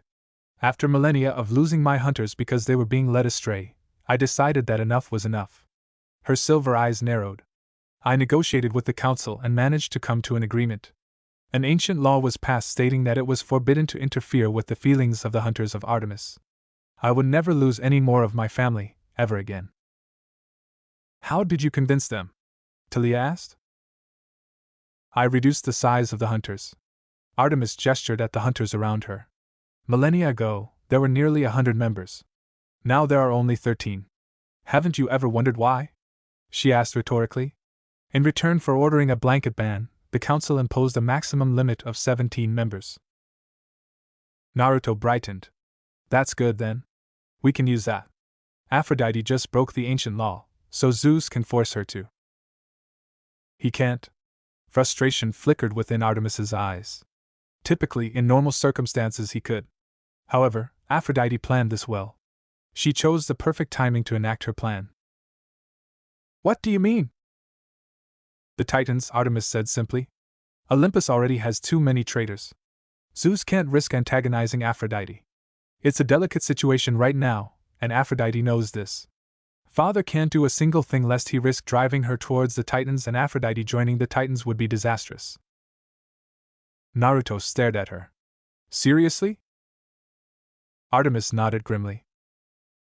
Damn it! Naruto cursed. Isn't there anyone that can persuade Aphrodite? Artemis shook her head. No. How about blackmail? Katerina suggested. Do you have any sort of leverage? Another shake. If I did, I would have used it by now. So Aphrodite just wins? Naruto demanded angrily. She just strolls in here, forces me and Zoe to fall in love, and there's nothing we can do about it. She gets off scot-free while Zoe loses her family? Artemis didn't respond. I appreciate you trying, Naruto, Zoe said quietly. But it's futile. Aphrodite wouldn't act unless she was absolutely certain her plan would work. She has all her bases covered. Naruto narrowed his eyes. I'm not giving up. This isn't a game. Zoe suddenly snapped, whirling on him. If I don't leave the hunters, then it will only exacerbate the problem. Aphrodite would continue her attacks, and I refuse to let any of my sisters get hurt by this. Naruto opened his mouth to retort but then paused. But this is a game. Zoe frowned. Excuse me? Hear me out, Naruto said, his mind racing. To Aphrodite, this is nothing but a game designed to inflict the maximum amount of pain to me, you, and Artemis. However, her victory is already assured, so all there is left for her to do is to enjoy the show. Zoe still looked lost, so Naruto hurriedly elaborated. See, right now we're operating on the assumption that if Zoe doesn't leave the hunters of Artemis immediately, then Aphrodite might strike the very next day. But that's wrong. It's much more likely that Aphrodite would give us time to try to figure out a way to counteract her plan. After all, it would be a lot more entertaining for her to watch us slowly lose all hope as we realize that fighting back is pointless. What's your point? Artemis inquired. My point? Naruto grinned. My point is that we have time. Aphrodite probably won't make her next move until she becomes bored with watching us try to come up with a plan. And until then, we have time to come up with a plan. Artemis's eyes widened in comprehension. You're right, she breathed. We'll probably have a few weeks before Aphrodite makes her next move. She wouldn't want to rush this. Instead, she would want to savor every moment. And in those few weeks, we can try to come up with something. But what if you're wrong? Zoe protested. There's still a risk that Aphrodite would decide to just accelerate her plan and target the other hunters. There was a long moment of silence as they considered it. I'm willing to accept the risk, Jean spoke up quietly. As am I, Diana agreed. Same. I'm down. Sure. I'm also willing. Let's do it. For sure. I'm with you. So am I.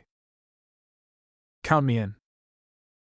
Zoe watched with wide eyes, stunned, as the hunters of Artemis unanimously accepted the risk without any hesitation whatsoever.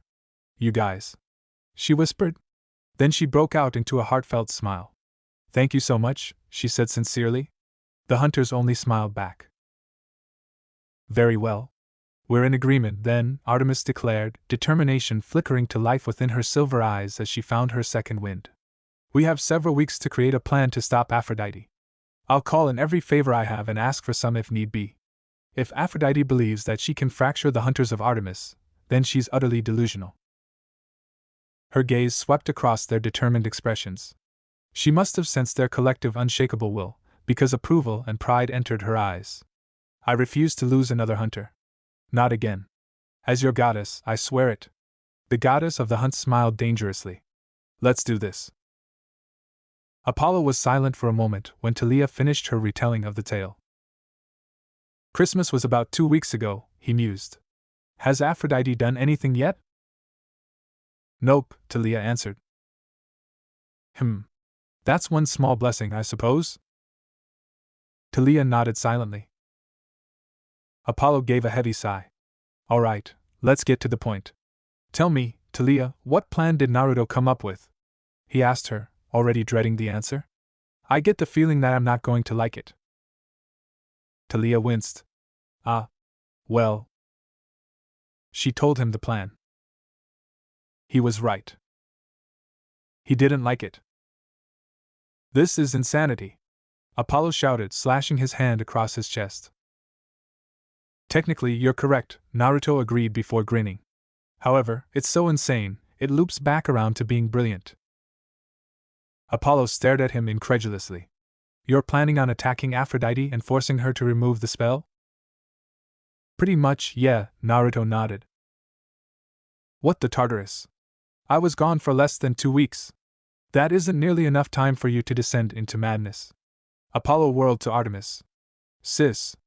Tell him that this is stupid. Artemis nodded. Indeed. Naruto, you're being exceedingly foolish right now. Thank you?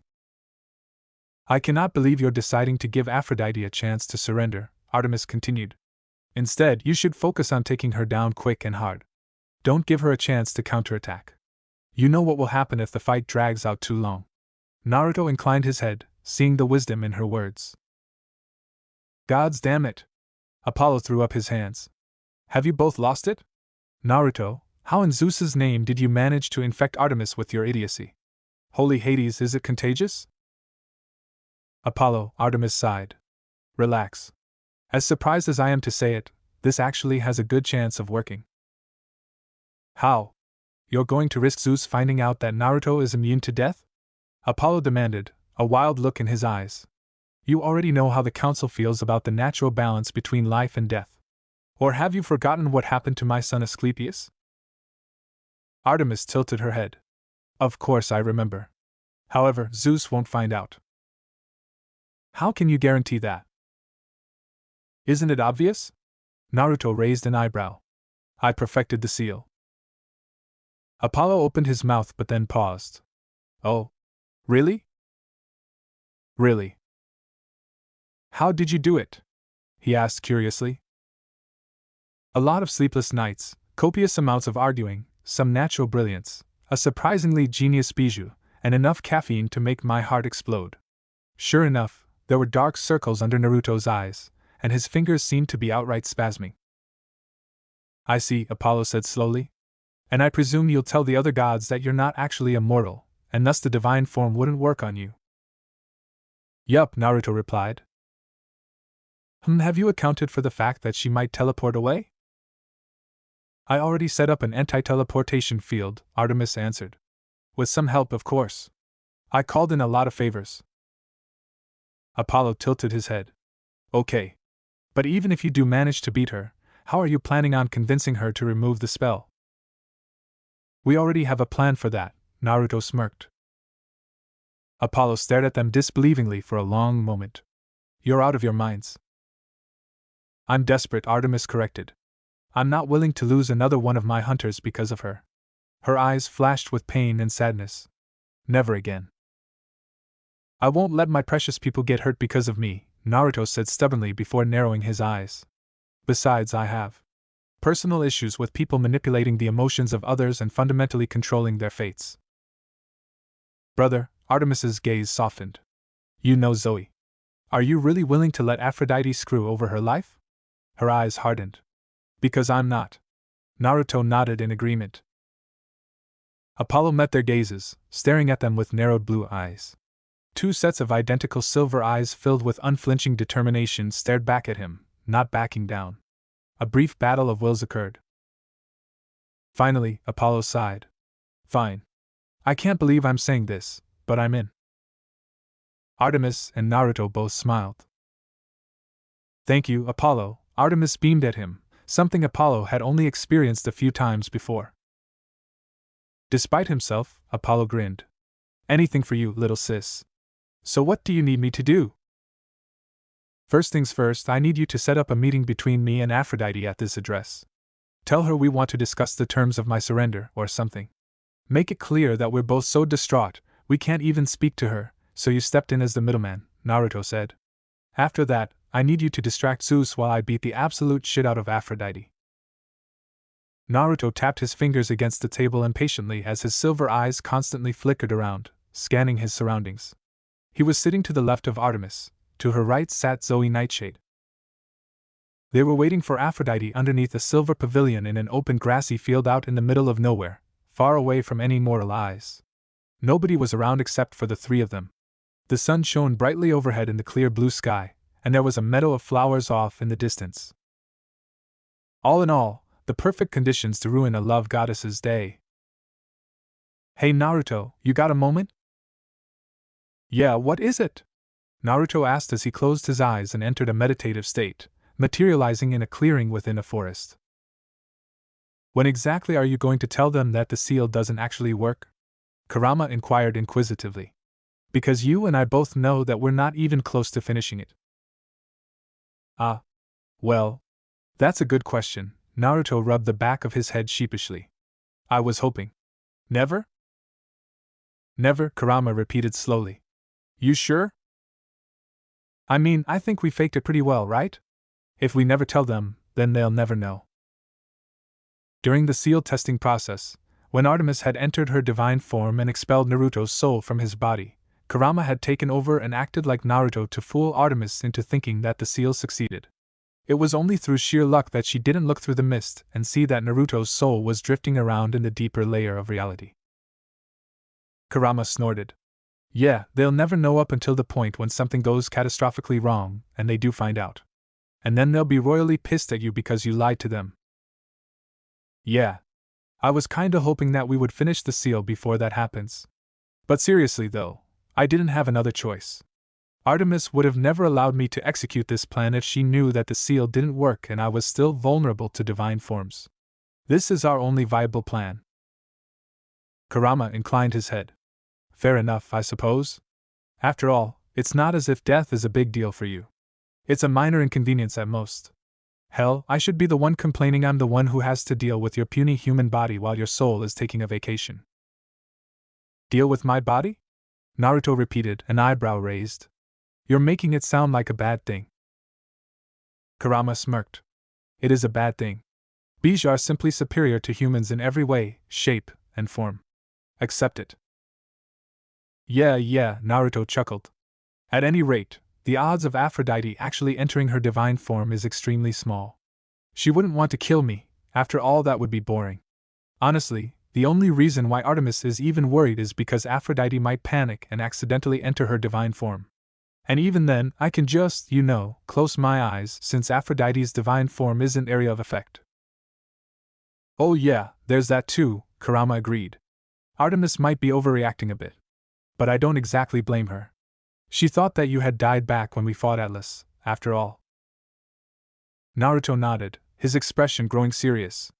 Let's just make sure she doesn't find out that the seal is incomplete so she doesn't have to worry.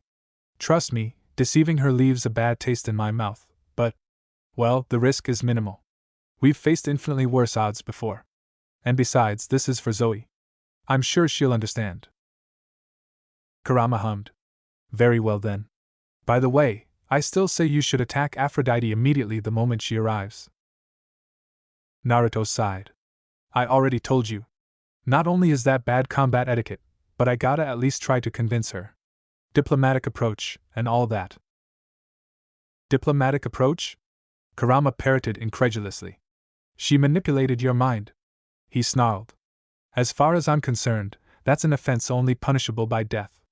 Or extreme maiming. Preferably both. Naruto paused at the sheer vehemence in Kurama's tone. Why dash? Oh right. It made sense that mind manipulation was a touchy subject for Kurama, what with the Mangekyo Sharingan. For what it's worth, he sighed, it's doubtful that she'll actually make peace, so a battle is almost certain to happen. Kurama sniffed. Good. I expect you to take her down with extreme prejudice. Speaking of which, she's here. Naruto sensed Aphrodite appearing as well. All right. Wish me luck. Kurama snorted. Who needs luck when you have my chakra? With one last chuckle, Naruto exited his mind and opened his eyes. Yo, father! Apollo greeted with a bright grin as he sauntered into the throne room. What's up?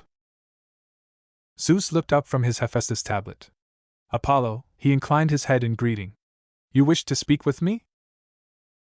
Apollo nodded as he stopped in front of Zeus's throne. Yes. There's something important I wanted to discuss with you. With a wave of his hand, a whiteboard materialized behind him. Zeus groaned at the sight. Oh gods, not another presentation. I just finished a meeting with Athena last night, and I am not in the mood to go through this again. He looked back down at his Hephaestus tablet, clearly dismissing Apollo. Apollo sighed. Come on, father. No, came the short reply.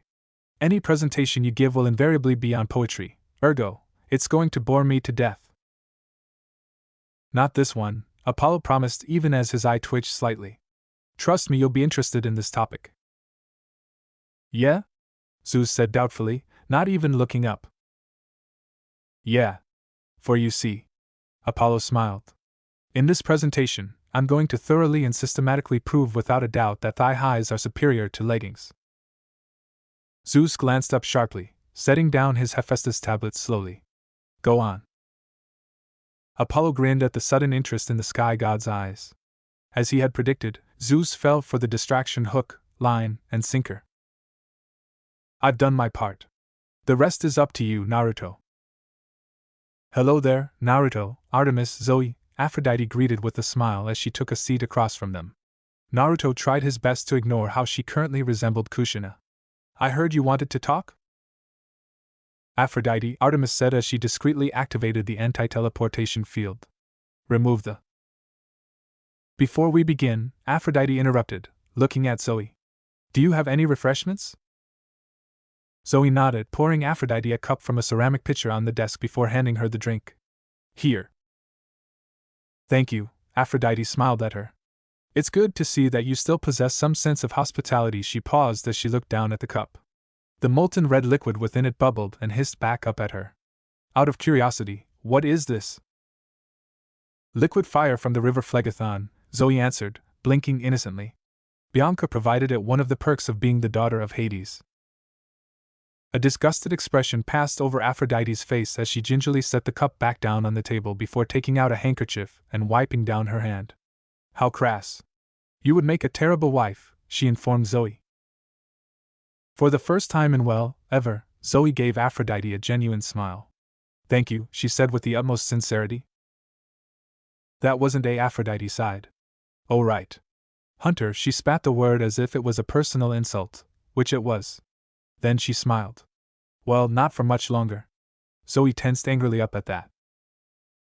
All right, let's cut to the chase, Naruto declared, leaning forward and narrowing his eyes slightly. This spell on me and Zoe. Get rid of it. Aphrodite tilted her head. No, she said sweetly. No, I don't think I will. Naruto sighed. Look, I really don't want us to be enemies. I admit, I was wrong for insulting you. That's my bad. I'm sorry. Demigod impulsiveness and rashness I'm sure you can understand. Aphrodite raised a delicate eyebrow. Is this you extending an olive branch? It is, Naruto nodded. So please, can we just start on a clean slate? He asked hopefully. Aphrodite smiled in amusement. I'm afraid not. I would say that it's nothing personal, but it's very personal, that I assure you. No matter how much you beg, I won't lift the spell. But, she added thoughtfully, don't let that stop you from begging. In fact, go ahead and beg a little.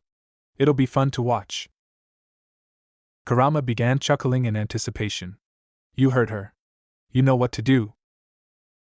Naruto clapped his hands together. Alright, got it. Looks like we'll have to get you to remove the spell by force. Ah, I'm glad that you understand. Aphrodite's smile froze. Wait, what did you just say? I'm saying that Zoe is my family. A massive pressure exploded out from him, blanketing the area. Aphrodite tensed up, her smile finally disappearing from her face. And nobody messes with my family, Naruto finished grimly, his silver eyes narrowed. He stood up, chakra thrumming under his skin. Wait! Aphrodite cried, flinging her hand out. Please don't hurt me. I'm sorry! She babbled, nearly incoherent from the fear. Naruto hesitated. What are you doing? Zoe hissed. Just attack her. I'll lift the spell, I swear. Please! Just don't attack me, ha ha ha ha ha, I can't! Oh gods, it's too much! Her fearful expression disappeared as she burst out in uncontrollable laughter, barely able to keep herself upright. Naruto frowned. I'm sorry, Aphrodite managed to gasp out between peals of laughter. It's just that the three of you are so ridiculous, it's hilarious. And she broke down in another fit of giggles, tears in her eyes. Naruto exchanged glances with Artemis and Zoe. What are you talking about? Artemis tilted her head. Did you finally crack? Slowly, her laughter died down. Not at all, my dear Artemis, Aphrodite smiled with great mirth in her eyes. I'm just laughing at how utterly predictable you three are. I mean, come on. Just how stupid do you think I am? Luring me out to the middle of nowhere in an open field so you could fight without having to worry about collateral damage and witnesses. Is it possible for this to be any more obvious that it's a trap? Naruto paused. You may have a point, he admitted. I'm not a B-list villainess, Aphrodite reminded him, chuckling lightly. Don't think that I'm that stupid. You have no leverage over me, you have nothing that I want, and neither Zeus nor the Council are able to do anything, so the only way for you to convince me is to do it by force. Predictable. At any rate, she continued, if you thought I would stick around and fight back, then think again. She smiled. Direct combat isn't my style, after all. And if you're going to resort to such barbaric tactics, then I won't stick around. Have a nice day. There was a flash of pink light. When it died down, it revealed Aphrodite to still be there, a shocked expression on her face. Oh, and one more thing, Naruto smirked. We set up an anti-teleportation field just for you. You're not getting away. For the first time since Naruto had met her, Aphrodite's ever-present confidence melted away, replaced by barely concealed worry and the smallest hint of fear. An anti-teleportation field? Aphrodite breathed in horrified shock. But that's impossible. How?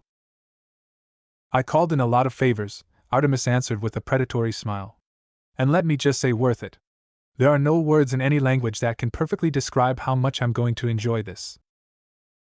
Zoe nodded, leveling the goddess of love with a piercing stare.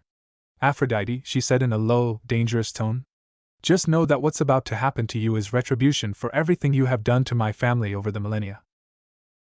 Her dark eyes narrowed. Prepare thyself for a beating you should have received a long time ago, you belligerent, and she called Aphrodite something in ancient Greek that had even Naruto raising his eyebrows, impressed. You dare? Aphrodite seethed. Zoe tilted her head. Yeah, she answered nonchalantly. I dare. Naruto stepped forwards, his gaze deadly serious. Aphrodite, you've had plenty of fun screwing with my life. Our lives. He smiled dangerously as golden chakra flickered to life on his form. Now it's my turn. Aphrodite paled. You wouldn't attack a defenseless woman, right? She tried desperately as she edged backwards cautiously. Nah, I totally would, Naruto replied casually as he raised his arm above his head and an ultra-big ball Rasengan whirled to life. Aphrodite blanched. Ah. Well, in that case, Ares. She screamed, abandoning all subtlety and composure. Naruto took a step forward, then he stopped abruptly as something entered his sensing range. His eyes widened in shock. Holy sage, there's no way. His worries were confirmed when an honest-to-God's missile appeared in the sky, releasing a continuous sonic boom as it converged down on their location faster than the speed of sound. Oh, you have got to be kidding me, Zoe muttered, eyeing the missile. Is that a nuke? Naruto exclaimed incredulously as the head of an incomplete Kurama avatar manifested around them. Please, for the love of the sage, tell me that that's not a nuke. Artemis tilted her head, eyes glowing silver for a moment. That's not a nuke, she said reassuringly. Naruto breathed a sigh of relief. Oh, thank the gods. He was cut off when the missile slammed right on top of them and detonated in a massive, fiery explosion. A tremendous blast wave exploded outwards, followed by a supersonic shockwave. Metal shrapnel flew everywhere as a scorching firestorm ignited into existence, causing a cloud of black and orange smoke to mushroom upwards. The earth under their feet simply vaporized altogether as the ground around them burst into flames. In a single second, the entire landscape was completely devastated. Naturally, they remained completely unscathed. Naruto's golden chakra had negated all the damage, absorbing the blast wave and shockwaves and causing the metal shrapnel to flatten against it harmlessly. The immense heat was unable to penetrate the protective chakra. Chakra truly is amazing, Artemis murmured as she analyzed the interior of the incomplete Kurama avatar. The durability and resilience of this is astonishing. Loud, hearty laughter suddenly rang out through the now wasteland. Oh, I can already tell that this is gonna be a good fight. With the threat gone, Naruto let the Kurama avatar fade away. Using pure elemental chakra manipulation alone, he unleashed a blast of wind that cleared the cloud of smoke immediately and extinguished the flames on the ground. Standing in front of Aphrodite was a man with a crew cut dressed in black jeans, combat boots, a black leather biker's jacket, and a white muscle shirt. Wraparound shades hid his eyes, and he radiated power in a way only a god could. He had crashed down to the ground along with the missile. Though Naruto hadn't really been focused on him, the missile had been slightly more important. Behind Ares, Aphrodite was also unharmed by the explosion. The moment before the missile had detonated, Naruto had sensed the red energy envelope Aphrodite, protecting her from damage. Ares, the god of war, smirked. Hey! What's up? There was a moment of silence. Oh, come on! Naruto suddenly exclaimed with a frustrated scowl. Are you serious? You couldn't have shown up about 3 minutes earlier? Ares blinked. I'm sorry? We literally just finished our pre-fight banter and monologues. Naruto ranted. All you had to do was show up earlier, and it would have been fine. But no, you just had to ruin our entire build-up by coming in late. To his credit, Ares did look slightly sheepish. Ah, yeah, that's my bad. But in my defense, an epic entrance supersedes all else in a fight. And you gotta admit, the timing and method of my entrance was sweet as hell. Naruto paused before he inclined his head. Okay, I'll give you that, he admitted. Riding in on that missile was almost as cool as arriving on top of several gigantic toads. Ares frowned. Toads? He mouthed, puzzled. Zoe looked at Ares with a rather annoyed expression. See, this is why we should have just attacked Aphrodite immediately without any warning, she told Naruto in a mutter. Now he's involved, which means more headaches for us. I emphatically agree. Aphrodite snapped her fingers. Ah, that's right. Zoe, after Ares beats Naruto into a bloody pulp, remind me to send you a nurse costume. She winked at Zoe. I'm sure he'll enjoy it. Due to the effects of the still active spell, Naruto and Zoe blushed simultaneously, much to their chagrin. Aphrodite lit up in glee at the sight. Never, Zoe hissed vehemently, her cheeks flushed red. Bold of you to assume that Ares would win the fight, Naruto attempted to redirect the conversation. Speaking of which, Artemis narrowed her eyes at Ares. Did you really launch a missile at us? She demanded. You do realize that you broke several ancient laws with that move, correct? Not only did you attack an Olympian, but you also attacked a hero first, before they could challenge you. To preserve peace and prevent worldwide catastrophic disaster, Zeus had decreed an ancient law several millennia ago that stated an Olympian may not engage in battle with a fellow Olympian. This was the reason why in the upcoming battle against Aphrodite, Artemis would only join the fight as a last resort. They wished to defeat Aphrodite within the laws just so she would have no excuses whatsoever. Similarly, Zeus had also decreed an ancient law several centuries ago that stated gods may only attack demigods after being challenged or attacked first. In their wisdom, the council had concurred that they needed to impose limits upon the gods to protect the demigods. Officially, that is. Unofficially, the reason for the law's creation was because a demigod had been killed in Camp Half-Blood right in front of Chiron. Needless to say, he had been livid. The immortal teacher of heroes had stormed into the throne room and demanded Zeus to pass the law, and he was terrifying enough that even the council didn't dare argue against him. Most of them agreed with him, anyways. I didn't break any ancient laws though, Ares responded innocently. You literally attacked us, Artemis said. I wasn't attacking you guys, Ares blatantly lied with a straight face. Artemis stared at him. I'm fairly certain a missile strike counts as an attack.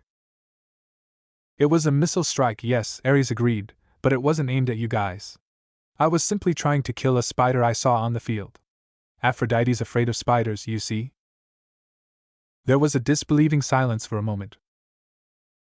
A spider, Artemis repeated, looking at Ares incredulously. And it just so happened that the spider was at the exact same location as us? Ares shrugged. What can I say? Lucky coincidence, I guess. And you decided to kill a little spider with a missile strike? Ares shrugged again. I had to be thorough. Those little buggers can survive the damnedest things. Artemis gave Ares an unimpressed look. You really think Father would accept that excuse? The god of war chuckled. I certainly hope so. Enough of that, though. Ares cracked his knuckles as a massive double-handed broadsword materialized in the air next to him, his expression becoming serious as he turned his attention to Naruto. Naruto. As a fighter, I respect you. Anyone who takes on Atlas has balls of steel. His face darkened. But you just tried to attack my girl. I can't forgive you for that, not without a lengthy beating and a few beers first. Ares grabbed the floating broadsword and pointed it at Naruto, a menacing grin appearing on his face as a set of armor materialized on his body. Get ready for the beatdown of your lifetime, kid. Naruto narrowed his silver eyes. I only attacked her because she forced us to fall in love first, he countered. And I promise you that by the end of this day, she will have lifted the spell even if I need to beat the shit out of 2 Olympians to do it. Ares smiled approvingly. That's the spirit. For a single moment, everything was still, a palpable tension in the scorching air. The seconds slowly dragged on until Ares coughed slightly. You have to attack me first. Ancient laws, and all that. Oh right, Naruto nodded in understanding. Forgot about that. 5 shadow clones popped into existence, rushing Ares with loud battle cries. Clones? Ares snarled distastefully. Don't hide behind cannon fodder. Face me like a true warrior. He snapped his fingers and swords materialized in the air behind him, nearly 100 of them, their tips pointing towards the charging clones. Then there was a loud boom as the swords shot forward, breaking the sonic barrier and piercing through the clones before they could even scratch Ares. Then the clones exploded. Bunshin Daibakaha. Even as he finished molding the Raisin Shuriken, Naruto couldn't help but grin slightly. Alongside the Shuriken Shadow Clone technique, he had also learned and perfected the Clone Great Explosion. He had had a lot of free time in the mansion. Of course, learning it had been difficult and had involved too many accidental explosions and property damage to count, but it was so worth it. Ares spluttered, but he was completely unharmed. The explosion wasn't strong enough to cause any damage to him. Unfortunately, The same couldn't be said for his wraparound shades. The dark glasses had shattered under the shockwave, and the cracked frames were now dangling precariously on one ear. He growled angrily as he tore off his broken shades, carelessly tossing them to the side. Instead of eyes, he had miniature explosions for eyes, intense white-hot flames that shone with rage. "You punk, these were my favorite pair of." Ares froze as he saw two spinning shurikens of pure destruction emitting a bright silver-purple light in Naruto's hands. "Whoa," he breathed. "I want that dash." "Futon, Raisin-Ren Shuriken." Ares instantly leaped back at breakneck speeds, trying to evade the double Raisin Shurikens. A shield materialized in front of him in an attempt to block the attack, but the sharp winds sliced through the shield like a kunai through warm butter and kept on going, losing none of its momentum. His mind raced as he categorically searched for a way to counter the attack. There had to be something. A counterattack always existed. The problem was, all the counterattacks he could think of required him going into his divine form, and there was no way he was going to enter his divine form when fighting against a mere demigod. Wait. Dimly, a memory surfaced to his mind. During the post-quest camp counselor meeting, hadn't Naruto said that he wasn't mortal? And if that was the case, then divine forms were fair game. An intense angry red light exploded out from Ares as he entered his divine form. Naruto immediately slammed his eyes shut. With a mighty yell, Ares crossed his arms to form an X in front of his chest and braced himself for the inevitable collision, concentrating nearly all his divine power to reinforce his defense. A moment later, the first Raisin Shuriken slammed into his guard, then the second one. Immediately, he skidded back several meters, digging deep grooves into the ground. He grunted from the effort as he pushed back with all his might. The wind whirled and whined furiously, but it was unable to penetrate his defenses. It soon became clear that it was a stalemate. "Holy shit! I stopped your attack!"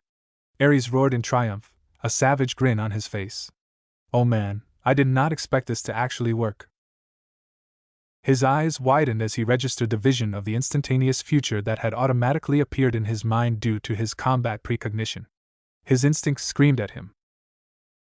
"Oh fuck." Then the central spheres of the Raisin Shurikens detonated. Blades of wind and tiny shards of silver light numbering in the millions exploded outwards in a massive expanding vortex of wind. For a split second, Ares' divine energy seemed like it would hold against the attack as he channeled even more divine energy into his defenses. However, it was ultimately futile. The red aura shield around him shattered under the combined assault of Chakra and Artemis's divine energy, piercing through his armor effortlessly like it was a thin sheet of paper. Ares bellowed in pain and agony as he was virtually shredded by the attack. Golden ichor splattered to the ground as thousands of cuts and lacerations opened up on his body, which was suspended in the air by the sheer force of the gales. Teleporting away wasn't an option due to the anti-teleportation field. However, Ares was never one to teleport away, even if he had the option. It went against his pride as a fighter. He roared, a radial pulse of divine energy shot outwards, followed by a concussive force that dispelled the chaotic vortex of wind. Naruto was impressed. Ares had actually managed to disperse the Raisin-Ren Shuriken. Granted, the attack was about to disperse in a few seconds anyway, but it was still a testament to his strength. It didn't matter though. Ares had already sustained enough damage to be incapacitated. "Oh?" Naruto raised an eyebrow when he sensed Ares standing upright. The god was breathing heavily but clearly not beaten. Naruto couldn't help but be a little miffed though that, once again, his Raisin Shuriken wasn't enough to end the fight.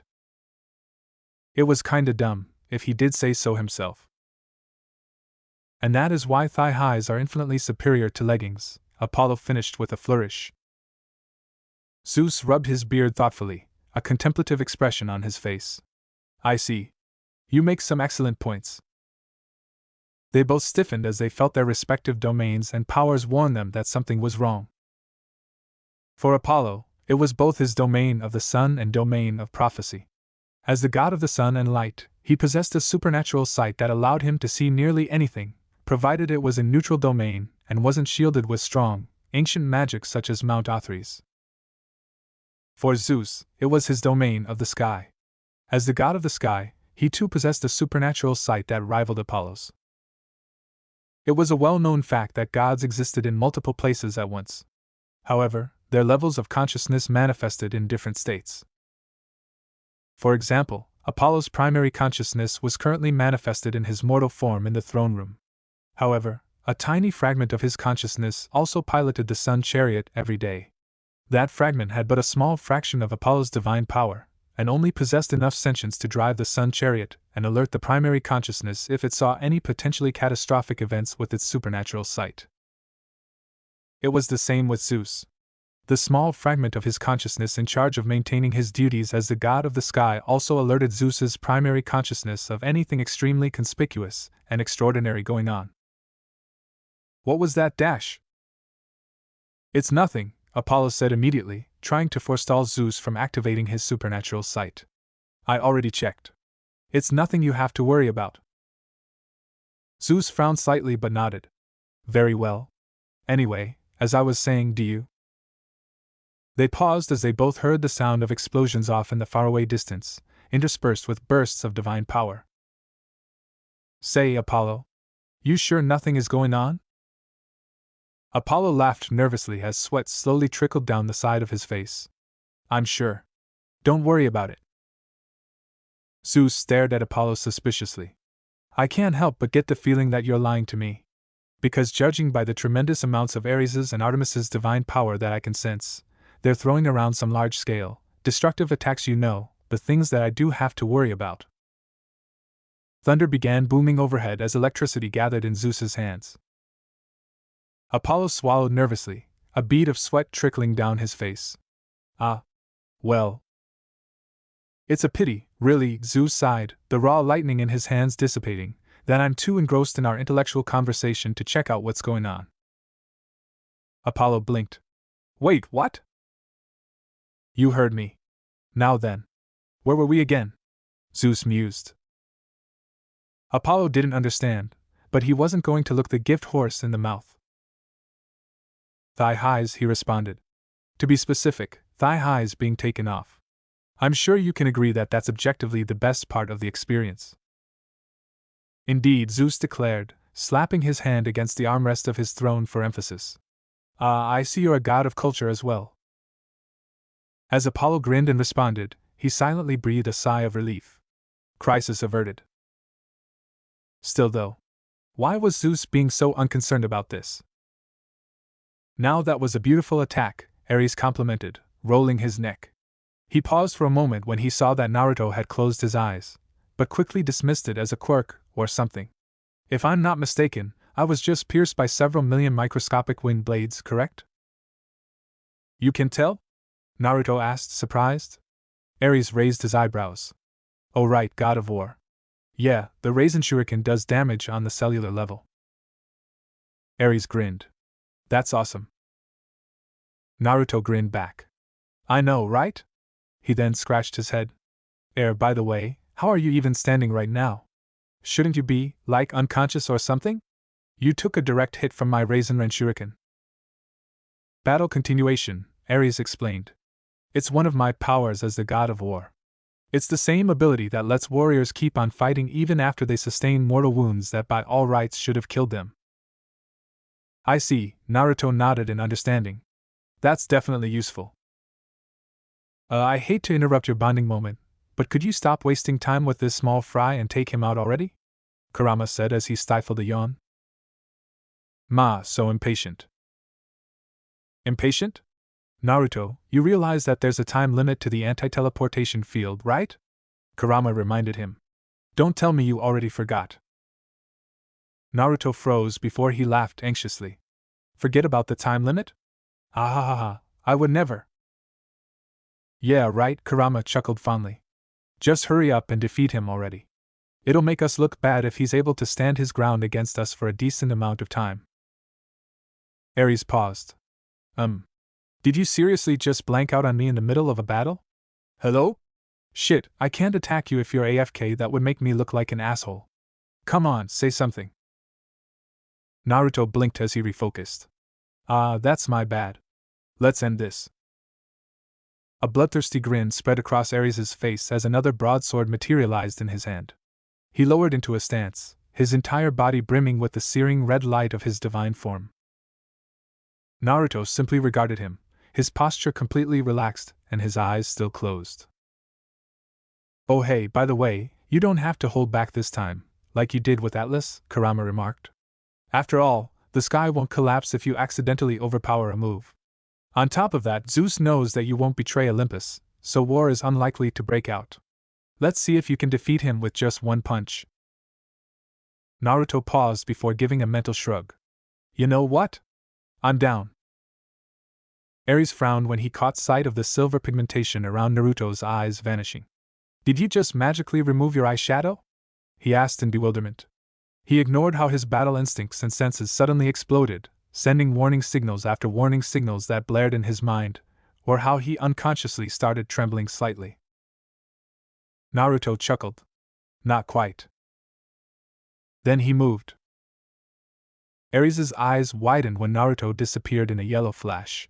Almost instantly, his combat precognition ability activated and a vision automatically appeared in his mind. His battle instinct screamed at him to move. Before he could react, however, he felt his body explode with pain as something struck his chest with the force of a bomb. He heard a loud crack, and his powers told him that his ribs hadn't only just cracked, they had shattered like glass under the sheer force of the attack. If he wasn't a god, he would be dead.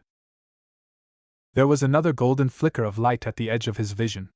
A split second later, he slammed into the scorched ground, cracking it and sending out tremors through the earth.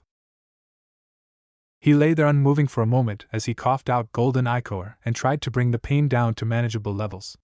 The loud boom of the sound barrier breaking finally reached him. His mind struggled to comprehend what had just transpired. Ares hadn't been able to perceive Naruto's movements at all. The only thing he saw was a flash of golden light. It didn't matter if his combat precognition told him what Naruto was going to do before he even did it if Ares wasn't fast enough to react in time. Since when did Naruto know how to teleport dash? Wait. They were within an anti-teleportation field that prevented all teleportation. Which meant this was Naruto's pure speed alone. What a terrifying thought. The god of war tried to get up, but his wounds were too severe. Even with his battle continuation, he couldn't move. He tried to let out a weak chuckle, but with his collapsed lungs, it was more of an inaudible rattle of breath. Ares, the god of war and one of the strongest deities, was taken down with just 2 hits in the span of about half a second. Today was not a good day. A heavy silence descended over the battlefield. A tangible stillness permeated in the air. Artemis and Zoe were staring at Ares' motionless body with wide, disbelieving eyes. The goddess knew that Naruto came from another dimension and had defeated a goddess, but she never imagined that he would be this strong. As the lieutenant of the hunters with thousands of years of experience, as well as being the daughter of Atlas, Zoe knew that she was good. But Naruto, he was just on another level. A pen slowly clattered out of Athena's hand from where she was observing the fight. She didn't move to pick it up. For once, her mind had screeched to a complete and abrupt halt. Dozens of simultaneous thought processes sputtering out as sheer shock and disbelief clouded her brilliant mind. She knew that Naruto was powerful, having stood up to Atlas. But she hadn't expected anything even remotely close to this. They made a mistake. Even though fighting Atlas and surviving for a considerable amount of time was an impressive feat, Athena and the rest of the council had just assumed that Atlas had underestimated Naruto and wasn't fighting at his full power. After all, not only had Atlas not entered his divine form, but the location of the battlefield itself was also an important factor. In the Titan War, Atlas had collapsed entire mountains with his attacks. Seeing as how they were fighting on Mount Athres, Atlas obviously had to heavily restrain himself to prevent the sky from collapsing. Not to mention how he probably didn't want to damage their base. As such, the council had just concluded that Naruto had only fought against a small fraction of Atlas's true power, which was still impressive for a demigod. However, Athena clenched her fists tightly. She had made a miscalculation. A major one. The goddess of wisdom had failed to take into account that Naruto had been undoubtedly holding back as well. Hephaestus choked on his popcorn. He had been reclining on a large couch and watching the fight on a large floating television. One of his spy satellites had detected the fight by pure luck and sent the footage to his watch. When he had glanced at his wrist and saw Naruto facing down Ares, he had quickly transferred the footage to his television and sat down to enjoy the show. Only to see whatever the Hades it was he just saw. He dimly wondered if his spy satellite was malfunctioning before he dismissed the thought. He knew that it was working perfectly. As incredible as it was, Naruto had just effectively annihilated Ares in less than a second. His respect for the son of Artemis rose by several notches. Fear as well. At the back of his mind, Apollo slowly became aware that the explosions and bursts of divine power had stopped. Making sure Zeus didn't notice, he quickly sent a beam of thought to his fragment of consciousness observing the fight. Yo, what just happened? Hello? You'll have to see for yourself, dude. I have no words. Apollo frowned internally as he received a memory packet. He replayed the memory in his mind. Unbeknownst to him, Zeus had also discreetly received a memory packet from his own fragment of consciousness, and he too was replaying the memory in his mind. A few seconds later, both gods' eyes promptly widened in shock. What the fuck? Apollo blurted out. I know, right? Zeus agreed, shell-shocked. In his lifetime, Ares had known many defeats. It was only natural. After all, a fighter had to lose in order to grow and improve. Sometimes you had to lose a battle to win the war. As the god of war, he knew that. He could generally classify his losses into 3 categories. The first category was composed of the defeats he suffered as a result of holding back. The defeats against Percy Jackson, Diomedes, and Heracles were included in this category. Unfortunately, to Ares' irritation, whenever people retold these fights, they always conveniently forgot to mention that Ares had only been fighting at a tiny fraction of his full power. The second category was composed of the defeats he suffered in skill matchup fights. These were the fights where he fought against an adversary who possessed approximately the same level of raw power as him, so the outcome of the fight was entirely dependent on their ability and skill. His losses against Apollo and Athena were included in this category. The third category was the smallest category, composed of the defeats where Ares was just flat out overpowered and steamrolled. These were the fights where his opponent destroyed him without even trying, where he was completely and utterly outclassed, where he was overwhelmed with sheer destructive power alone. There were only 3 total defeats in this category: his defeat against Zeus, his defeat against Poseidon, and his defeat against Hades. He had challenged all 3 of them separately, of course, and had been destroyed in all 3 fights if they could even be called fights.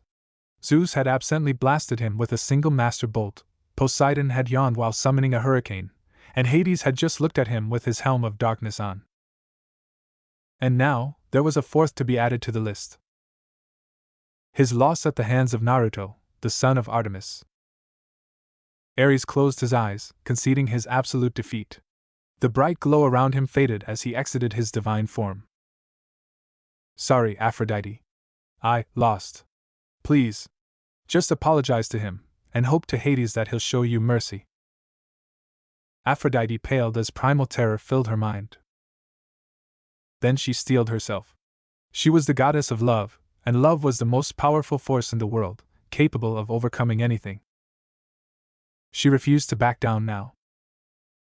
It took you 2 hits to take Ares down? Disgraceful. Naruto mentally rolled his eyes as Kurama chuckled. Yeah? But holy Hades, I had forgotten just how broken Super Sage Gramps' power was. I did all that damage with a Rasengan. Father is the best, Kurama agreed. Aphrodite, Naruto called. Release the spell. Aphrodite narrowed her eyes as she entered her divine form, radiating bright pink light. No. A wave of divine power crashed over Naruto. Instantly, thousands of emotions barraged his mind. Love, desire, affection, spite, jealousy, envy, need all aimed towards different things. A chaotic whirlwind of feelings and sensations that was enough to drive any mortal mad. Even a god. Love could, after all, bring even the gods to their knees. Unfortunately for Aphrodite, Naruto was the perfect counter to her powers.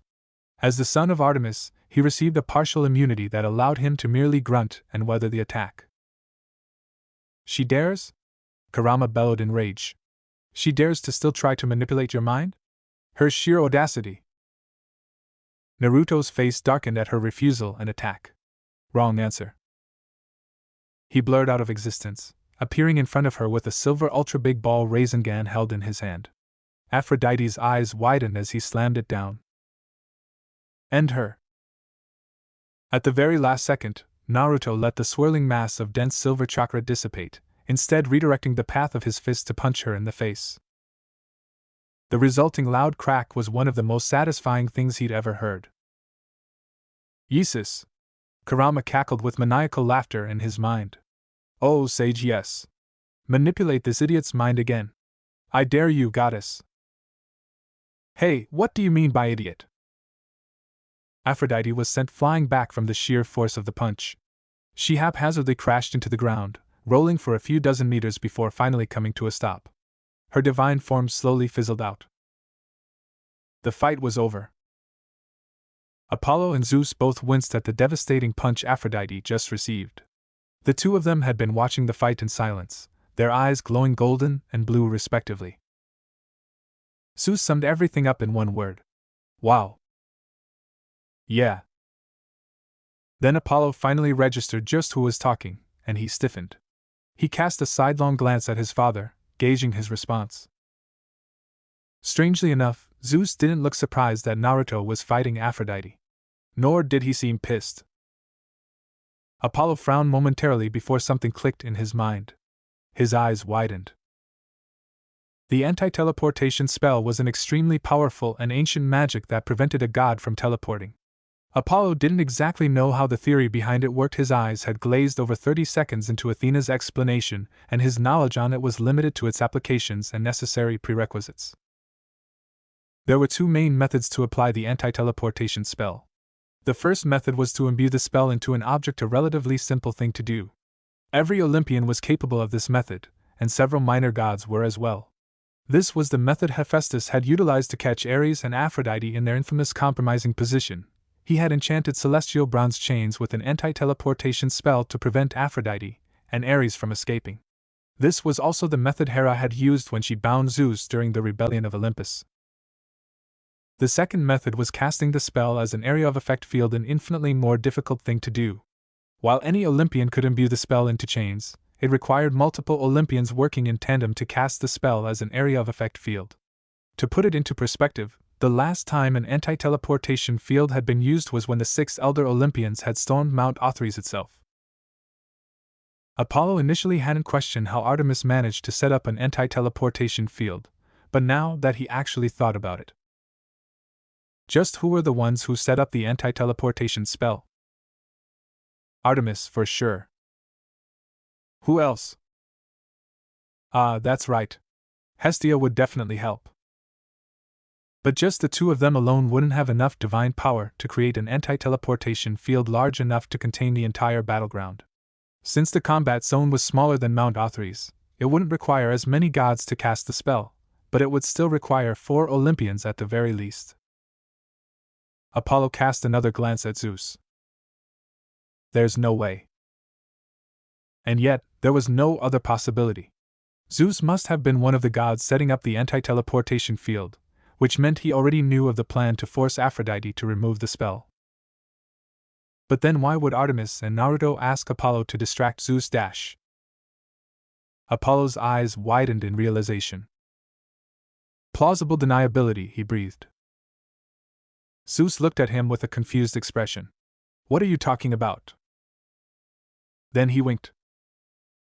Apollo stared at him for a moment before he began laughing. Of course. If word got out that Zeus had sanctioned and even aided in setting up a trap for Aphrodite, it would look really bad. However, if Apollo had distracted Zeus during the proceedings, then Zeus could claim that he genuinely had no idea of what was going on. Plausible deniability at its finest. Nothing, he chuckled. It's nothing. Zeus's blue eyes twinkled as he smiled. Good. Now then, as I was saying. You know, I never wanted this, Naruto sighed as he sat down next to Aphrodite's fallen form. But I did. The goddess of love whimpered in pain. "I'd bet Ally wishes she was here," Zoe remarked as she and Artemis made their way over. Artemis chuckled. "Indeed. That's a good look on you, Aphrodite." "Artemis," Aphrodite spat, mustering enough energy to glare at her. "Release the spell," Artemis commanded. Aphrodite smiled defiantly. "No." Naruto, Zoe, and Artemis all narrowed their eyes. "No?" Naruto asked dangerously. "You do realize the position that you're in right now, right?" "If you're talking about the fact that the time limit for the anti-teleportation field is running out soon, then yes, I do," Aphrodite smirked. "So go ahead, son of Artemis. Punch me, bite me, hit me with all the attacks you want. I won't release the spell though." Naruto tilted his head. "I see," he murmured softly. "Then I suppose we have no choice but to take away your domains."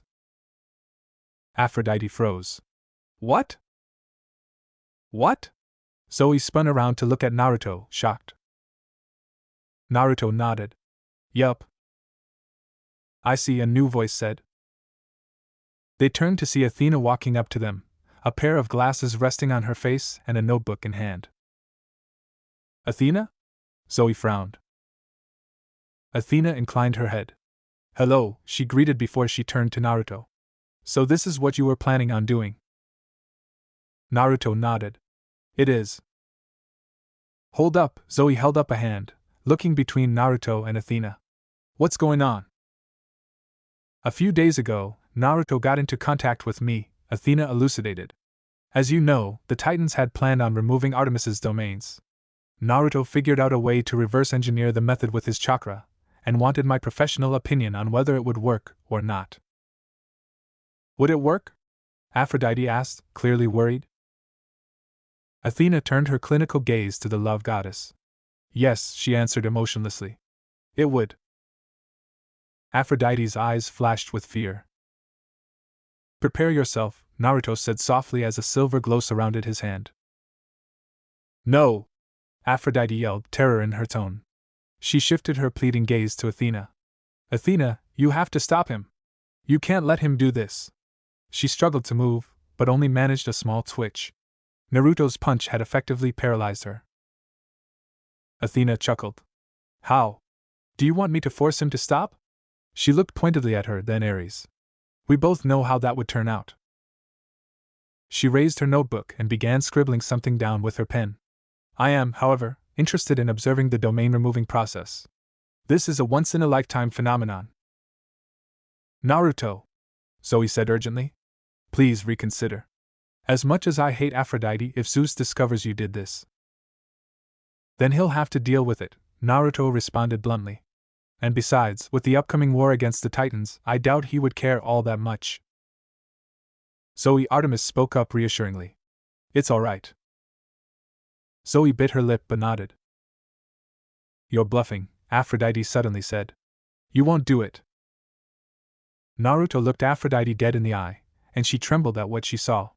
His silver eyes were filled with cold determination and unshakable resolve. He was utterly serious. He was going to take away her domains. He was going to take away her domains. "Sorry, Aphrodite," Naruto said as a wave of suffocating killing intent exploded out from him. He tilted his head. "If it's any consolation, you should survive the process." Then his hand began descending down to Aphrodite's heart. Aphrodite cracked.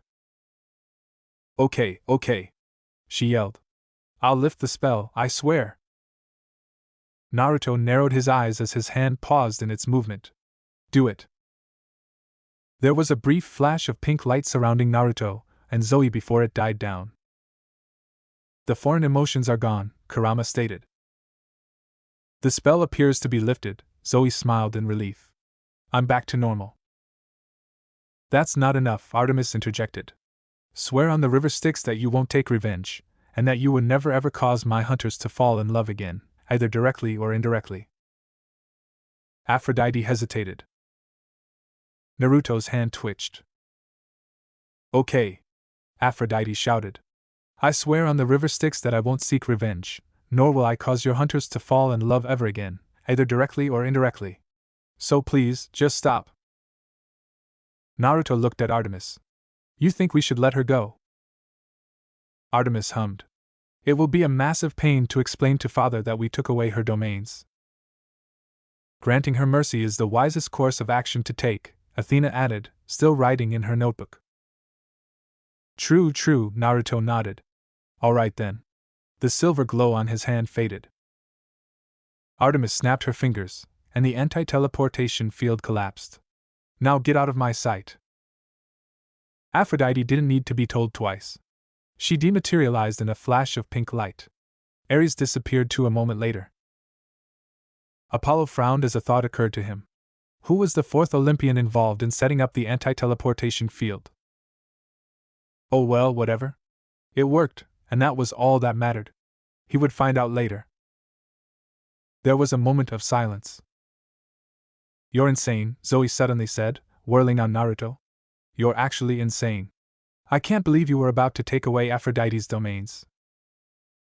Naruto exchanged glances with Artemis and Athena, their faces indecipherable. Then he began snickering, and the two goddesses smiled in amusement. Zoe furrowed her brow. What? Naruto laughed. I wasn't about to take away her domains. Or rather, I couldn't. Zoe's frown deepened. Huh? Naruto smirked. I never had the ability to take away her domains. It was just a bluff, a con, and a negotiation. Her eyes widened. What? She exclaimed incredulously. Then she turned to Athena. Wait, but you said. Athena interrupted, was the first person Artemis asked for help when Aphrodite initially cast her spell on you two. She smiled. I aided Artemis and Naruto in creating the plan and setting up the anti-teleportation field. My job was to help Naruto sell his bluff and make it more authentic so Aphrodite would be fully convinced. Forgive me, Zoe, for not telling you, Artemis added, but we had to make sure your reactions were completely genuine. Huh. Zoe was silent for a moment. Then an exhilarated smile spread across her face. Holy Hades, so you're telling me that we just bluffed Aphrodite into lifting the spell and swearing an oath on the river Styx? Yup, Naruto replied with a smile. And Aphrodite was completely fooled. Zoe laughed, shaking her head. I don't rescind my previous statement, by the way. You're actually insane. Insanely brilliant, yes, Naruto grinned brightly. He turned to Athena and bowed. Once again, thank you for helping, Lady Athena. It was my pleasure, Athena gave him a small smile. At any rate, now that it's over, I'll take my leave. However, she narrowed her piercing gray eyes, we need to have a talk. Naruto nodded. Sure. Athena inclined her head, satisfied. I'll give you the meeting date later. Farewell. With that, her form glowed a bright gray light before she dematerialized. Hey, Naruto? Zoe spoke up. Yeah? Naruto was caught off guard when Zoe stepped in and gave him a big hug. Thank you, she whispered. A moment later, she pulled back, and Naruto was glad to see that there was no blush on her cheeks whatsoever. They were both back to normal. He smiled. Anytime. Aphrodite wouldn't be bothering them anymore. Finally, it was over. Yo, Hestia! Naruto greeted. Hestia turned around with a smile. Naruto. I assume it went well? Yup. Naruto grinned. The plan worked perfectly, thanks to you helping convince Zeus and setting up the anti-teleportation field. Thank you? My pleasure, Hestia smiled warmly. I'm just glad that the hunters won't be fractured. Naruto nodded, looking up at the night sky where the moon shone brightly. All is well. Hestia paused. You just jinxed it, you know. Naruto's eyes widened. Oh shit. We have a problem. Apollo glanced up from where he was playing the piano. Naruto and Artemis had just appeared in his mansion. Yo, he greeted with a grin. What happened? I thought you guys were celebrating. We were, Naruto replied. And halfway through the celebration, I realized that I wasn't attracted to Zoe anymore. Apollo frowned. Isn't that a good thing? Naruto shook his head. Allow me to rephrase. I wasn't attracted to just Zoe anymore. Apollo tilted his head. What do you mean? He paused as the implication hit. Oh. You're now attracted to multiple hunters. He trailed off slowly when Naruto nodded. Yeah. Is it Aphrodite? No, Artemis responded. I already checked him for traces of any foreign power. There were none. Apollo scrunched up his eyebrows in confusion. I admit, I have no idea. He froze as he caught sight of something. Naruto, did you just grow? Naruto frowned. What are you talking about? He paused. Voice crack. Haven't had one of those in a while. Apollo's mind went into overdrive.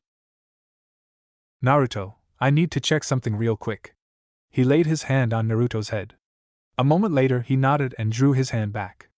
I see, he said in a mutter. What is it? Artemis instantly asked. What's the problem? Aphrodite's spell must have been the cause, acting like a trigger of some sort, Apollo muttered, ignoring her. I've never seen anything like this before, but then again, this is a unique circumstance. What is? Naruto demanded. Increased growth rate, Apollo continued muttering under his breath. Voice cracks. Sudden attraction to the opposite sex. Increased production of certain hormones. It all lines up. Artemis's eyes went wide. Wait, you don't mean? Apollo nodded, his expression fully serious.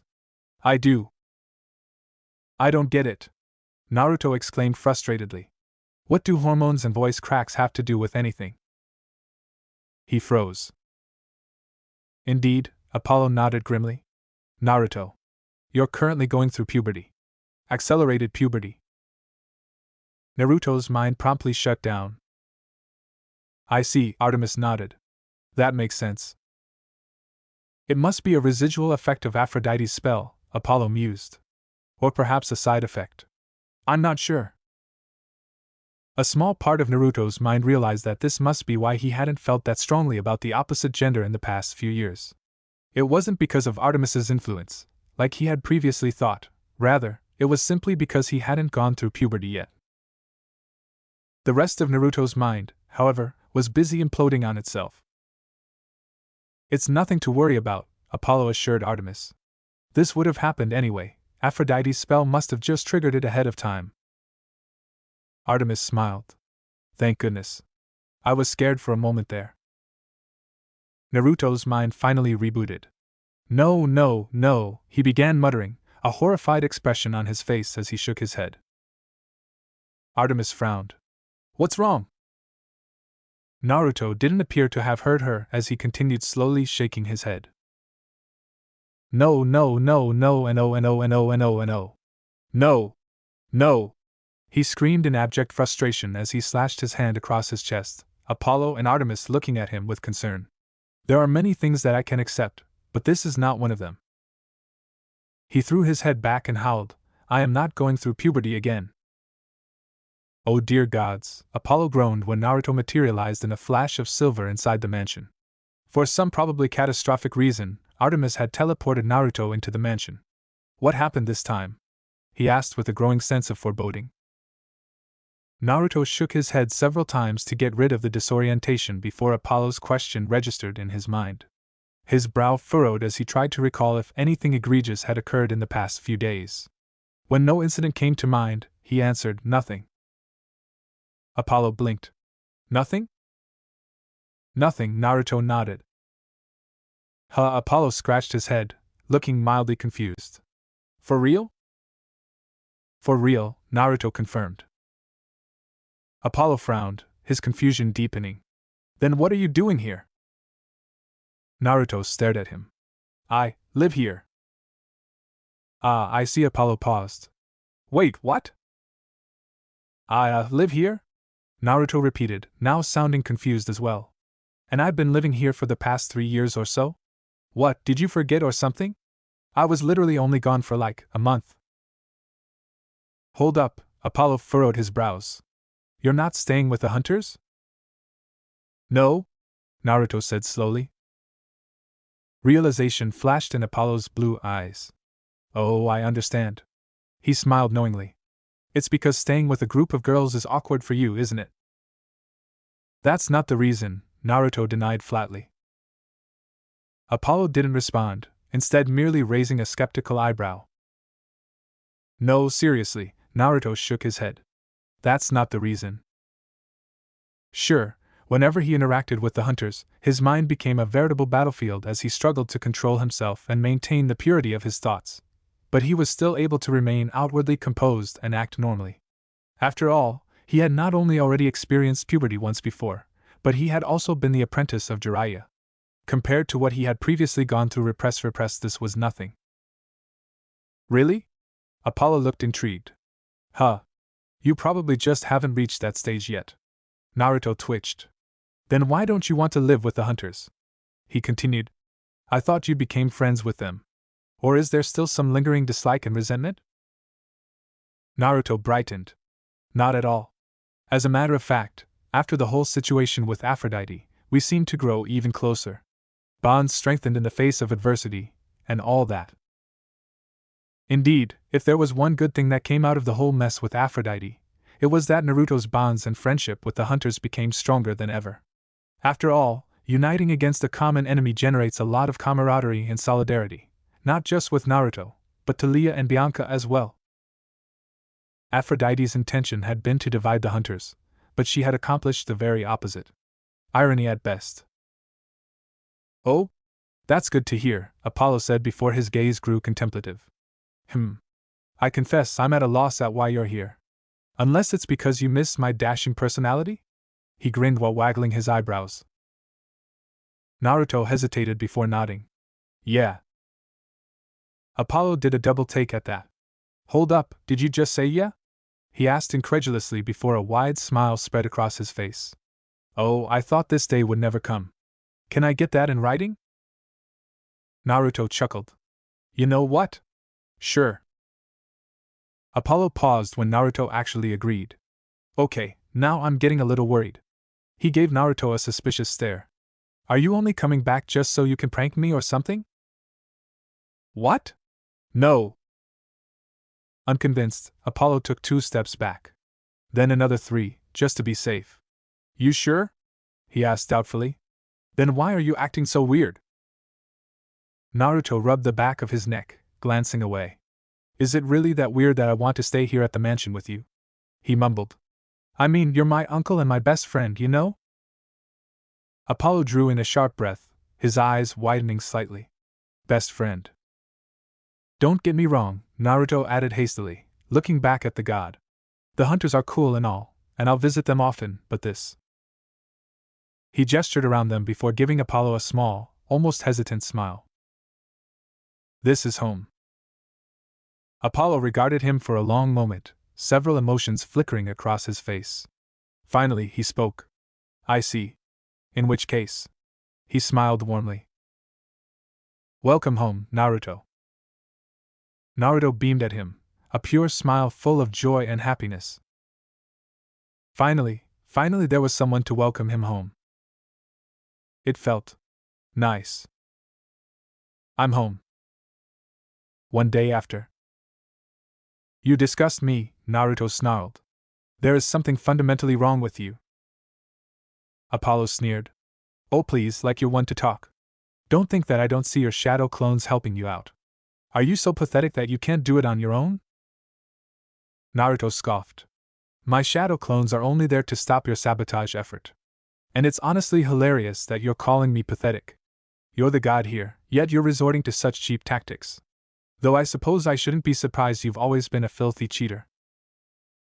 Ha! Apollo barked contemptuously. Don't you dare take the moral high ground here. I may have been the one who started using less than honest methods, but you were the one who finished it. We're both cheaters here, Naruto. The only difference is that I'm better at it. Well, at least you're finally admitting that controlling the controller with your mind is cheating, Naruto returned viciously. And don't get me even started on you using your sage be damned prophecy powers. I mean, come on. Who even does that? Are you really that washed up? Now that Naruto had returned to the mansion, he and Apollo were finally able to have their Super Smash Bros. Contest to decide who was objectively the superior player. After consuming enough sugar and caffeine to knock out a horse, the only thing preventing them from getting acute liver failure via overdose being their respective healing powers, they powered up the console and began their ultimate showdown. As they had previously agreed, it had been best out of 20. And 20 rounds later, they tied. Naruto won 10 rounds, Apollo won 10 rounds. For a moment, they had considered acknowledging and accepting that they were equals in terms of skill, and simply letting the contest end there. Just a moment though. I'm a god, so I automatically get a bonus victory. Therefore I win. GGZ. Oh hell no! Another round! Naruto snarled. Tiebreaker. Let's settle this once and for all. Needless to say, things were intense as hell. And the more intense it was, the more insults, trash talk, and barbs were exchanged, all in the name of friendly banter, of course. Apollo's eyes glowed golden as he employed his prophecy powers to see into the future, allowing him to predict and react to Naruto's moves before he even did them. Unfortunately, Naruto's godlike intuition was unable to provide him any information due to it being a video game, thus he was at an inherent disadvantage. Furthermore, Apollo was controlling the controller with his mind, meaning that Naruto, even with his advanced reflexes and hand-to-eye coordination, was doomed to lose. Unless he stooped down to Apollo's level. Typically, he wouldn't. However, he could make a special exception for this. A clone dropped down from the ceiling on top of Apollo. Bunshin Daibakaha. A shield of golden energy formed around Apollo, absorbing the blast, but in a split second he was distracted. Naruto managed to land 2 hits with his Pikachu. That was dirty, Apollo snarled once everything stopped trembling. I thought we already agreed on no explosions in the mansion. Yeah, well. Naruto was cut off when Apollo opened his mouth and unleashed an ungodly noise that caused Naruto to instinctively flinch at just how awful it sounded. Every tone was perfectly dissonant with the rest. It was like a combination of nails scratching down a chalkboard, styrofoam being rubbed together, and a 3-car pile-up, only worse. Apollo chained a combo while Naruto was preoccupied, chunking a good amount of his health. What the sage did you just do to my eardrums? Naruto asked, wincing as he quickly disengaged. Did you like it? Apollo grinned. I just replicated the sound Heracles produced in order to scare away the Stymphalian birds, only it was several magnitudes more severe. It may have been a crime against music, but it worked. Naruto growled as a shadow clone lifted a stick of dango to his mouth, homemade by Hestia, and he bit down angrily, letting the sugar enter his system and empower his movements. His fingers blurred as he pushed the controller to its limit.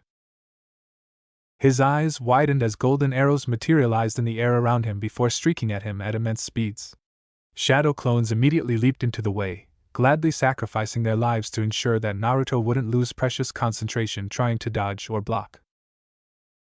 Even more shadow clones charged Apollo, Razengans in hand. However, they were unable to get near. The moment they entered a 2-foot radius, they would disperse from the scorching heat Apollo was emitting. Strangely enough, even though Naruto was sitting next to him, it wasn't hot at all. Apparently, being a god allowed Apollo to casually break the laws of thermodynamics at will. As the duel progressed, it slowly became clear that Naruto was losing. And if he lost this round, he would lose the contest. He refused to let such an atrocity occur. Apollo would never let him live it down. Mini Raisin Shuriken. Apollo's eyes widened. You wouldn't dare. A shadow clone hurled a mini Raisin Shuriken the size of a frisbee at Apollo. It should have been the perfect diversion. However, Naruto had failed to take into account one crucial factor. There wasn't an anti-teleportation field surrounding them. Unlike with Ares, Apollo could just teleport away and continue playing as normal with his powers. As such, Apollo simply vanished in a flash of golden light right before the mini Raisin Shuriken hit, exploding outward in a miniature wind vortex that tore through the room, a golden barrier shimmering to life to protect the television. Naruto cursed as Apollo's attacks on the screen seemed to grow even more ferocious. Clearly, he was pissed that Naruto had just wrecked a section of the living room. Distance didn't matter to the god. He could control the controller with the mind, and he had perfect awareness of not only what was happening on the screen, but also what was going to happen in the future. After the explosion died down, Apollo teleported back in, his expression truly livid. That's it, he hissed. Kitty gloves are off. You're going down. He snapped his fingers, the room repairing itself, before sitting back down on the couch. Before he had been slouched, now, he sat with perfect posture, his spine so straight it looked like it hurt. His eyes were literally burning. White-hot flames lit up his irises as he channeled every ounce of his concentration and willpower into winning the match. Dear gods, Naruto muttered as Apollo began systematically destroying him with perfect combos, counters, and reactions. A bead of sweat slowly trickled down his face. Just how hard are you tryharding this? I'm currently seeing 2 seconds into the future, Apollo responded tightly. I'm going to have a killer headache after this, but worth it. Naruto cursed in ancient Greek as he took even more damage. This was bad. Apollo was pulling out all the stops for this one. Seeing just 2 seconds into the future may not seem like a long time, but in a battle where a dozen strikes could be exchanged every second, it was practically an eternity. It appeared Naruto had no choice but to use that technique. Hey Naruto, Apollo suddenly spoke up. On a scale of 1 to 10, how hot do you think Zoe is? Naruto choked, his concentration snapping like a loose thread. What? A triumphant smile burst across Apollo's face. You fool! You absolute fool! Naruto's eyes widened in pure, unadulterated shock as he realized that he had just fallen for Apollo's distraction like an utter idiot. A split second later, his Pikachu was hit with a perfect chain combo attack before getting sent to the arena's stratosphere a star KO. The controller slipped from Naruto's hands and fell to the ground with a heavy thunk, his eyes still wide and disbelieving as the announcer's voice declared Apollo's victory from the surround speaker system.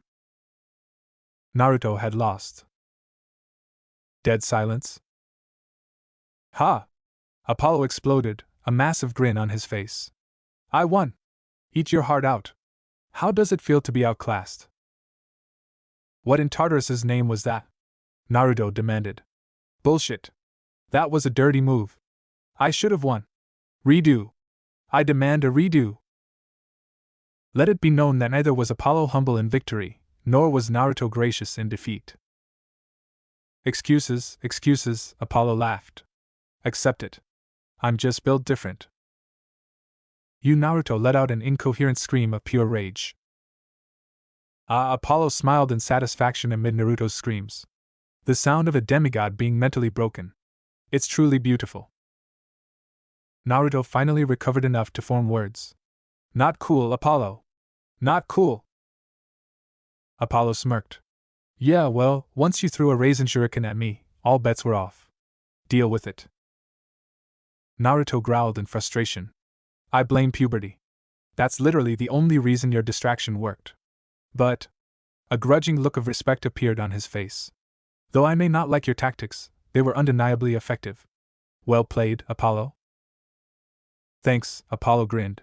You did pretty good yourself. Just not good enough. Shut up, Naruto grumbled. There was a moment of silence. You never answered my question, by the way. Oh, for the love of. 1 week after. I can't believe it, Apollo muttered as they were having breakfast. What is it? Naruto asked curiously as he cut into his pancakes. You know how we had our tournament a week ago? Yeah? Well, I sent the recordings of our matches to several big-shot Super Smash Bros. Players in the mortal world. Streamers, pro players, head coaches, world champion, the works, Apollo frowned. And apparently, all of them believed that we were cheating. Naruto blinked. Well, we were. No, you misunderstand, Apollo shook his head. Their exact words were, and I quote, why would you send us matches with such obvious hacks and scripts being used? This is literally just 2 bots playing against each other, there's no way these are real players. Is this a joke? LMAO. What is LMAO? Naruto questioned. It's the French way of laughing, Apollo answered. I see, Naruto nodded before a smile spread across his face. Wait, so are you saying that we were both so good, they thought we were hacking and using scripts? Yup, Apollo had a similar smile on his face. Naruto laughed. We're just too good, I guess. Apollo smirked. Indeed. A beat. I'm better though. Okay, you know what, you can go ahead and shove a. 2 weeks after. Naruto fidgeted under the combined stares of Zeus and Athena in the living room of the mansion Apollo had temporarily granted them permission to enter his domain. Normally, Naruto was fine with people staring at him, he was used to it already, but. Well, Athena and Zeus's stares were scarily intense. He could definitely see the resemblance. Artemis sat off to the side, and Hestia stood behind Naruto. They were just waiting for Apollo now. Alright, I'm back, Apollo called cheerfully as he strolled back into the room, a bowl of popcorn and a bottle of Coke in his hands. Shall we get started? Popcorn? Seriously? Artemis blurted out, looked vaguely scandalized. Brother, please. We're having a serious meeting here. Apollo shrugged. Hey, I'm just getting prepared to enjoy the upcoming show. Artemis sighed tiredly but didn't respond, clearly writing him off as a lost cause. Zeus cleared his throat. Now that we're all here, shall we get started? He swept his stern gaze across the room. First off, well done everyone. Excellent job. Athena nodded. Indeed. The plan went off perfectly with no complications whatsoever. Aphrodite is currently hiding away in her temple. It appears she has completely accepted her defeat. Or she's just biding her time and recovering her strength, Artemis muttered darkly. Athena chuckled. I doubt it, Artemis. There's not a lot she can do, considering the oath we forced her to swear on the river Styx. Can't Aphrodite just break the oath, though? Naruto asked. No, Athena replied. Aphrodite is nowhere near powerful enough to casually break an oath sworn on the river Styx without suffering devastating consequences, unlike some gods we know, she muttered, looking at Zeus pointedly. Zeus coughed into his fist. Guilty. But that makes no sense, Naruto frowned. I mean, Aphrodite is the daughter of Aurenes, right?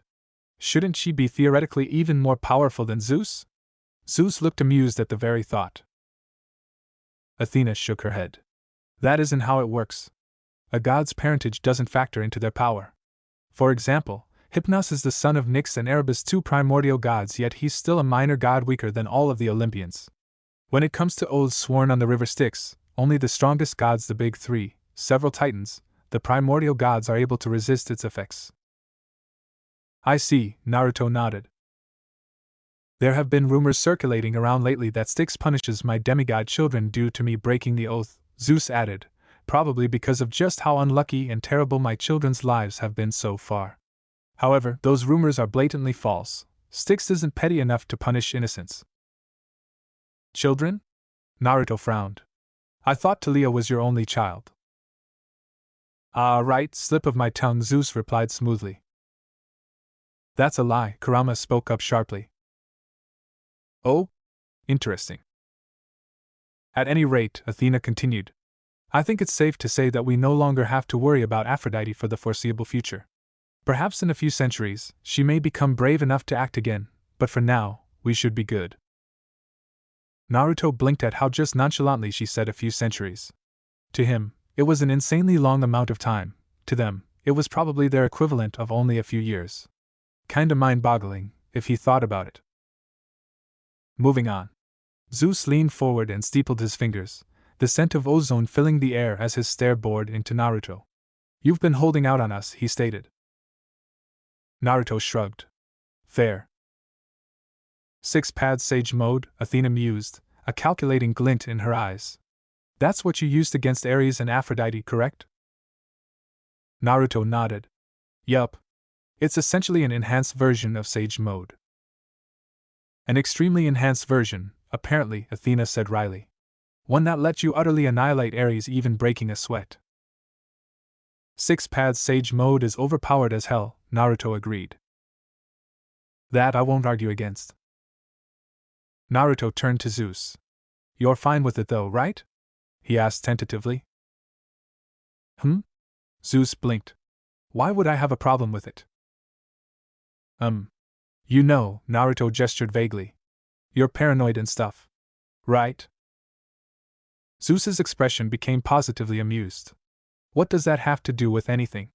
I'm paranoid about threats to Olympus. You are not a threat to Olympus, that's plenty obvious to anyone who has half a brain. You're far too attached to your family and friends for that. Sure, you may have jumped about 6 threat levels with your 6-pad Sage mode, but unless you're going to turn on Olympus, I'm fine with it. Naruto's eyebrows rose in surprise. So even if I managed to defeat you in combat, you would have no problems whatsoever? He asked. Zeus shrugged. Well, that won't ever happen, so you don't have to worry about that. And there's the arrogance we all know and love, Apollo muttered. It's not arrogance if it's actually true, Zeus returned, his expression utterly serious. I rest my case. But yeah, Zeus turned back to regard Naruto. As long as you remain loyal to Olympus, then there won't be any problems, even if you did manage to do the impossible and defeat me in combat. After all, even my own brothers could defeat me in combat under the right circumstances, but don't tell them I said that. Naruto couldn't help but snort slightly. Of course, the king of Olympus added, his eyes narrowing, if you decide to betray us, 6-pad Sage mode or not, I will personally obliterate you into fine mist before casting you into the deepest, darkest hole of Tartarus. To accentuate his threat, power exploded out from Zeus's form, an immeasurable aura of sheer absolute presence. The walls cracked and Apollo yelped as he hastily enacted a shield in front of the TV to protect it. Naruto stiffened and his eyes widened in shock as an immense, commanding pressure bore down upon him. It was like back in the council meeting, only this time, it seemed to be several magnitudes stronger than the previous combined auras of the big three. It was almost incomparable. But how dash? Ah, yes, that was right. Back in the council meeting, the big three had had to restrain themselves for the sake of the demigods. Hades had even mentioned how he had to make sure that he didn't accidentally stop their hearts. But now, with no such limitations, Naruto was facing the full brunt of Zeus's unbridled power. His hands were trembling slightly, he idly realized. He hadn't felt this way since he last fought Madara and Kagaya. Naruto gritted his teeth as he clenched his fists tightly, determination roaring to life in his eyes. He refused to back down. He had conquered Madara's terrifying presence, he had conquered Kagaya's cosmic presence, and he would conquer Zeus's as well. After several seconds, Naruto regained his composure, calming down. He had acclimated to Zeus's presence. Then he countered with his own killing intent and chakra. The walls cracked even more as the room suddenly flooded with chakra and pure intent. However, it wasn't enough. Zeus's presence still outweighed his own. He closed his eyes before opening them again to reveal cross-shaped pupils with no pigmentations around his eyes. There was no outright change in his intent or chakra, but every god's instincts began screaming at them. Zeus's eyes flickered, hesitation passing over his gaze, before he narrowed his electric blue eyes. Naruto noted that the sky god's hands had stopped trembling as well. He too had gotten used to Naruto's presence. And thus the battle of wills began, Naruto staring down Zeus and Zeus staring down Naruto, either side backing down. The tension in the room increased and increased, the suffocating pressure overwhelming, until... Brother Naruto, Hestia spoke up warningly. That's enough. Naruto and Zeus blinked, as if just realizing where they were. The walls were crumbling under the sheer force, and Apollo, Artemis, and Athena were pale and tense. Only Hestia appeared to be unaffected. Apologies, Zeus muttered as he released his powerful aura. My bad, Naruto muttered as he exited 6-pad Sage mode. That was definitely impressive though, Zeus said. We should spar sometime. Sure, Naruto agreed, grinning in anticipation at the thought. That sounds like fun. At any rate, Athena cut in, now that you two have finished your measuring contest, I believe we've covered all the topics we needed to get through. This meeting is over. She tilted her head. It's certainly been interesting. 2 weeks, 3 days after. You two should speak to Aphrodite, Hestia advised. What? Why? Zoe blurted out, looking horrified at the very thought. I literally punched her in the face like 2 weeks ago, Naruto said. I don't think it's a good idea for me to even be in the same proximity as her, much less talk to her. Hestia sighed. Please. At least hear her out. She stared meaningfully at Naruto. After all, isn't it your dream to seize peace in the world? How could you do that if you don't even try to reconcile with Aphrodite? Naruto hesitated before determination appeared in his eyes. Yeah, you're right. Thanks, Hestia. I'd almost forgotten. Hestia smiled. It's no problem. Sees peace? What? Zoe frowned. That's your dream? I'll tell you later. For now. Zoe, can we go see Aphrodite?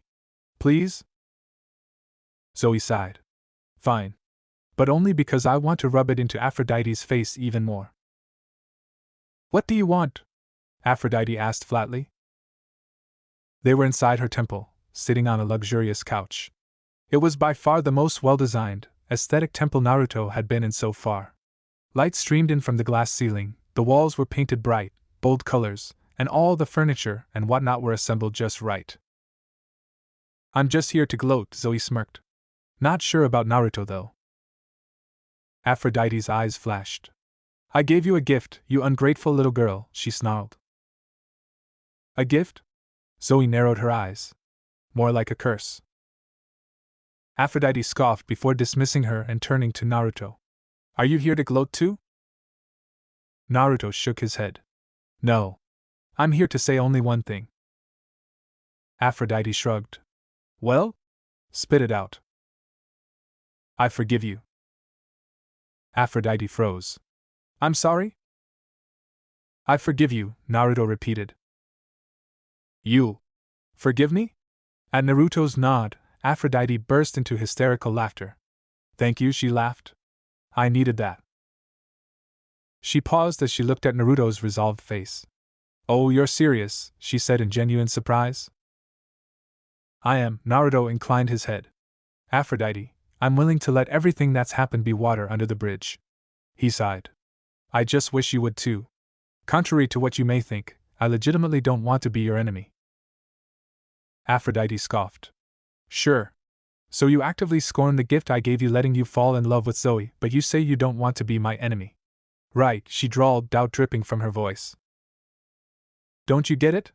Naruto suddenly exclaimed, looking frustrated. The issue wasn't that I had fallen in love with Zoe. Though that certainly was an issue, Zoe added. But rather the fact that you had forced me to, Naruto emphasized. I had no choice in the matter, you were the one in total control. I don't like that, no, I despise that. I'm fine with falling in love, but I'm not fine when I'm forced. Hold that thought, Aphrodite frowned. You're okay with love? Naruto frowned. Yeah, of course. Wait, what? Aphrodite leaned forward, intrigued. Like you're fine with romantic love? Naruto nodded slowly. Yup. Didn't you know? I never swore that part of the hunter's oath.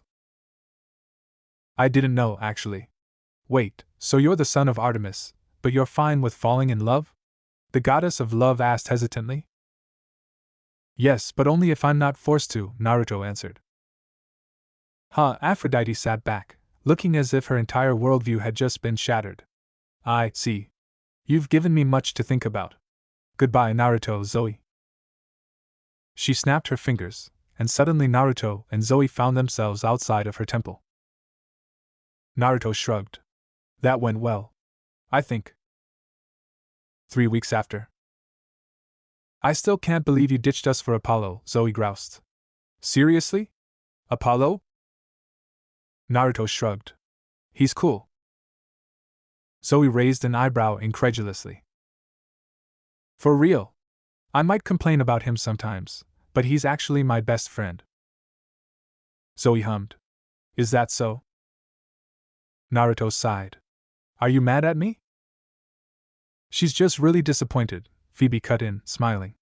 You should have seen her moping the night you left. Why did he have to leave? Why? Oh, the pain. Phoebe, Zoe hissed. I did not say that. Yeah, but that was the general gist of it, Phoebe grinned. In any case, it's good to have you back, even if it's only for a few days. Come on, we're going on a hunt in about 20 minutes. Oh? An interested gleam appeared in Naruto's eyes. And what exactly are we hunting? It's so weird seeing you with a bow, Talia made a face. And it's even weirder just how good you are at it, though you are the son of Artemis, so it makes sense. Why didn't you use a bow on our quest? Naruto shrugged. Had to keep the fact that I'm the son of Artemis a secret, you know? But weren't you disguised as a son of Apollo? That would have explained why you were so good at archery. Naruto opened his mouth but then closed it a second later. An excellent point. If only I had thought of it at the time. Taliah laughed. Fair enough. Anyways, are you ready? She lifted up her own bow, nocking an arrow. Naruto nodded, his expression turning serious. Yup. Let's do this. They were already in a forest, so he already had his perfect awareness. No need for sage mode. A moment later, a silver arrow whizzed past them. Taliah instantly shot her own arrow at it, redirecting its trajectory. Naruto waited half a second before firing his own arrow at a tree. His arrow ricocheted off before striking the original arrow at a certain angle, redirecting its trajectory even more. Nice shot, Naruto complimented. Thanks, you too. They waited several more seconds before off in the distance, a shout of direct hit could be heard. Cheers sounded in the forest a moment later. Naruto and Taliah smiled triumphantly, giving each other a high five. Since hunting regular monsters was literally child's play for the hunters, they gave themselves challenges to make it more difficult and fun. This time, the hunters had split off into pairs of two and took positions around the forest. After which, the first hunter, located far away from the target, would shoot their arrow, and every hunter would have to fire their own arrows to alter the trajectory so the original would hit the target, a hellhound. Every hunter easily had Itachi-level skill in terms of projectiles attacks, even Taliah and Bianca. One of the perks of being a hunter. I still can't believe I did that, Taliah breathed, shaking her head in amazement. This newfound skill in archery. It's so strange. Everything is instinctual. It's awesome, isn't it? Naruto grinned. Oh, for sure. 1 month after. Music was a wonderful thing. It could heal the soul, it could ease the pain, it could spark imaginations and creativity. It could also annoy the utter shit out of someone. Make it stop, Kurama roared. Apollo, please, Naruto begged. Stop. Apollo smirked. Say the magic words and I'll stop. Naruto resisted, but his resolve quickly crumbled under the sheer terribleness of the song that was currently blasting at max volume over the speaker system. Alright. I'm sorry for saying your poetry is bad.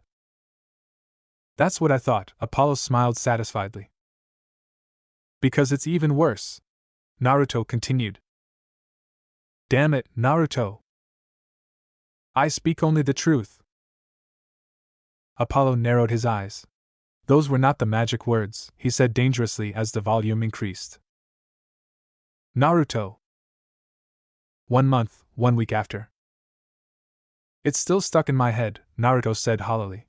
Even after it finally stopped, the stupid, unreasonably catchy tune is still stuck in my head. Bianca winced. Was it really that bad? She asked tentatively. You know how Apollo is the god of music, so he can use magic to make his songs sound fundamentally, intrinsically terrible? Naruto's gaze was utterly desolate. Yeah, it was that bad.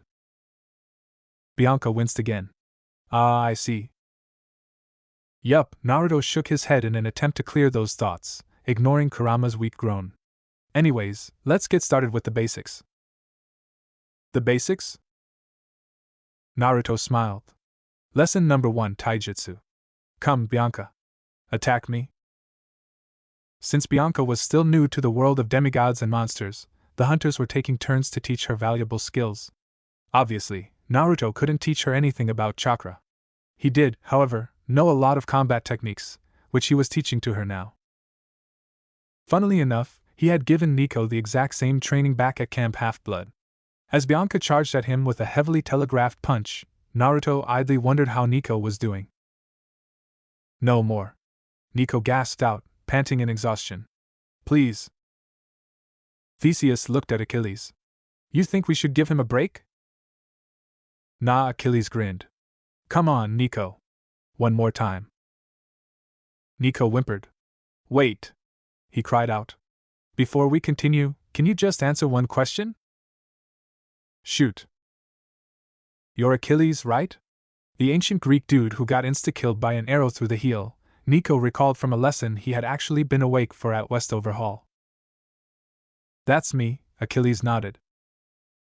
But you lived like 3,000 years ago. Your point is? So why is your hair green?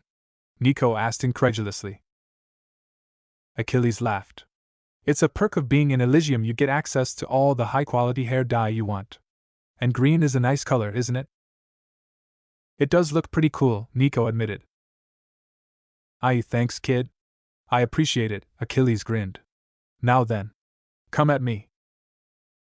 1 month, 2 weeks after. Naruto, we need to talk. Okay. Apollo coughed. No, I mean. His voice became layered with bass, ominous tones. Naruto.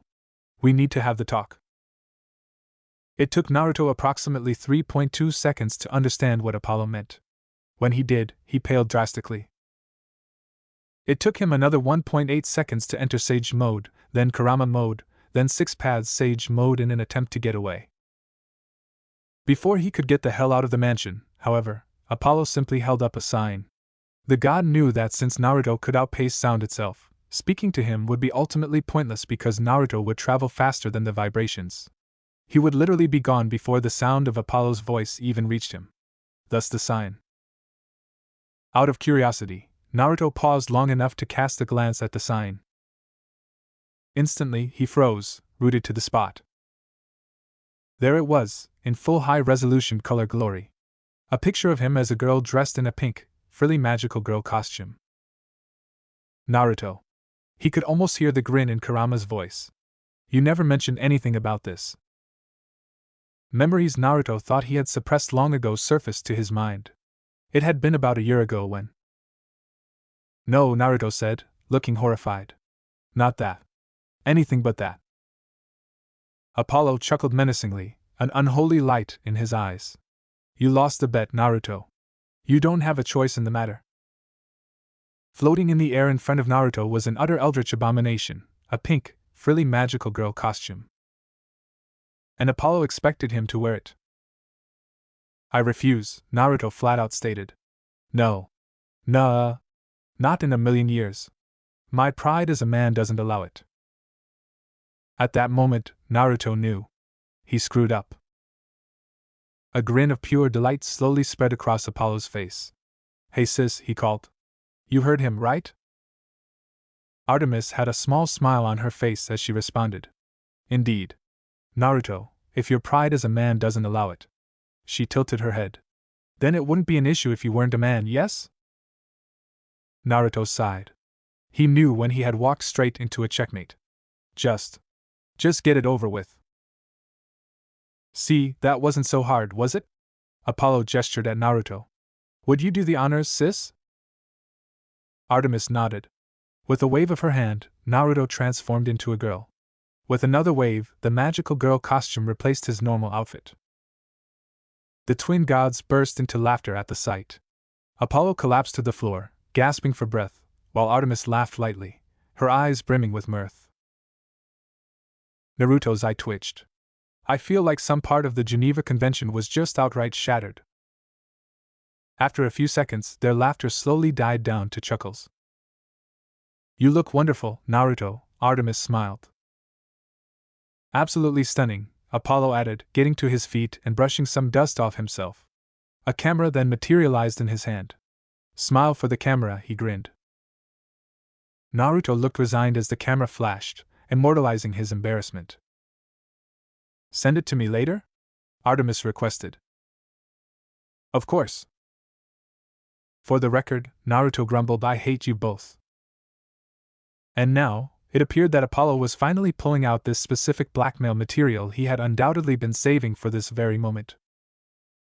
You wouldn't dare, Naruto said quietly as his mind raced to think of some way out of this mess. Oh, I assure you, Apollo grinned. I absolutely would. You won't, Naruto told Apollo bluntly, because I have blackmail material of my own that I doubt you want anyone else to see. Apollo raised an eyebrow. No, you don't. Naruto smirked. Are you sure about that? A beat. Not really, Apollo admitted. But, well, I'm more than willing to go straight to mutually assured destruction. He smiled dangerously. The only question is, are you? There was a tense silence as they stared unrelentingly at each other.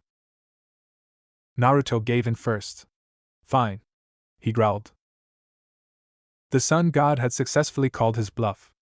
Unfortunately, in all his years living with Apollo, Naruto had never acquired any blackmail material. Apollo had been extremely careful. Naruto would have to rectify that later. But for now, all he could do is grit his teeth and admit defeat. Apollo smiled triumphantly. That's what I thought. Now then. Sit down, Naruto. It's about time I gave you the talk. Oh dear sage, Kurama whimpered. He whimpered. That was the worst one talk I've ever been through, and I've already been through 2 of them. Naruto didn't reply. He had been rendered utterly catatonic. The only sign of life he gave were the slight rise and fall of his chest, as well as a few occasional blinks. It wasn't that Naruto was a stranger to sex. It was impossible for him to be, what with how he used to be the apprentice of the biggest super pervert in the entire elemental nations. So when Apollo began giving Naruto the talk, he wasn't even fazed. Even when Apollo created mist projections that proceeded to give practical demonstrations of what he was talking about, Naruto had only blushed slightly. After all, after Jiraiya had given him the talk, accompanying visuals and all, Naruto was well aware of the many intricacies of human reproduction. He knew more positions than he should have any right to know. Nothing was new to him. As such, Naruto had just sat through Apollo's explanation with nothing more than a slight blush on his face but no other outward reaction. He did have to repress the memory of Apollo telling him all his favorite sex positions, but that was to be expected. Then the mist projections transformed from humans into animals. And everything went downhill from there. Indeed, since Naruto was no longer a mortal in this world and was half god, Apollo had decided to give Naruto not the normal version of the talk, nor a more detailed version, but rather the god's version. And, well, gods didn't limit their conquests to humans alone. Yeah. Which was why Naruto was currently curled in the fetal position on the ground, desperately trying to keep hold of his sanity. And his lunch. The fact that Apollo spent a good 5 minutes detailing all the sex positions you can use with a god's be damned horse is just. Naruto could practically hear the 1,000-yard stare in Kurama's voice. He agreed with the sentiment completely. Hey Naruto, Apollo knelt down next to Naruto, his tone low. I promise you, all the way back when we were in the labyrinth, that you would rue that day. And now, I've delivered on that promise. He smirked. Feels good. Naruto whimpered. 1 month, 3 weeks after. You're brilliant. Hestia smiled. Thank you? No, I'm serious. You're actually an unparalleled genius, Naruto breathed in awe. I had never thought about doing this before. You flatter me. For the record, I object to this, Kurama grumbled. I am the Kyuubi. A walking natural disaster. A tailed beast. I am not something to cuddle up against. Naruto snuggled closer into Kurama's warm orange fur. You have really soft fur, he remarked. Even softer than Pakin's paws. Oh, Kurama said, sounding flattered. Why thank you, he coughed. You're not distracting me that easily. See, I told you it would feel nice hugging Kurama into oblivion. Hestia smiled as she absently stroked Kurama's orange fur, imbuing her hands with comforting magic. Kurama most certainly did not let out a low purr under her ministrations. Nope. Absolutely not. I've been meaning to ask you for a while now, Hestia suddenly spoke up.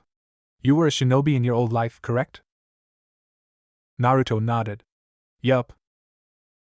So why do you wear orange? Hestia asked curiously. I thought shinobi were supposed to be stealthy. Or do you wear orange because Kurama's fur is also orange? Naruto snorted. No, that's not the reason. I don't know, she does make a good point, Kurama smirked. Is wearing orange just your way of showing that you're my fanba? Or rather, fangirl? Ha ha, Naruto laughed sarcastically. No, but for real though, at first I wore orange because of two reasons. 1. It was my favorite color. 2. It made people pay attention to me. Pay attention to you? I used to be ignored and stuff because everyone was scared of me, Naruto said nonchalantly. Or rather, they were scared of Kurama, who had been sealed within me at the time. Hestia paused. Oh. Of course, even after everyone acknowledged me as their hero, a smile unconsciously rose to Naruto's face. I still wore orange, but for a different reason this time. And that is? Hestia encouraged. Well, I had finally met my mom and dad. Naruto smiled brightly at the memory. My mom had violet eyes and the most beautiful red hair. My dad had blue eyes and bright yellow hair. And that's why I love orange so much. At first, orange was just a color that drew attention to myself, a ploy to try to escape loneliness. But now, he smiled softly. Orange is the combination of my mother's red and my father's yellow, he said simply. Orange is family. Hestia smiled. Thanks a ton for watching, Shinobi Squad. I hope you had as much fun as I did putting this epic what if together. Make sure to smash that like button, subscribe, and hit the bell icon so you never miss a single twist in the story. Drop your thoughts, theories, or even wild ideas in the comments. I read every single one. And hey, if you're craving more awesome Naruto content, go check out the other videos on the channel. I've got plenty of heat waiting for you. Until next time, stay sharp, stay awesome, and remember, even a shadow clone needs love. Peace out, Shinobi.